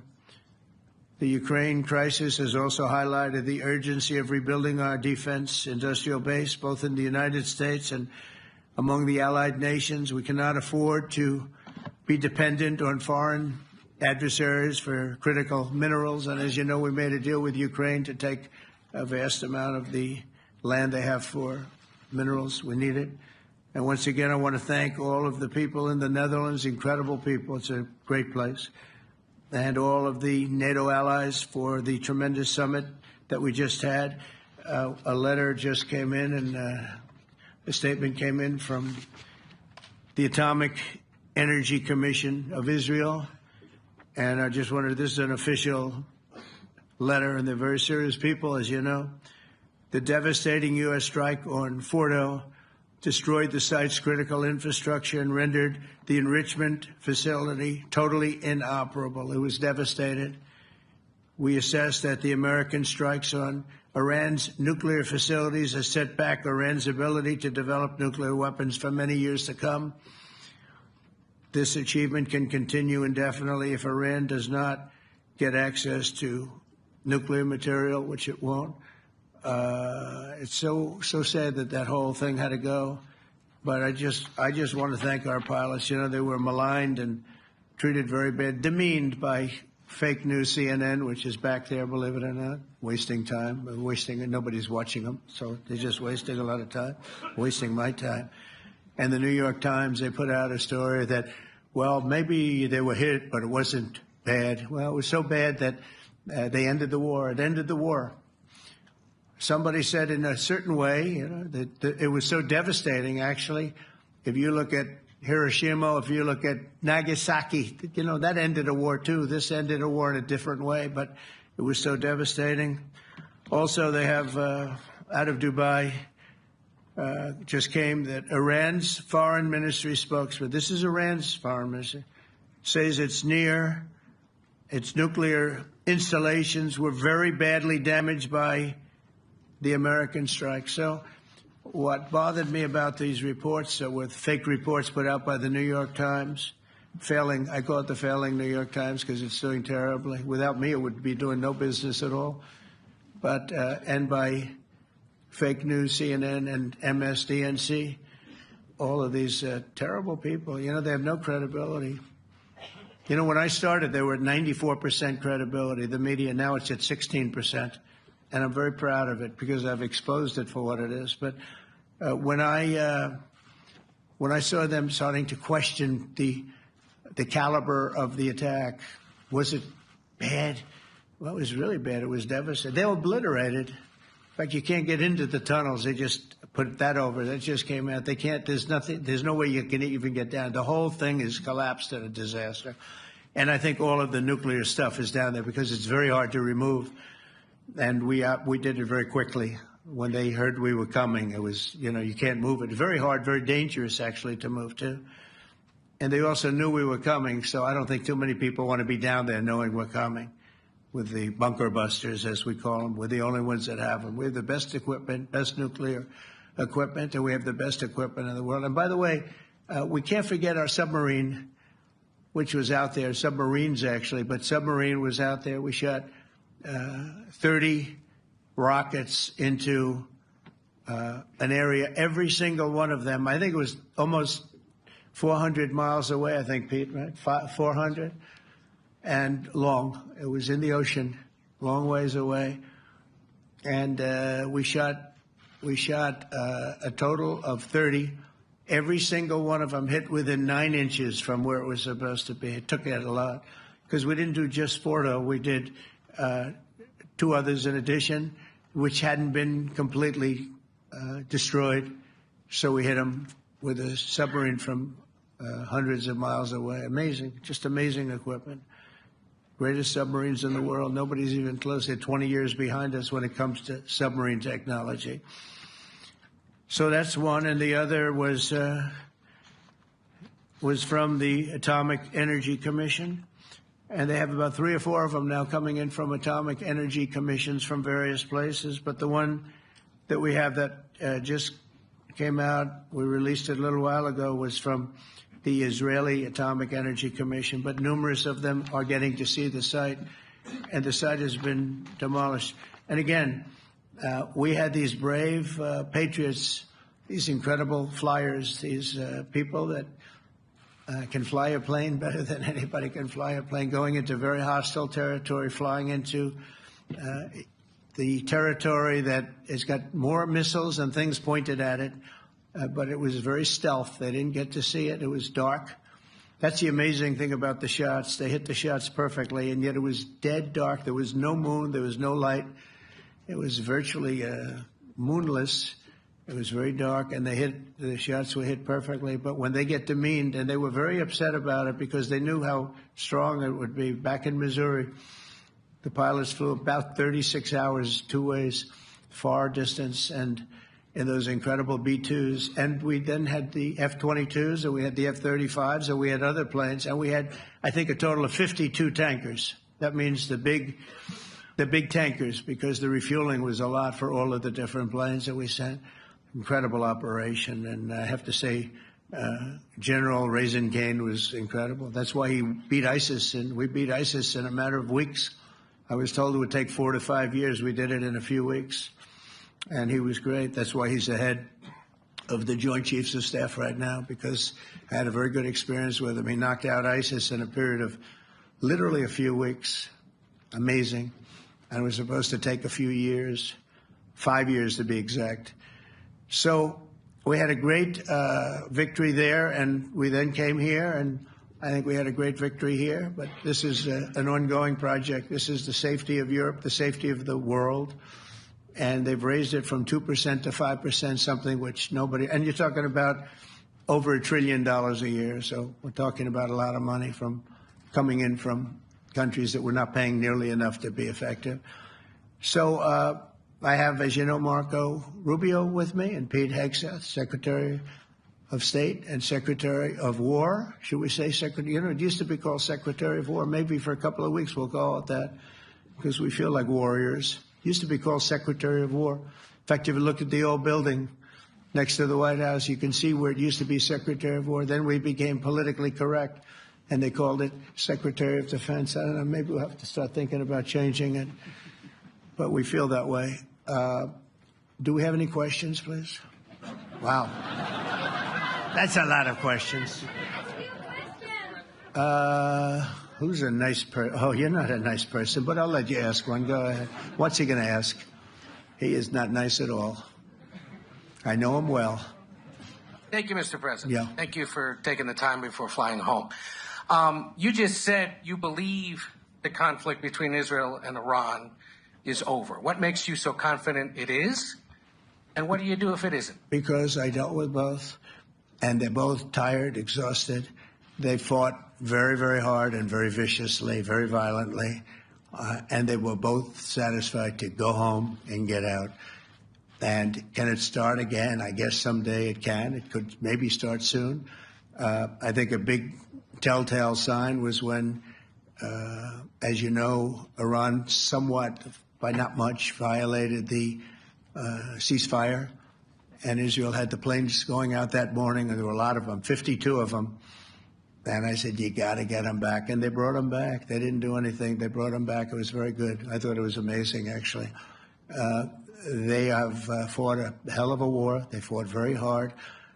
I think the war ended, actually, when we hit the various nuclear sites with the planes. And I just hope you people can give these pilots, these are the best pilots in the world. They're the best shots in the world. They call them shots. That's what they are. And wait a minute. And I just hope you can give them the respect they deserve, because they came home to fake news. And like, oh, gee, there was hardly any damage. The things are decimated. So, but I think, no, I think they're very much finished. I think Israel's going to get back to doing what they do. And I think that Iran's going to get back. You know, Iran has a huge advantage. They have great oil, and they can do things. I don't see them getting back involved in the nuclear business anymore. I think they've had it. They've been at it for 20 years, and I don't see that happening either. Now, if it does, we're always there. It won't be me. It'll be somebody else, but we're there. We'll have to do something about it. Yes, please, go ahead. Go ahead. Oh, fake news, CNN? Oh, yeah, here we go. Wait till you hear this question. You should really say how great our soldiers and our warriors are. I think everyone appreciates our soldiers and our warriors. I do have two questions for you, Mr. President. You just cited Israeli intelligence on these attacks. Earlier, you said U.S. intelligence was inconclusive. Are you relying on Israeli intelligence for your assessment of the impact of the strikes? No, this is also Iran made the statement. And it's also, if you read the document that was given, that Pete can talk about if you'd like, the document said it could be very severe damage, but they didn't take that. They said it could be limited or it could be very severe. They really didn't know, other than to say it could be limited or it could be very, very severe. And you didn't choose to put that because it was very early after. Since then, we've collected additional intelligence. We've also spoken to people who have seen the site, and the site is obliterated.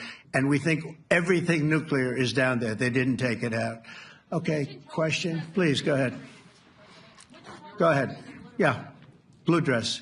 Thank you so much, Mr. President. Yesterday you said China can now continue to purchase oil from Iran. Yeah. Are you giving up on your maximum pressure campaign? Because there are sanctions right now. With who? On Iran. No, look, they just had a war. The war was fought. They fought it bravely. I'm not giving up. They're in the oil business. I mean, I could stop it if I wanted. I could sell China the oil myself. I don't want to do that. They're going to need money to put that country back into shape. We want to see that happen. Would it? No. If they're going to sell oil, they're going to sell oil. We're not taking over the oil. We could have, you know. I used to say with Iraq, keep the oil. I could say it here, too. We could have kept the oil. No, China is going to want to buy oil. They can buy it from us. They can buy it from other people. But you're going to have to put that country back into shape. It desperately needs money. Yeah. Yeah, please. Here we go. I'm picking the beauties today. Go ahead. Mr. President, Secretary General Rutte has described President Putin as an adversary, a threat, an enemy. Do you view him the same way? And in addition to that, you mentioned General Kane, your chief of staff, the chairman of the Joint Chiefs of Staff. General Kane. Yes. He has said that Mr. Putin has territorial ambitions beyond Ukraine. Do you view that in the same way? It's possible. I mean, it's possible. I know one thing. He'd like to settle. He'd like to get out of this thing. It's a mess for him. He called the other day. He said, can I help you with Iran? I said, no, you can help me with Russia. Because, in the last few weeks, we took care of India and Pakistan, Kosovo, Serbia. I think on Friday we have coming in, the Congo is coming in, and Rwanda is coming in. That was a vicious war that went on, a machete war, heads chopped off all over Africa. They're coming in. We did 2 others in addition to that. Nobody's ever done anything like this. No, I consider him a person that's, I think, been misguided. I'm very surprised, actually. I thought we would have had that settled easy. I've settled 4 of them in the meantime. But he did call up, and he said, he's close to Iran. He'd like to help us get a settlement. I said, no, you help me get a settlement with Russia. And I think we're going to be doing that, too. Yeah, please. Go ahead, please. Thank you, Mr. President. You've made clear your position on what impact the strikes had. I wanted to ask you what is next with Iran. For instance, is there any indication from U.S. intelligence that Iran was able to move any material? No, just the opposite.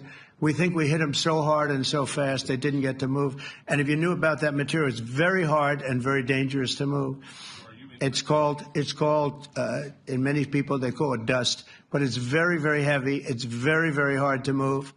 And they were way down. They're 30 stories down. They're literally 30, 35 stories down underground. Oh, yeah, we think we got it. We think it's covered with granite, concrete, and steel. Can I ask you, are you interested in restarting negotiations with Iran? And if so, have they reciprocated? So our people, Marco could answer this, but our people are not, I'm not. The way I look at it, they fought, the war's done, and, I could get a statement that they're not going to go nuclear. We're probably going to ask for that, but they're not going to be doing it. But they're not going to be doing it anyway. They've had it. They've had it. Now, maybe someday in the future we'll want that. But I've asked Marco, do you want to draw, I just asked him the question as we were walking on the stage, do you want to draw up a little agreement for them to sign? Because I think we can get them to sign it. I don't think it's necessary. Marco, do you want to talk about that, please? Well, Mr. President, I think President Trump has shown a willingness to meet and talk to anybody in the world who's interested in peace. I don't know of any president that's been as willing as he has to meet with anyone and talk about peace. We'd love to have peaceful relations with any country in the world. And so obviously that'll depend on Iran's willingness not just to engage in peace, but to negotiate directly with the United States, not through some third country or fourth country process. But I know of no president, probably in our modern history, that's sought peace more than President Trump has. Sounds like the door is open, but you're in no rush. Is that right? Sounds like the door is open. But I'll tell you what, look, we're going to talk to them next week with Iran. We may sign an agreement. I don't know. To me, I don't think it's that necessary. I mean, they had a war, they fought. Now they're going back to their world. I don't care if I have an agreement or not. The only thing we'd be asking for is what we were asking for before about we want no nuclear, but we destroyed the nuclear. In other words, it's destroyed. I said Iran will not have nuclear. Well, we blew it up. It's blown up to kingdom come. And so I don't feel very strongly about it. If we got a document, wouldn't be bad. We're going to meet with them, actually. We're going to meet with them. Yeah. Yeah, go ahead, please. Yes. Mr. President, Netherlands TV, thank you for visiting our country. Good. As I understood, Thank you. I, of course, I'd like to know how you slept last night at the House of the King. Oh, I slept beautifully. But probably a more serious question. I think you just had a meeting with President Zelensky. Did you discuss any ceasefire in this Russo-Ukrainian? No. I wanted to know how he's doing. He was very nice, actually. You know, we had little rough times sometimes. He was couldn't have been nicer. I think he'd like to see an end to this. I do. I think what I took from the meeting couldn't have been nicer, actually. But I took from the meeting that he'd like to see it end. I think it's a great time to end it. I'm going to speak to Vladimir Putin and see if we can get it ended. But look, these are brave people. They're fighting these wars all over the place. You know, last week they had, I guess, close, I told you, close to 7,000 young soldiers, Russian and Ukrainian soldiers were killed, 7,000 in 1 week. It's crazy. It's crazy. So I'll be speaking to Putin. No, I had a good meeting with with Zelensky, and I had a lot of good meetings. We had a lot of good meetings with a lot of people, a lot of great leaders. But he's fighting a brave battle. It's a tough battle. Yeah. Go ahead, white dress. Thank you. Ida Hallikainen from Finland, Ilta-Sanomat. Good. You have played golf with President Alexander Stubb.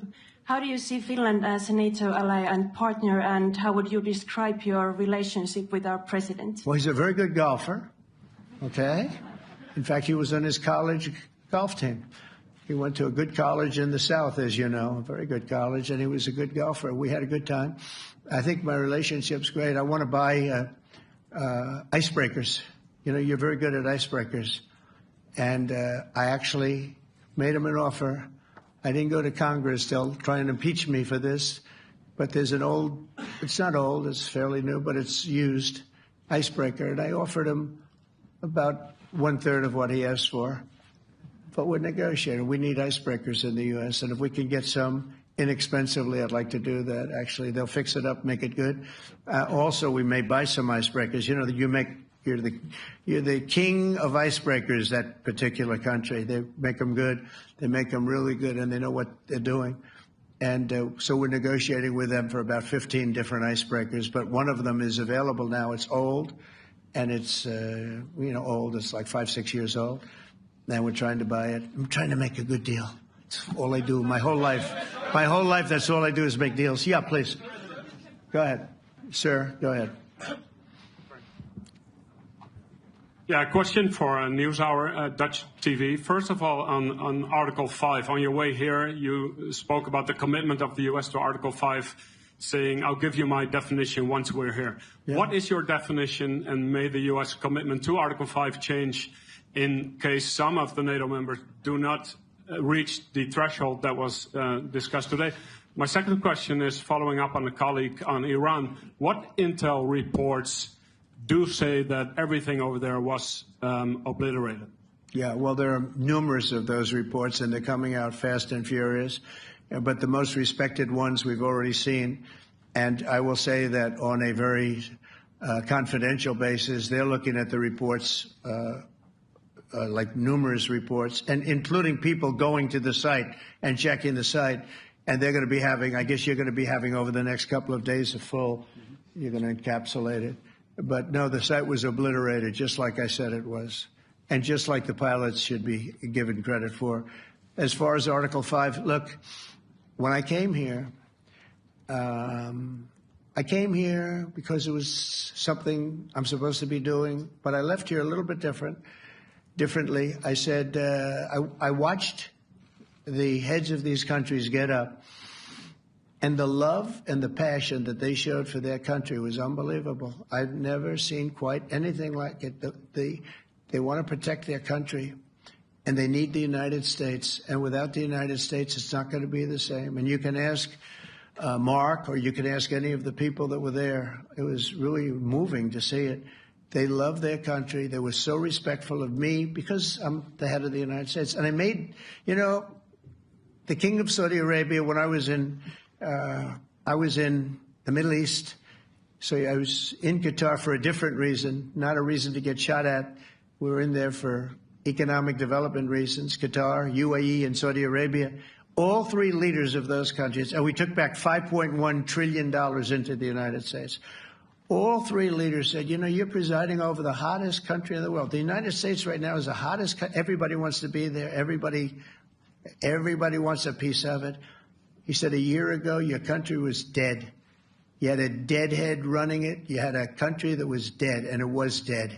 You had people pouring through the borders. You had inflation. You had everything. He said, you've made it in 5 months at that time. You've made it the hottest country. This is the hottest country in the world. The United States right now is the hottest country in the world. And when I was around that table, it was a nice group of people, many of whom I knew from previous. When I saw the passion they had for the country, almost everyone, and you probably have the tapes, it was very public, but almost every one of them said, thank God for the United States. Without the United States, they couldn't really have NATO. It wouldn't work. It wouldn't work. It will in the future because now they're paying much more money. But it wouldn't work. It was great. And I left here differently. I left here saying that these people really love their countries. It's not a ripoff. And we're here to help them protect their country. Okay, we'll do one or two more. Thank you, Mr. President. Yeah. A question on Spain. Are you satisfied with today? Oh, I think Spain's terrible what they've done. No, I do. They're the only country that won't pay the full up. They want to stay at 2%. I think it's terrible. And, you know, they're doing very well. The economy is very well. And that economy could be blown right out of the water with something bad happening. You know, Spain is the only country that... Are you from Spain? Yeah. Good, congratulations. You're the only country that is not paying. I don't know what the problem is. I think it's too bad. So we'll make it up. You know what we're going to do? We're negotiating with Spain on a trade deal. We're going to make them pay twice as much. And I'm actually serious about that. We're going to make Spain... I like Spain. I have so many people from Spain that it's a great place and they're great people. But Spain is the only country out of all of the countries that refuses to pay. And, you know, so they want a little bit of a free ride. But they'll have to pay it back to us on trade because I'm not going to let that happen. It's unfair. It's unfair to net. All right, sir, please. Go ahead, right in the back. Yeah, you, tall one. The tall man. Mr. President, Johannes Petra from Austrian National Television. How are you? You once said that you would end the Ukraine war in 24 hours. You later said you said that sarcastically. Well, of course it was sarcastic. But you've now been in office for 5 months and 5 days. Why have you not been able to end the Ukraine war? Because it's more difficult than people would have any idea. Vladimir Putin has been more difficult. Frankly, I had some problems with Zelensky. You may have read about him. And it's been more difficult than other wars. I mean, look, we just ended a war in 12 days that was simmering for 30 years, frankly. We ended Rwanda and the Congo. It's coming to sign the documents. We've already signed basic documents, but they're coming, I think, to the White House on Friday. We ended Serbia was going to go at it. But maybe the most important of all, India and Pakistan. And that wasn't whether or not they may someday have nukes like we're talking about in the Middle East, like we're talking about with Israel and Iran. This is they have nuclear weapons. I ended that with a series of phone calls on trade. I said, look, if you're going to go fighting each other, it was getting very bad. You know how bad that last attack was. It was really bad. If you're going to go fighting each other, we're not doing any trade deal. No, you have to do a trade deal. I said, we're not doing any trade deal. And in fact, I had the general, who was very impressive. The general from Pakistan was in my office last week. You know, Prime Minister Modi is a great friend of mine. He's a great gentleman. He's a great man. And I got them to reason. I said, we're not doing a trade deal if you're going to fight. And if you're going to fight each other, we're not doing a trade deal. And you know what? They said, no, I want to do the trade deal. We stopped the nuclear war. Go ahead. Go ahead, Jeff. Here's another beauty, Jeff. He's a beauty, all right. Go ahead.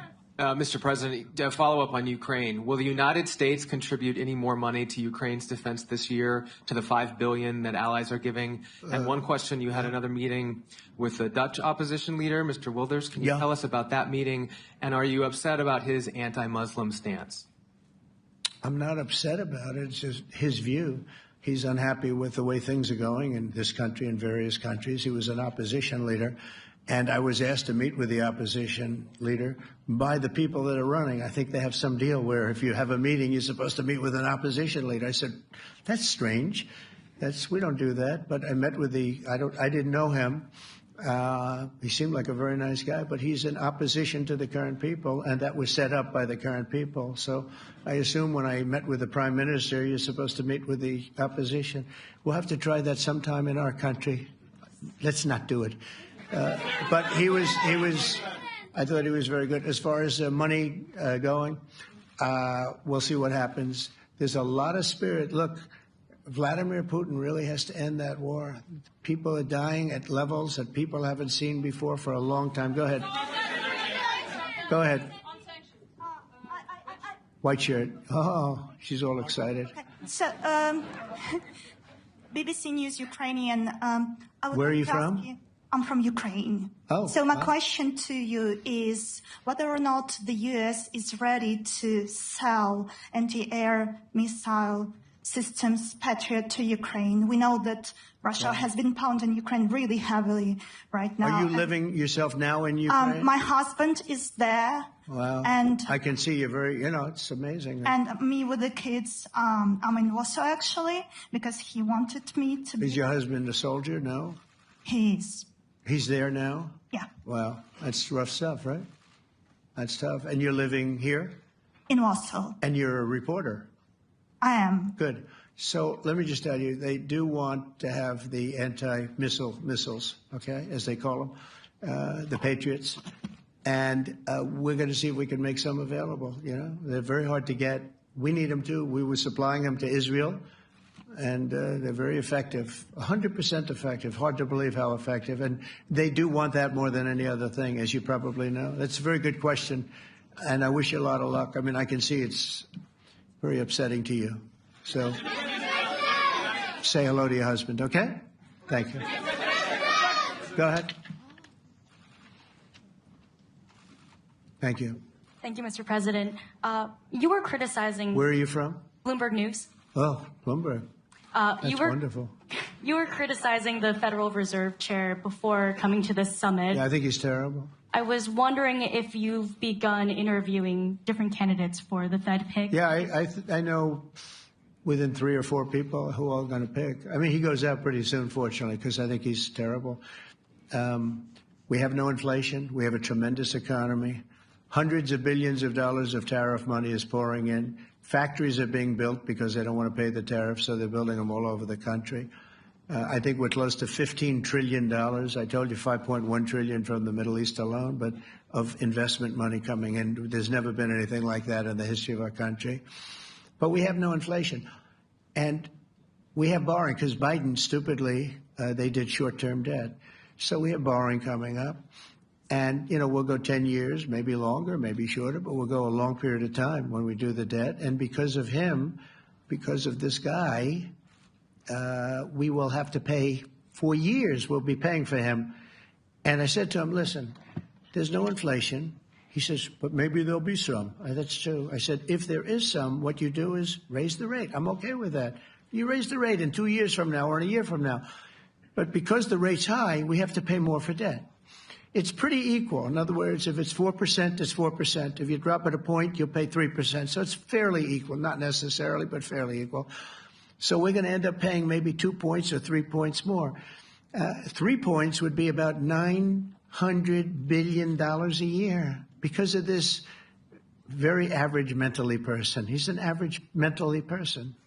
I'd say low in terms of what he does, low IQ for what he does, okay? Wait, so instead of paying $900 billion, we don't want to pay 900 just because he doesn't want to lower the rate. I said, if there's inflation in 2 years or 3 years or 1 year from now, you raise the rate and you take care of the inflation, among other things. But he's probably a very political guy, I guess. I don't know. I think he's a very stupid person, actually. All right, one more. Let's go. How about you? Go ahead.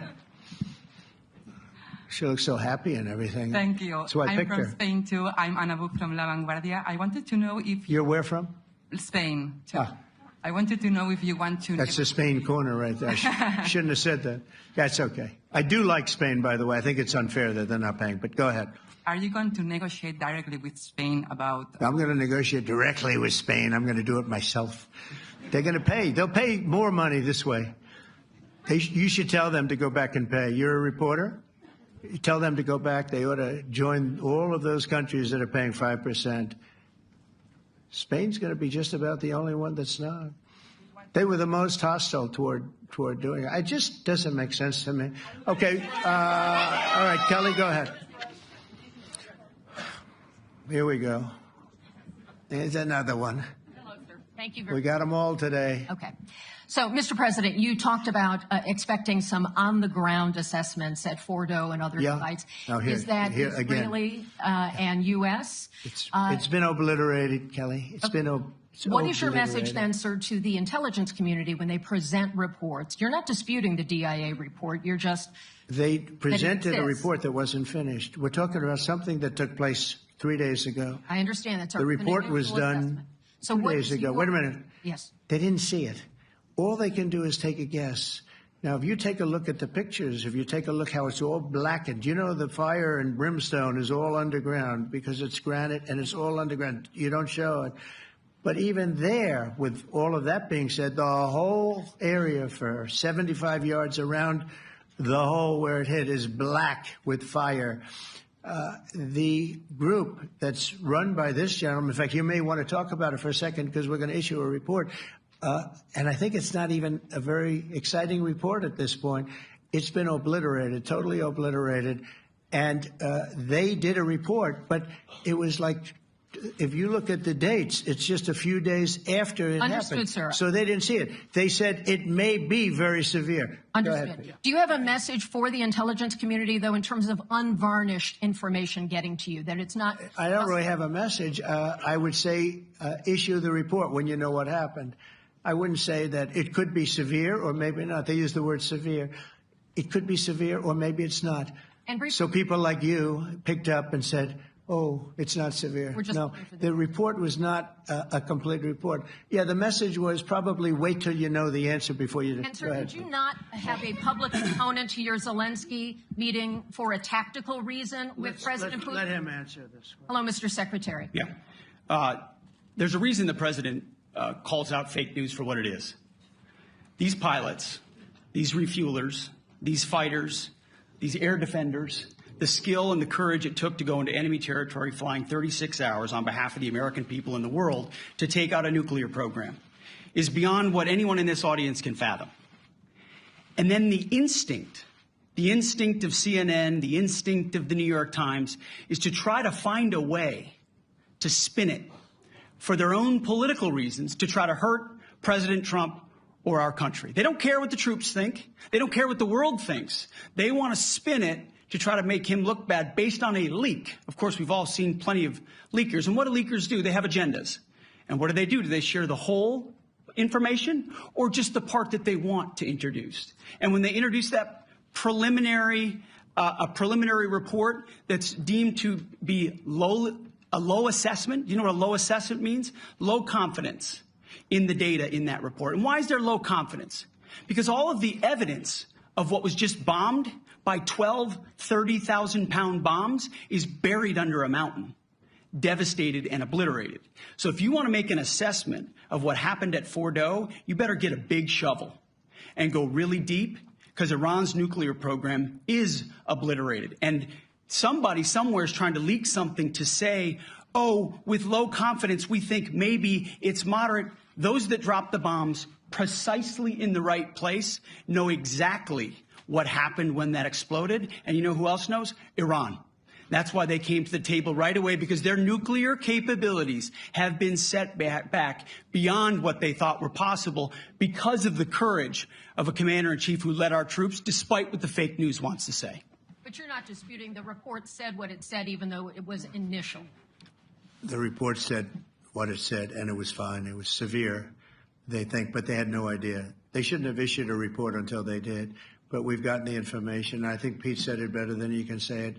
And, you know, you should be proud, you, especially you, should be proud of those pilots, and you shouldn't be trying to demean them. No, those pilots flew at great risk, a big chance that they'd never come back home and see their husbands or their wives. Let me just tell you, you and NBC, fake news, which is one of the worst, and CNN, New York Times, they're all bad. They're sick. There's something wrong with them. You know what? You should be praising those people instead of trying to find some. By getting me, by trying to go and get me, you're hurting those people. They were devastated. You know, I got a call from Missouri, great state, that I won 3 times by a lot. And I got a call that the pilots and the people on the plane were devastated because they were trying to minimize the attack. And they all said it was hit. But we don't think it was really maybe hit that badly. And they were devastated. They put their lives on the line, and then they have, and I'm not referring to you, but real scum come out and write reports that are as negative as they could possibly be. It should be the opposite. You should make them heroes and heroines. You should make them really people that they were so devastated when they heard this news. And you know what they said? One of them, I spoke to one of them, said, "Sir, we hit the site.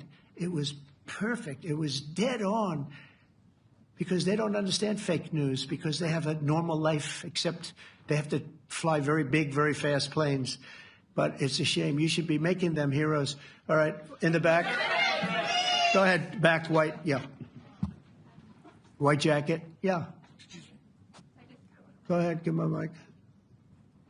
Hello. Deborah Haynes from Sky News. Mark Rutte, the NATO chief, who is your friend, he called you daddy earlier. Do you regard your NATO allies as kind of children? No, he likes me. I think he likes me. If he doesn't, I'll let you know. I'll come back and I'll hit him hard, okay? No? He did it very affectionate. Daddy, you're my daddy.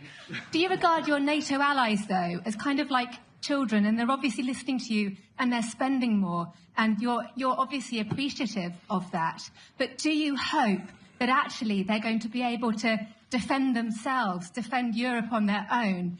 I think they need help a little bit at the beginning, and I think they'll be able to, and I think they're going to remember this day. And this was a big day for NATO. You know, this was a very big day. They took it. One of the gentlemen said, "You know what? We've been trying to raise money raise the rate for 30 years," he said, 20 years, from almost the beginning. And he's been there for a long time. He said, "Until you came along, it never happened. What you did is amazing." It's been sort of an amazing day for a lot of reasons, but also for that. Yeah, go ahead. Do you think they can do it without you, though, in the future? Can they do it without? Well, ask Mark. I mean, you have to ask Mark. Okay. So we're heading back. I want to thank these two gentlemen behind me. They're incredible people, both of them. They've done a fantastic job. And Susie's in the front, and she's done great. And Monica, thank you very much. That was quite an exciting time. And we're going to be heading back. We'll be back soon, and we'll see you in Washington, D.C. Remember this, we have the hottest country anywhere in the world. Thank you very much, everybody. Thank you.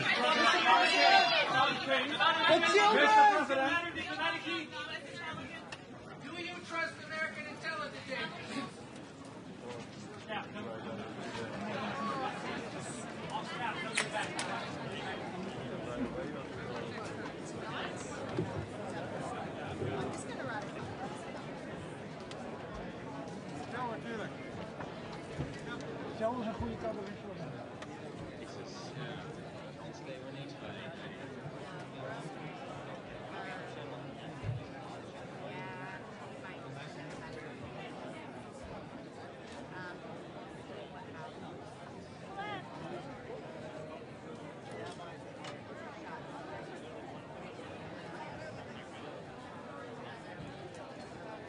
Krijgen we er nog een?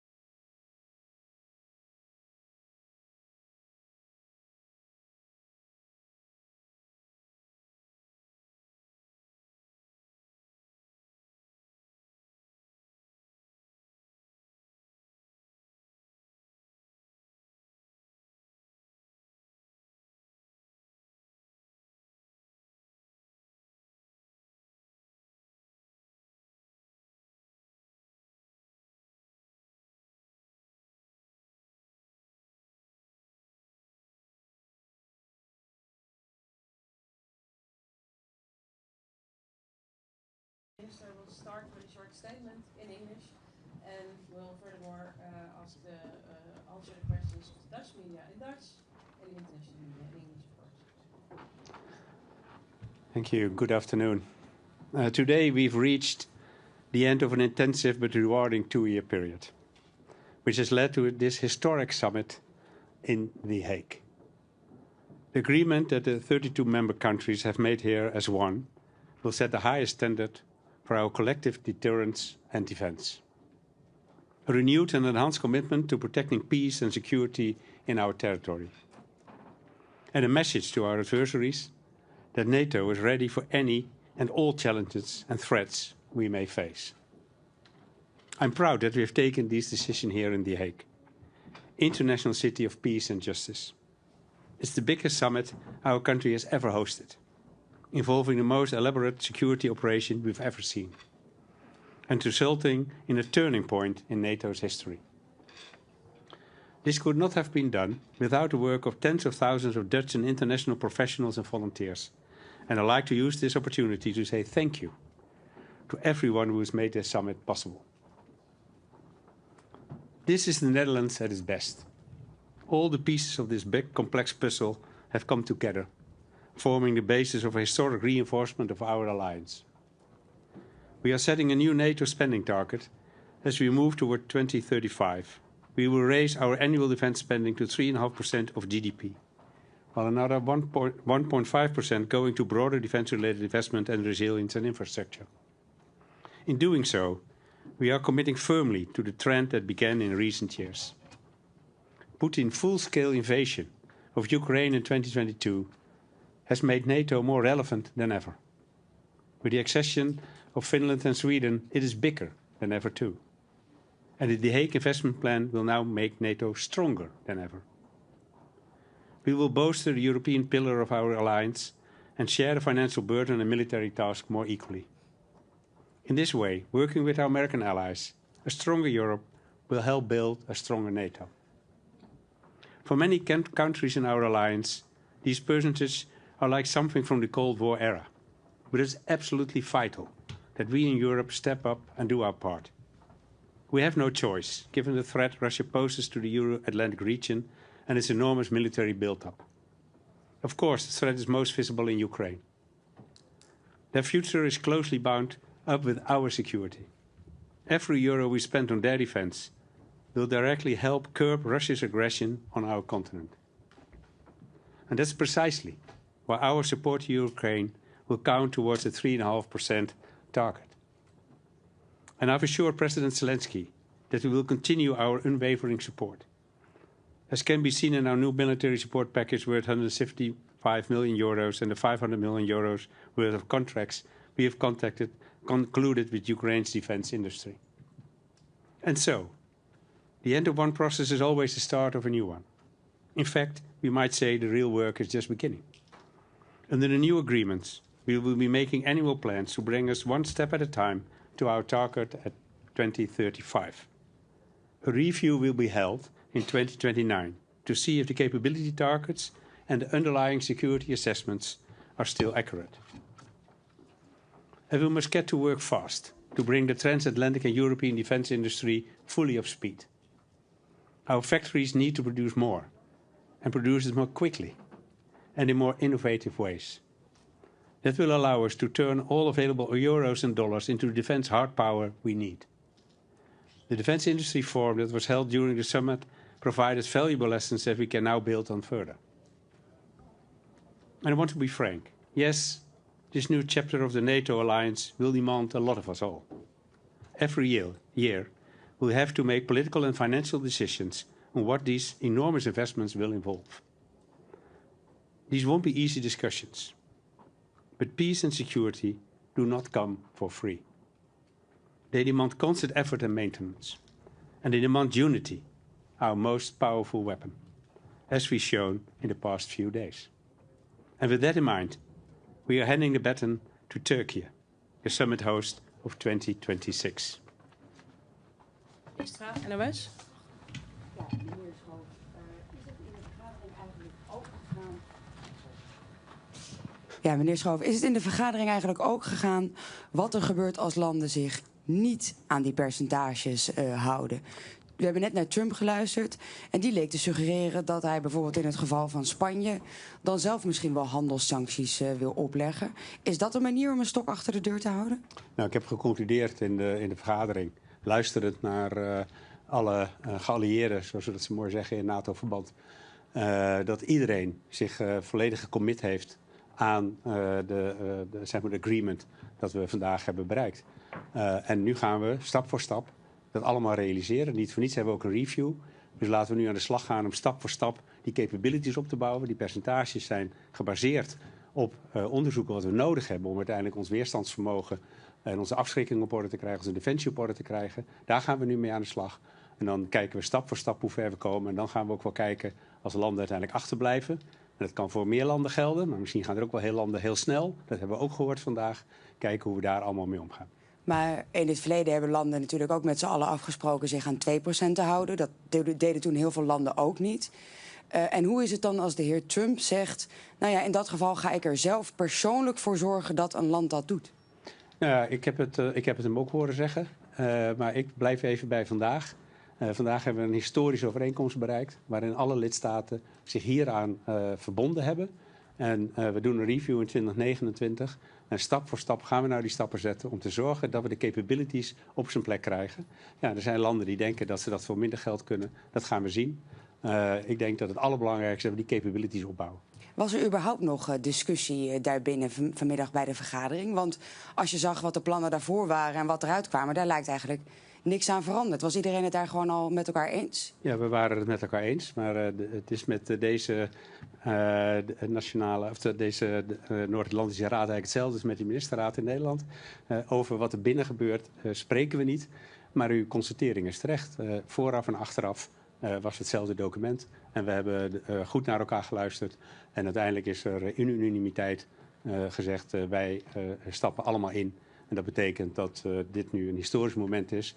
En we Den Haag, hopelijk over 10 jaar als we terugkijken, kunnen zeggen in Den Haag is uiteindelijk dat belangrijke keerpunt in de NATO ten opzichte van onze defensie en onze afschrikking gerealiseerd door hogere defensieuitgaven en een betere defensie die daarvoor resulteert. En daarmee voor vrede en welvaart in Europa en de rest van de wereld. Ja, dan een laatste vraag. We hoorden net inderdaad ook de heer Trump. Die lijkt ook helemaal warm geworden voor de NAVO, zoals hij net aangaf. Maar we weten natuurlijk ook, het is een wispelturige man die nogal eens van mening kan veranderen. Bijvoorbeeld ook over artikel 5. Hij zegt nu, nou daar sta ik helemaal achter. Denkt u ook dat dat zo blijft? Of kan dat volgende week ook weer veranderen? Nee, ik denk dat het zo blijft. Want ik denk dat er, afgezien van uitspraken die we soms hebben gezien, de boodschap van Amerika nog steeds is geweest dat als we zeg maar, met deze overeenkomst, maar ook tegelijkertijd weer met elkaar ook weer hebben bevestigd dat artikel 5 gewoon geldt. En ook in mijn eigen gesprek met de heer Trump, en heeft u wellicht ook een stukje van gezien van het laatste stukje, want daar was de media bij, is dat nog een keer bevestigd. En ook op de vraag van artikel 5 zei hij, ja, waarom denkt u altijd dat ik hier ben? Ook als landen niet betalen. En ik denk dat dat belangrijk is als hij ook zegt, waarom denkt u dat ik anders hier ben? Dus artikel 5 geldt gewoon. SBS dan ANP. Meneer Schoof, bent u opgelucht en tevreden dat het erop zit en dat Trump zijn zin heeft gekregen? Nou, de top zit er pas op als iedereen weg is. Dat klinkt misschien een beetje onaardig, maar dat is natuurlijk wel het geval. Er vinden op dit moment ook nog links en rechts nog wat kleine bilaterale of grotere bilaterale gesprekken plaats. Bent u bang dat daar nog wat kan gebeuren? Nee, ik ben er niet bang over, maar ik constateer even dat de top pas klaar is als iedereen weer in het vliegtuig zit op weg naar huis. Dan is de top afgelopen en dan denk ik dat we terug kunnen kijken op een buitengewoon succesvolle top. Vooral ook op de inhoud, maar ook als we kijken hoe de organisatie de afgelopen periode heeft gewerkt. Daar kan je echt ontzettend trots op zijn dat die, wat ik ook zei net, die tienduizenden mensen die dat allemaal voor elkaar hebben gebokst en met elkaar hebben gedaan. Naast zeg maar, de diplomaten die al het inhoudelijk overleg de afgelopen weken, maanden hebben gedaan.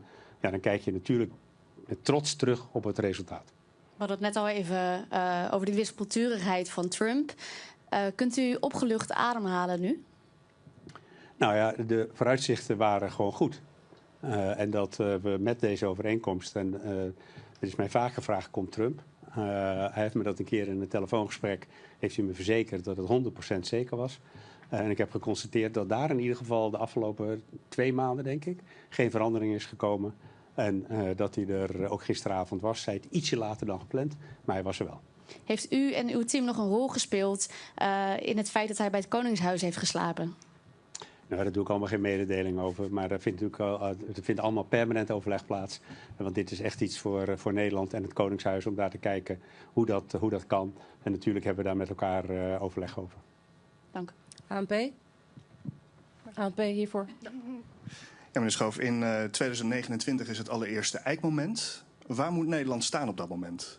Oh, daar doe ik op dit moment geen uitspraak over. Ik denk dat we moeten kunnen zien dat Nederland op een pad zit. Dus ik zeg er toch nog wel iets over. En dat Nederland op een pad zit wat duidelijk markeert dat we op weg zijn naar de 3,5%. Maar ik ga je niet zeggen waar Nederland in 2029 moet zijn. Ook in het parlementaire debat heb ik steeds gezegd dat elk jaar opnieuw moet die discussie worden genomen. Het zal ongetwijfeld ook na de verkiezingen de formatie een belangrijk onderwerp van gesprek zijn om te kijken hoe het nieuwe kabinet dat pad voor zich ziet. En het is wellicht aan het huidige kabinet om daar de eerste besluit over te nemen, namelijk rond de voorjaarsnota van 2026 voor de begroting 27. Maar dat hangt helemaal af van de snelheid van het formatieproces. Ja, de Nederlandse politiek kennende kan het nog een tijdje duren voordat er een nieuw kabinet zit. Het zou zomaar kunnen duren dat u nog een jaar demissionair bent. Is dit niet ook al een moment voor de augustusbesluitvorming bijvoorbeeld? Om dan al die eerste stap te gaan zetten? Nee, augustus praten we normaal gesproken niet over de uitgavenkant van de begroting. Dat doen we echt bij de voorjaarsnota. Dat hebben we bij de voorjaarsnota ook ten opzichte van 2026 voor defensie gedaan.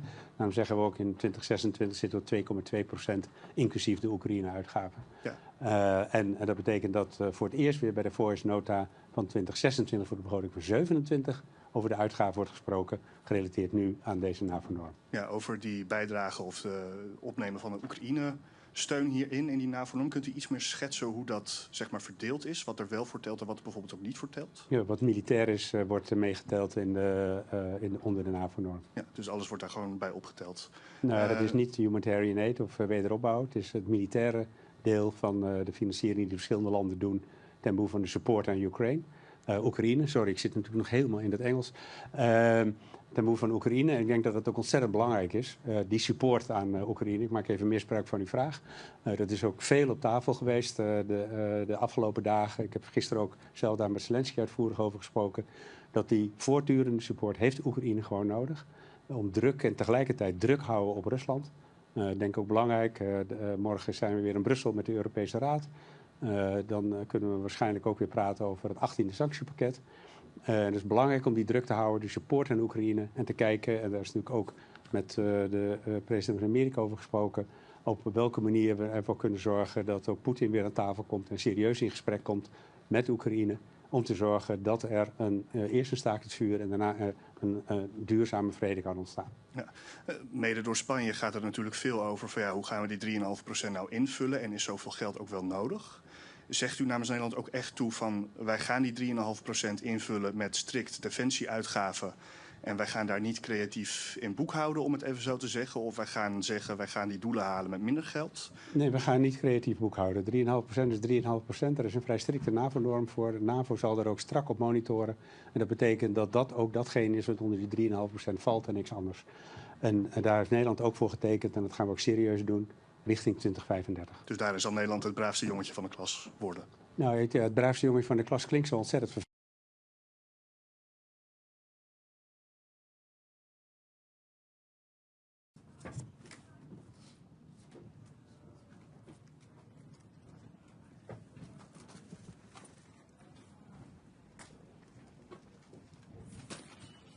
Değerli basın mensupları, değerli arkadaşlar, sizleri en kalbi duygularımla, saygıyla selamlıyorum. Basın toplantımıza katılımlarınız için her birinize ayrı ayrı teşekkür ediyorum. Avrupa Atlantik güvenliğinin krizler, çatışmalar ve savaşlarla sınandığı bu hassas dönemde Lahey zirvesini az önce tamamladık. Konuşmamın hemen başında Hollanda Kralı Sayın Willem Alexander, Başbakan Sayın Schoof ve Hollanda makamlarına mükemmel organizasyonları için şükranlarımı iletiyorum. Genel Sekreter Sayın Rutte'yi başarılı yönetimi için tebrik ediyorum. Lahey zirvemizin öne çıkan sonucu, kamuoyunca da yakından takip edildiği üzere müttefiklerin savunma harcamalarını artırmasıydı. Konsey oturumunda savunma harcamalarımızı 10 yıllık bir sürede gayri safi yurt içi hasılalarımızın %5'i düzeyine çıkarmayı kararlaştırdık. Mevcut krizlerin derinleştiği ve her geçen gün ilave krizlerin ortaya çıktığı bir iklimde alınan bu karar NATO açısından bir zaruret teşkil ediyor. Terörizm tehdidinden en fazla zarar gören, bölgemizdeki birçok krizden doğrudan etkilenen müttefikiz. Halihazırda uluslararası gündemi domine eden olayların hemen hepsi Türkiye'nin yakın çevresinde yaşanıyor. Ülkemizi tüm bu krizlerin, sıcak çatışmaların ve gerilimlerin uzağında tutmaya gayret ediyoruz. Caydırıcılığımızın artırılmasına ve savunmamızın güçlendirilmesine büyük önem veriyoruz. Türk savunma sanayinin son yıllarda yaptığı büyük atılım dünyada parmakla gösterilmektedir. Silahlı ve silahsız, insansız hava araçları başta olmak üzere birçok alanda küresel ölçekte söz sahibiyiz. Savunma harcamalarımız halihazırda önceki zirvelerin hedefi olan %2 seviyesinin üstündedir. Hatta mevcut altyapı ve savunma sanayi yatırımlarımız, inovasyona ayırdığımız kaynaklar ve uluslararası çabalarımız itibariyle %5'i yakalamaya en yakın ülkelerdeniz. Birçok müttefikin tehdit ve sınamalar karşısında daha fazla sorumluluk üstlenmek konusunda bizimle aynı çizgiye gelmesini doğru buluyorum. Elbette sadece savunma harcamalarını artırarak ittifakın etkinliğinin geliştirilmesi mümkün değil. Müttefikler arasında karşılıklı anlayış ve işbirliğinin samimiyetle tesis edilmesi de gerekiyor. Bu minvalde ilk olarak müttefikler arasındaki savunma sanayi ürünlerinin ticaretindeki engellerin amasız fakatsız kaldırılmasına yönelik anlayışın ittifak belgelerine yansıtılmasına öncülük ettik. Bunun tüm unsurlarıyla hayata geçirilmesini ümit ediyoruz. Avrupa Birliği'nin savunma ve güvenlik alanındaki girişimlerinin NATO'yu tamamlayıcı nitelikte olması gerektiğinin altını çizdim. Özellikle üye olmayan müttefiklerin birliğin savunma sanayi girişimlerine tam olarak dahil edilmesinin tüm Avrupa'nın menfaatine olacağını vurguladım. Neticede Avrupa'da artan savunma yetenekleri tüm Avrupa Atlantik bölgesinin çıkarınadır. Temennimiz bu kuşatıcı yaklaşımın kıta geneline hakim olmasıdır. NATO Genel Sekreterinin Teksas'tan Ankara'ya savunma sanayi gelişimini esas alan yaklaşımı bu bakımdan fevkalade değerlidir. Kıymetli basın mensupları, bildiğiniz üzere ittifakın terörizmle mücadeledeki rolünü öne çıkartan müttefiklerin başında geliyoruz. Nitekim terörizm NATO'ya yönelik güncel iki temel tehditten biri olarak kayda geçirilmiştir. Bu defa Lahey'de terörle mücadelenin ancak müttefiklerin samimi dayanışmasıyla başarılabileceğini vurguladık. Zirve bildirisine bu tehdidin yansıtılmasını sağladık. Ukrayna'da 3 yılı aşkın süredir devam eden savaşın hem bölgesel hem küresel etkileri oldu. Can kayıpları ve yıkım her iki tarafta da giderek artıyor. Türkiye olarak biz savaşın adil ve sürdürülebilir bir barışla sonlandırılması için yoğun çabalarımızı sürdürüyoruz. 2022 Mart ayında İstanbul'da ev sahipliği yaptığımız ancak yarım kalan görüşmelerden Karadeniz tahıl girişimi, savaş esirleri takası gibi somut neticeler almıştık. Diplomasiye olan inancımız, tarafların bize duydukları güvenle birleşince İstanbul'da bir kez daha arabuluculuğa başladık. Ev sahipliğimizdeki görüşmelerde ilave esir ve cenaze takasları hususunda önemli ilerleme sağlandı. Ayrıca olası bir ateşkese dair açık bir görüş alışverişinde bulunuldu. Ateşkes ve kalıcı barış için bir fırsat penceresinin aralandığı kanaatindeyim. Bunun heba edilmemesi gerekiyor.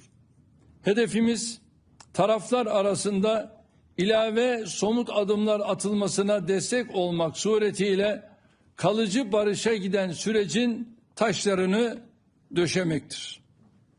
Müttefiklerimizin de desteğiyle savaşın en kısa sürede neticelendirilmesi umudumu koruyorum. Hep söylediğim gibi adil bir barışın kaybedeni olmaz. Değerli basın mensupları, Orta Doğu'daki tehditlerin ve krizlerin her geçen gün daha ciddi bir hal aldığını görüyoruz. Gazze'de Filistin halkına yönelik olarak 2 yıla yaklaşan mezalime bir kez daha dikkat çekiyorum. Bakınız, şimdiye kadar İsrail saldırılarında çoğu çocuk ve kadın 56 bin Gazze'li hayatını kaybetti. Yine çoğu çocuk ve kadın 129 bin Gazze'li yaralandı. Gazze'nin %80'i yıkıldı. Sağlık altyapısının %95'i tahrip oldu. Kiliseler, camiler, okullar, hastaneler bombalandı. 2 milyonu aşkın Gazze'li kardeşimiz yıkıntıların arasında tepelerine sürekli bombalar yağarken çok zor şartlar altında hayatta kalma mücadelesi veriyor. İsrail hükümeti en temel ihtiyaç maddelerinin dahi Gazze'ye girişine engel çıkartıyor. İsrail'in engellemeleri ve saldırıları sebebiyle Gazze'deki insani trajedi, insani felakete dönüşmüş durumda. Vicdan sahibi hiçbir insan böyle bir vahşete sessiz kalamaz. Bebekler uyurken susulur. Bebekler öldürülürken susulmaz. Buradan insan hayatına değer veren herkesi zulme karşı seslerini yükseltmeye çağırıyorum.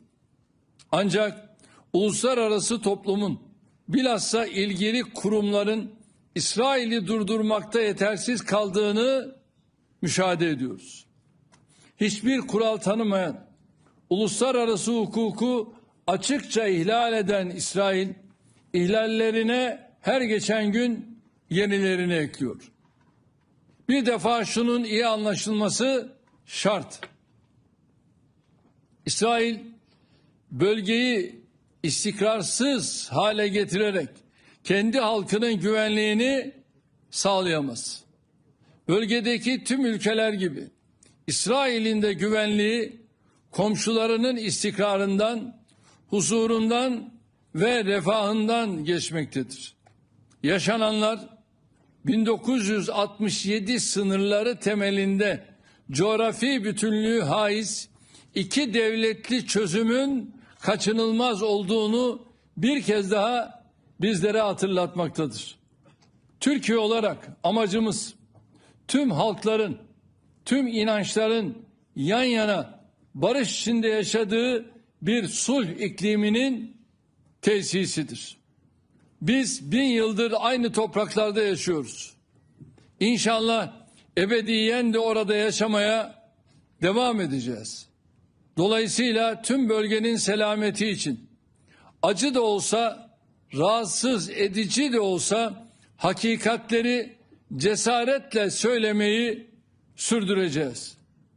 Değerli arkadaşlar, İsrail ile komşumuz İran arasındaki en son askeri tırmanma bölgemizi çok ciddi risklerle karşı karşıya bıraktı. Krizin ilk anından itibaren malumunuz yoğun bir diplomasi trafiği yürüttük. Bölgedeki liderlerle telefon görüşmelerimiz oldu. İslam İşbirliği Teşkilatı üyesi ülkelerin Dışişleri Bakanları İstanbul'da toplandı. Burada da gerilime dair önemli mesajlar verildi. Evvelce de ifade ettiğim hususu bugün tekrarlamakta fayda görüyorum. Komşumuz İran'la sorunların kalıcı çözümü diplomasi ve müzakere ile mümkündür. Bölgemiz savaşla, yıkımla, saldırganlıkla, tehditle hiçbir yere ulaşılamayacağının örnekleriyle doludur. Amerika Başkanı Sayın Trump'ın gayretleriyle sağlanan ateşkesi memnuniyetle karşılıyoruz. Değerli dostum, Trump'ın çağrısına tarafların koşulsuz uymalarını bekliyoruz. Fiili ateşkes ilanının en kısa sürede kalıcı sükunete tahvil edilmesini ümit ediyoruz. Orta Doğu'da barışın temini için müttefikler dahil herkesin elini taşın altına koyması gerektiğini düşünüyorum. Biz bu konuda üzerimize düşeni yapmayı sürdüreceğiz. Kıymetli basın mensupları, zirve kapsamında birçok liderle görüşmeler gerçekleştirdim.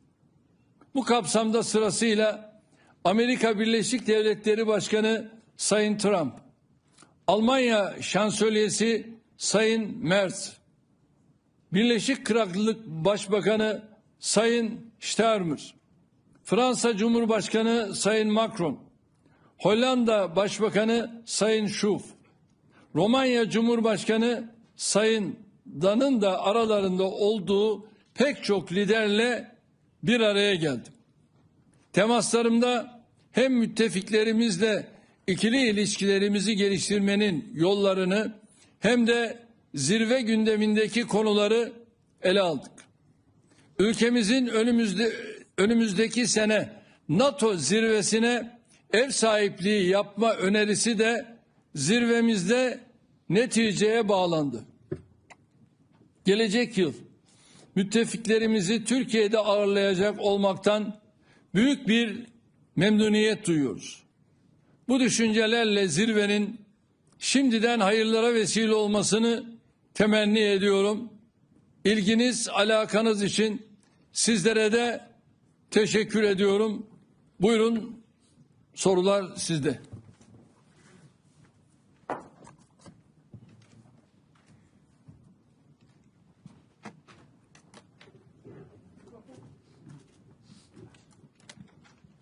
Xəyal Əzizov, Azərbaycan. Sayın Cumhurbaşkanı, 2 yıl önce NATO'nun Vilnius zirvəsi zamanı sizə sorun olmuştu. Rus ordusu Azərbaycanda qalacaq, yoxsa getməyəcək? Həmin zaman Rus ordusu Azərbaycandaydı. Siz söylədiniz ki, Rus ordusu Azərbaycanı tərk edəcək və Rus ordusu artıq Azərbaycanı tərk edib. Bəs Türk ordusu Azərbaycana nə zaman gələcək? Çünki Azərbaycanda nə qədər ki Türk ordusu yoxdur, Azərbaycan üçün her zaman Rus işğalı təhlükəsi qalmaqdadır. Biz bunu böyle biliyoruz. Teşekkür ederim. Sağ ol.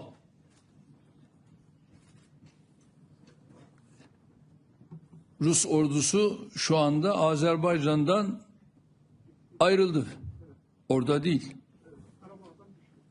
Tamam, çıktığına göre artık zaten bu sorunun da hükmü kalmadı. Daha ben yeni Karabağ'a gittim. Böyle bir şey zaten orada yok. Şu anda Azerbaycan orayı Azerbaycan devletinin yaşanabilir hükmü altına getirmenin gayreti içerisinde altyapı, üst yapı noktasında adımlarını atıyorlar ve çok ciddi de yatırımlar yapıyorlar. Hayırlı olsun. Bayan.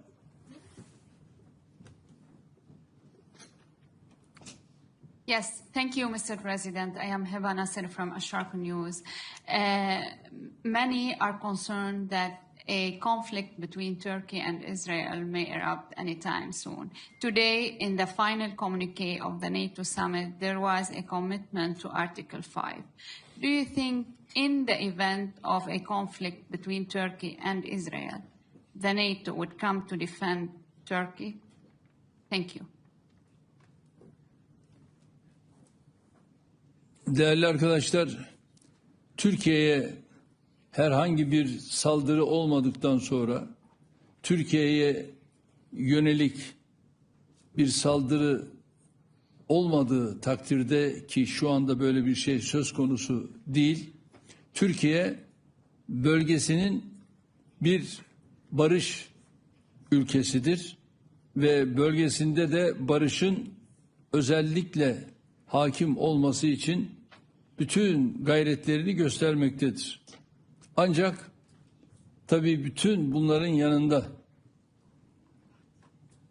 özellikle de İsrail'in bu çekilmez, dayanılmaz tavrına karşı da biz orada zulmün karşısında yer almayı devam ettireceğiz.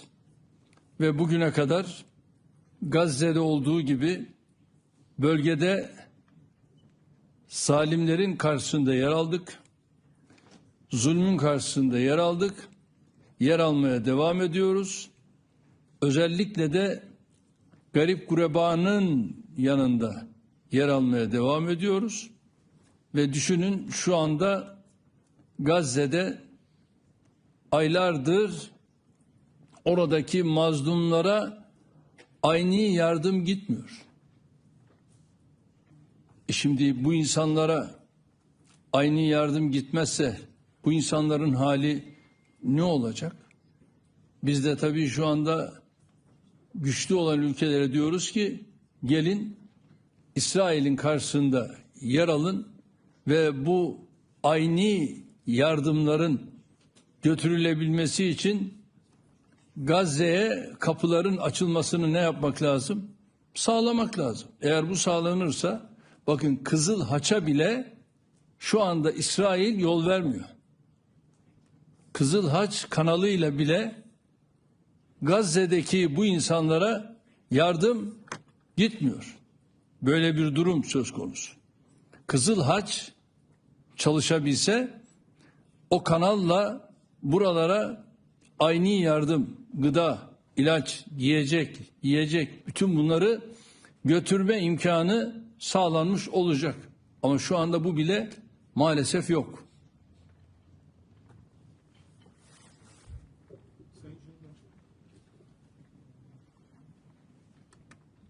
Sayın Cumhurbaşkanım, biraz önce konuşmanızda da bahsettiniz.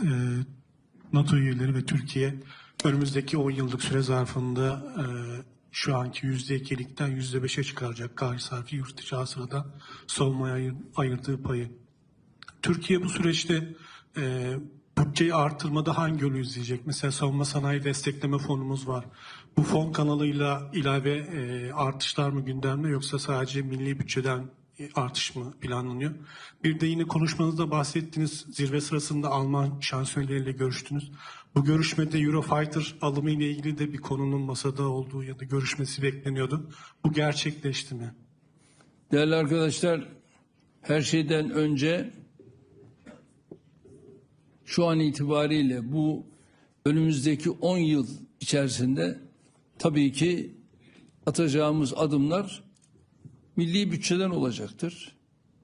Peyderpey milli bütçeden buraya gerekli olan payı ayırmak suretiyle NATO'ya olan bu desteğimizi vermiş olacağız.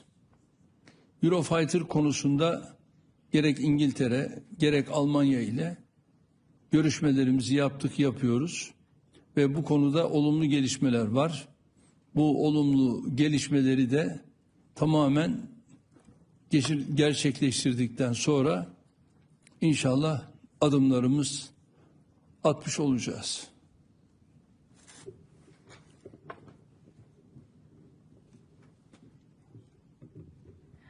Betül Usta Sabah gazetesi. Sayın Cumhurbaşkanım, geçtiğimiz yıl gene NATO zirvesi Washington'daydı. Siz böyle bir basın toplantısı düzenlemiştiniz ve orada Filistin topraklarına kapsamlı sürdürülebilir barış sağlanana kadar İsrail'in NATO ile ortaklığına Türkiye'nin onay vermeyeceğini açıklamıştınız.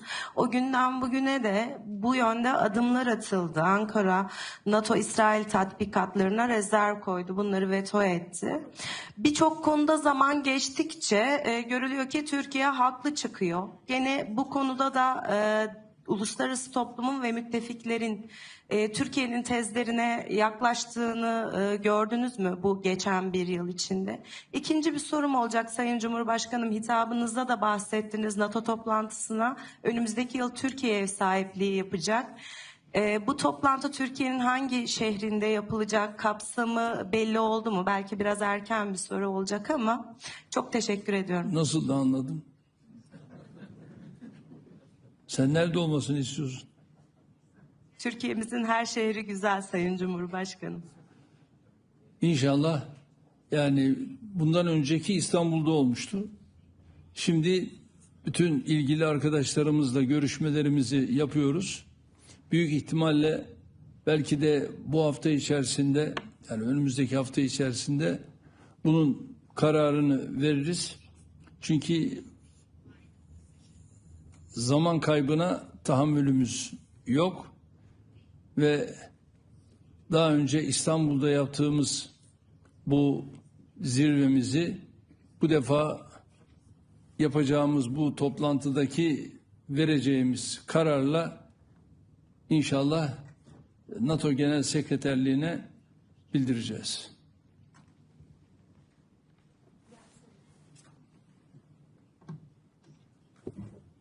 Mr. President, my name is Dov Gilhar from Israeli Public TV. You were talking about stabilizing the region, and I wanted to ask you, is the American strike on the nuclear sites in Iran is a way to stabilize the region? Is releasing the hostages from Hamas tunnel is a way to stabilize the region? Is asking Hamas leaders to take refuge either in Qatar or maybe in Turkey is a way to stabilize the region? And if so, and everything will happen, do you see or do you foresee better times for the relations between Turkey and Israel as there were quite good times previously?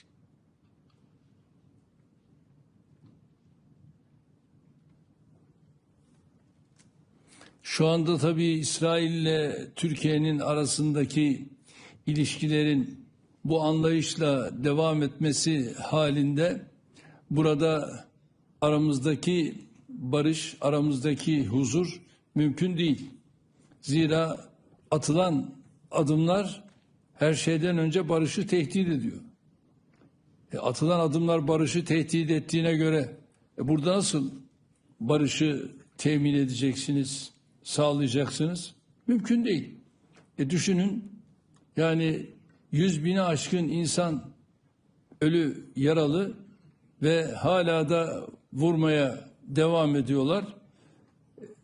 Öbür tarafta Gazze'deki mazlum insanlara Kızıl Haç dahil gıda sevkiyatı yapılmıyor.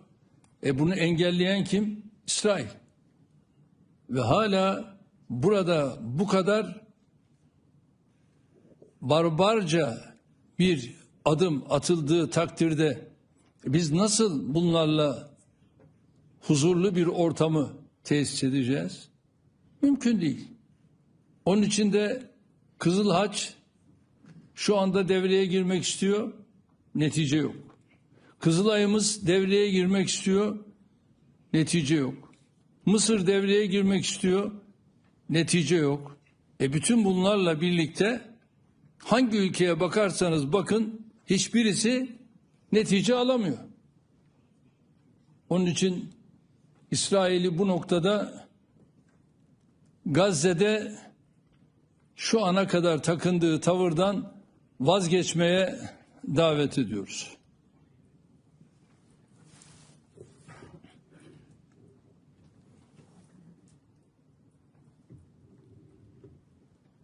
Hi, Mr. President. What is the status of Turkey being added to the F-35 program? Have you been in discussions with President Trump, and would Turkey be willing to give up its... Oh, sorry, Audrey Decker with Defense One. And would Turkey be willing to give up its S-400s to be added to the program? Thank you.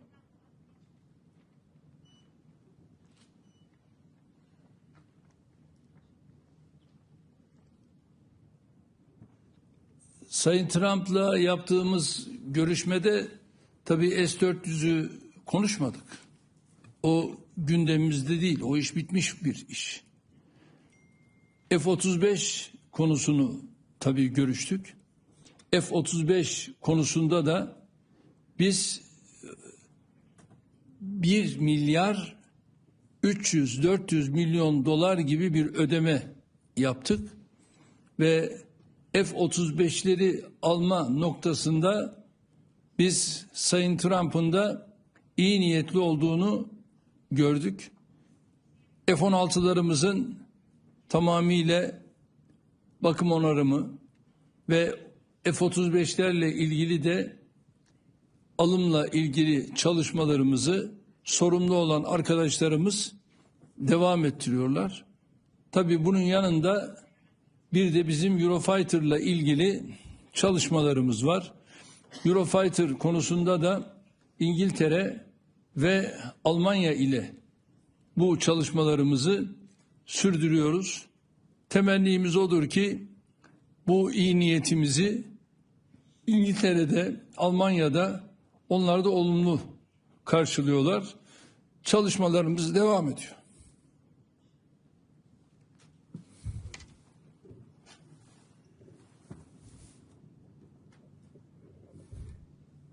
Thank you, Mr. President.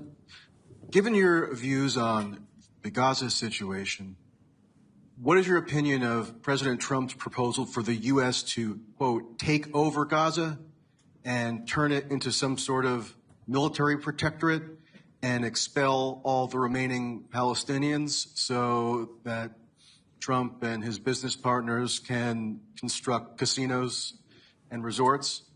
Have you discussed that proposal with President Trump? And in addition, what is your position on Trump's relationship with Israel writ large? Trump likes to boast about how he's the most pro-Israel president of all time. He said, God bless Israel when he bombed Iran over the weekend. He's touted how exceptionally close the Israeli bombing offensive against Iran was coordinated with the United States. He's expedited munitions to Israel. So, given your strong views on Israel's conduct, do those views extend to the United States and President Trump being an abettor of that Israeli conduct?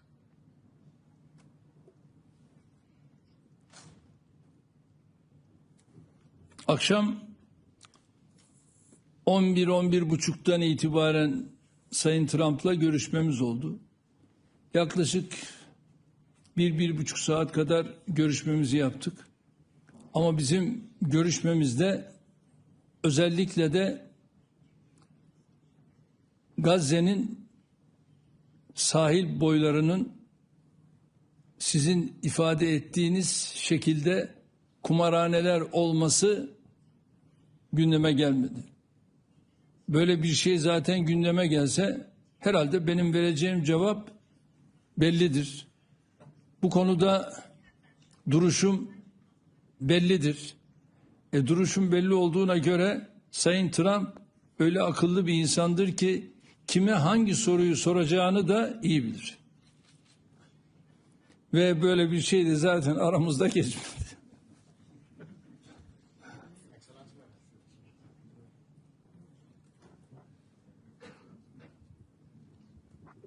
Sayın Cumhurbaşkanım, Kosova'dan Metropol Medya adına Ural Boşniakum. Balkanlardaki istikrarsızlıklar ve özellikle Kosova'nın kuzeyindeki son gelişmeler ışığında Türkiye'nin bu coğrafyaya yönelik uzun vadeli stratejik yaklaşımı nedir? Ve özellikle KFOR'un Kosova'daki önceki görev süresinde Türk komutanlığının görevde olması ve önümüzdeki dönemde de komutanlığın yeniden Türkiye'ye geçmesinin beklendiği göz önünde bulundurulursa Türkiye'nin bu sorumluluğu nasıl değerlendirmekte? Biliyorsunuz Türkiye'nin KFOR şu anda bölgede. Niçin bölgede? Barış için, huzur için ve bizim KFOR'umuz orada olduğu sürece inşallah orada herhangi bir sıkıntı olmaz, olmayacaktır.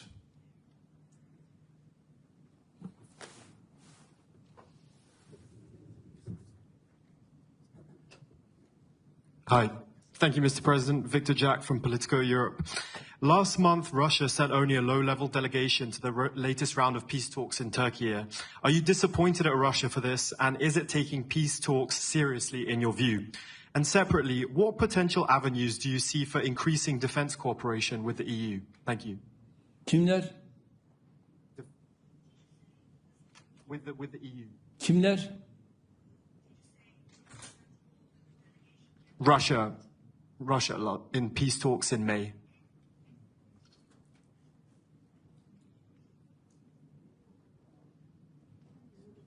Yok.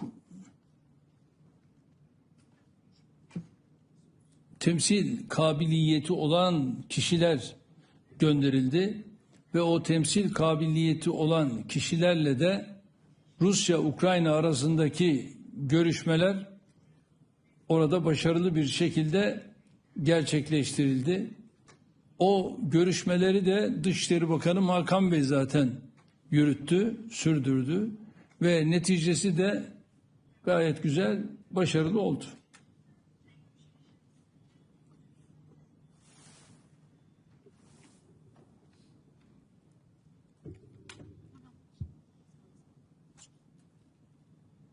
Hello, Mr. President. Luis Tovar, Spanish TV. I would like to know what's your opinion about positions of Spain today. I saw you were talking with Prime Minister Pedro Sánchez. Do you understand his position, and do you think is it fair for the rest of the alliance when they say that they're going to get the capability target spending the 2% of defense instead of 5% agreed today? Thank you.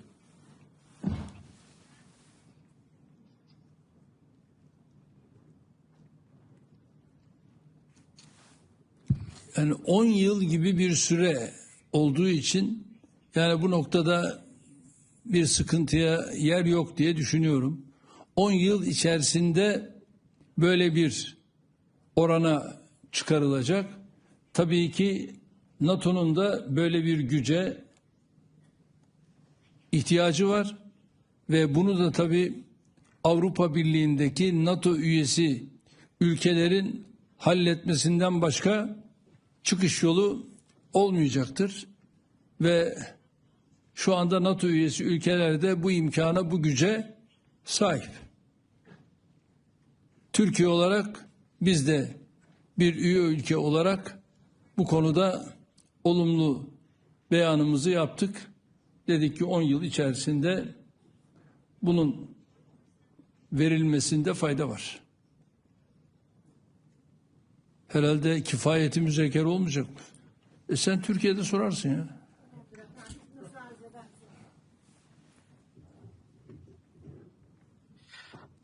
Thank you, Mr. President. My name is Noshinu. I am from Rutte Media Network.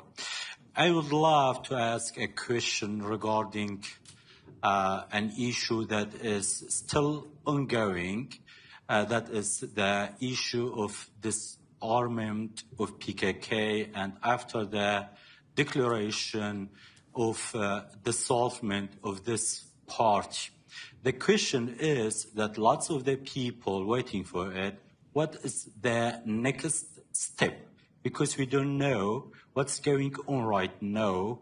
Is there any effort to end this issue? And I would love to ask you, what is your personal message for the Kurdish people, not only in the Turkey, but in the whole of the region? Thank you.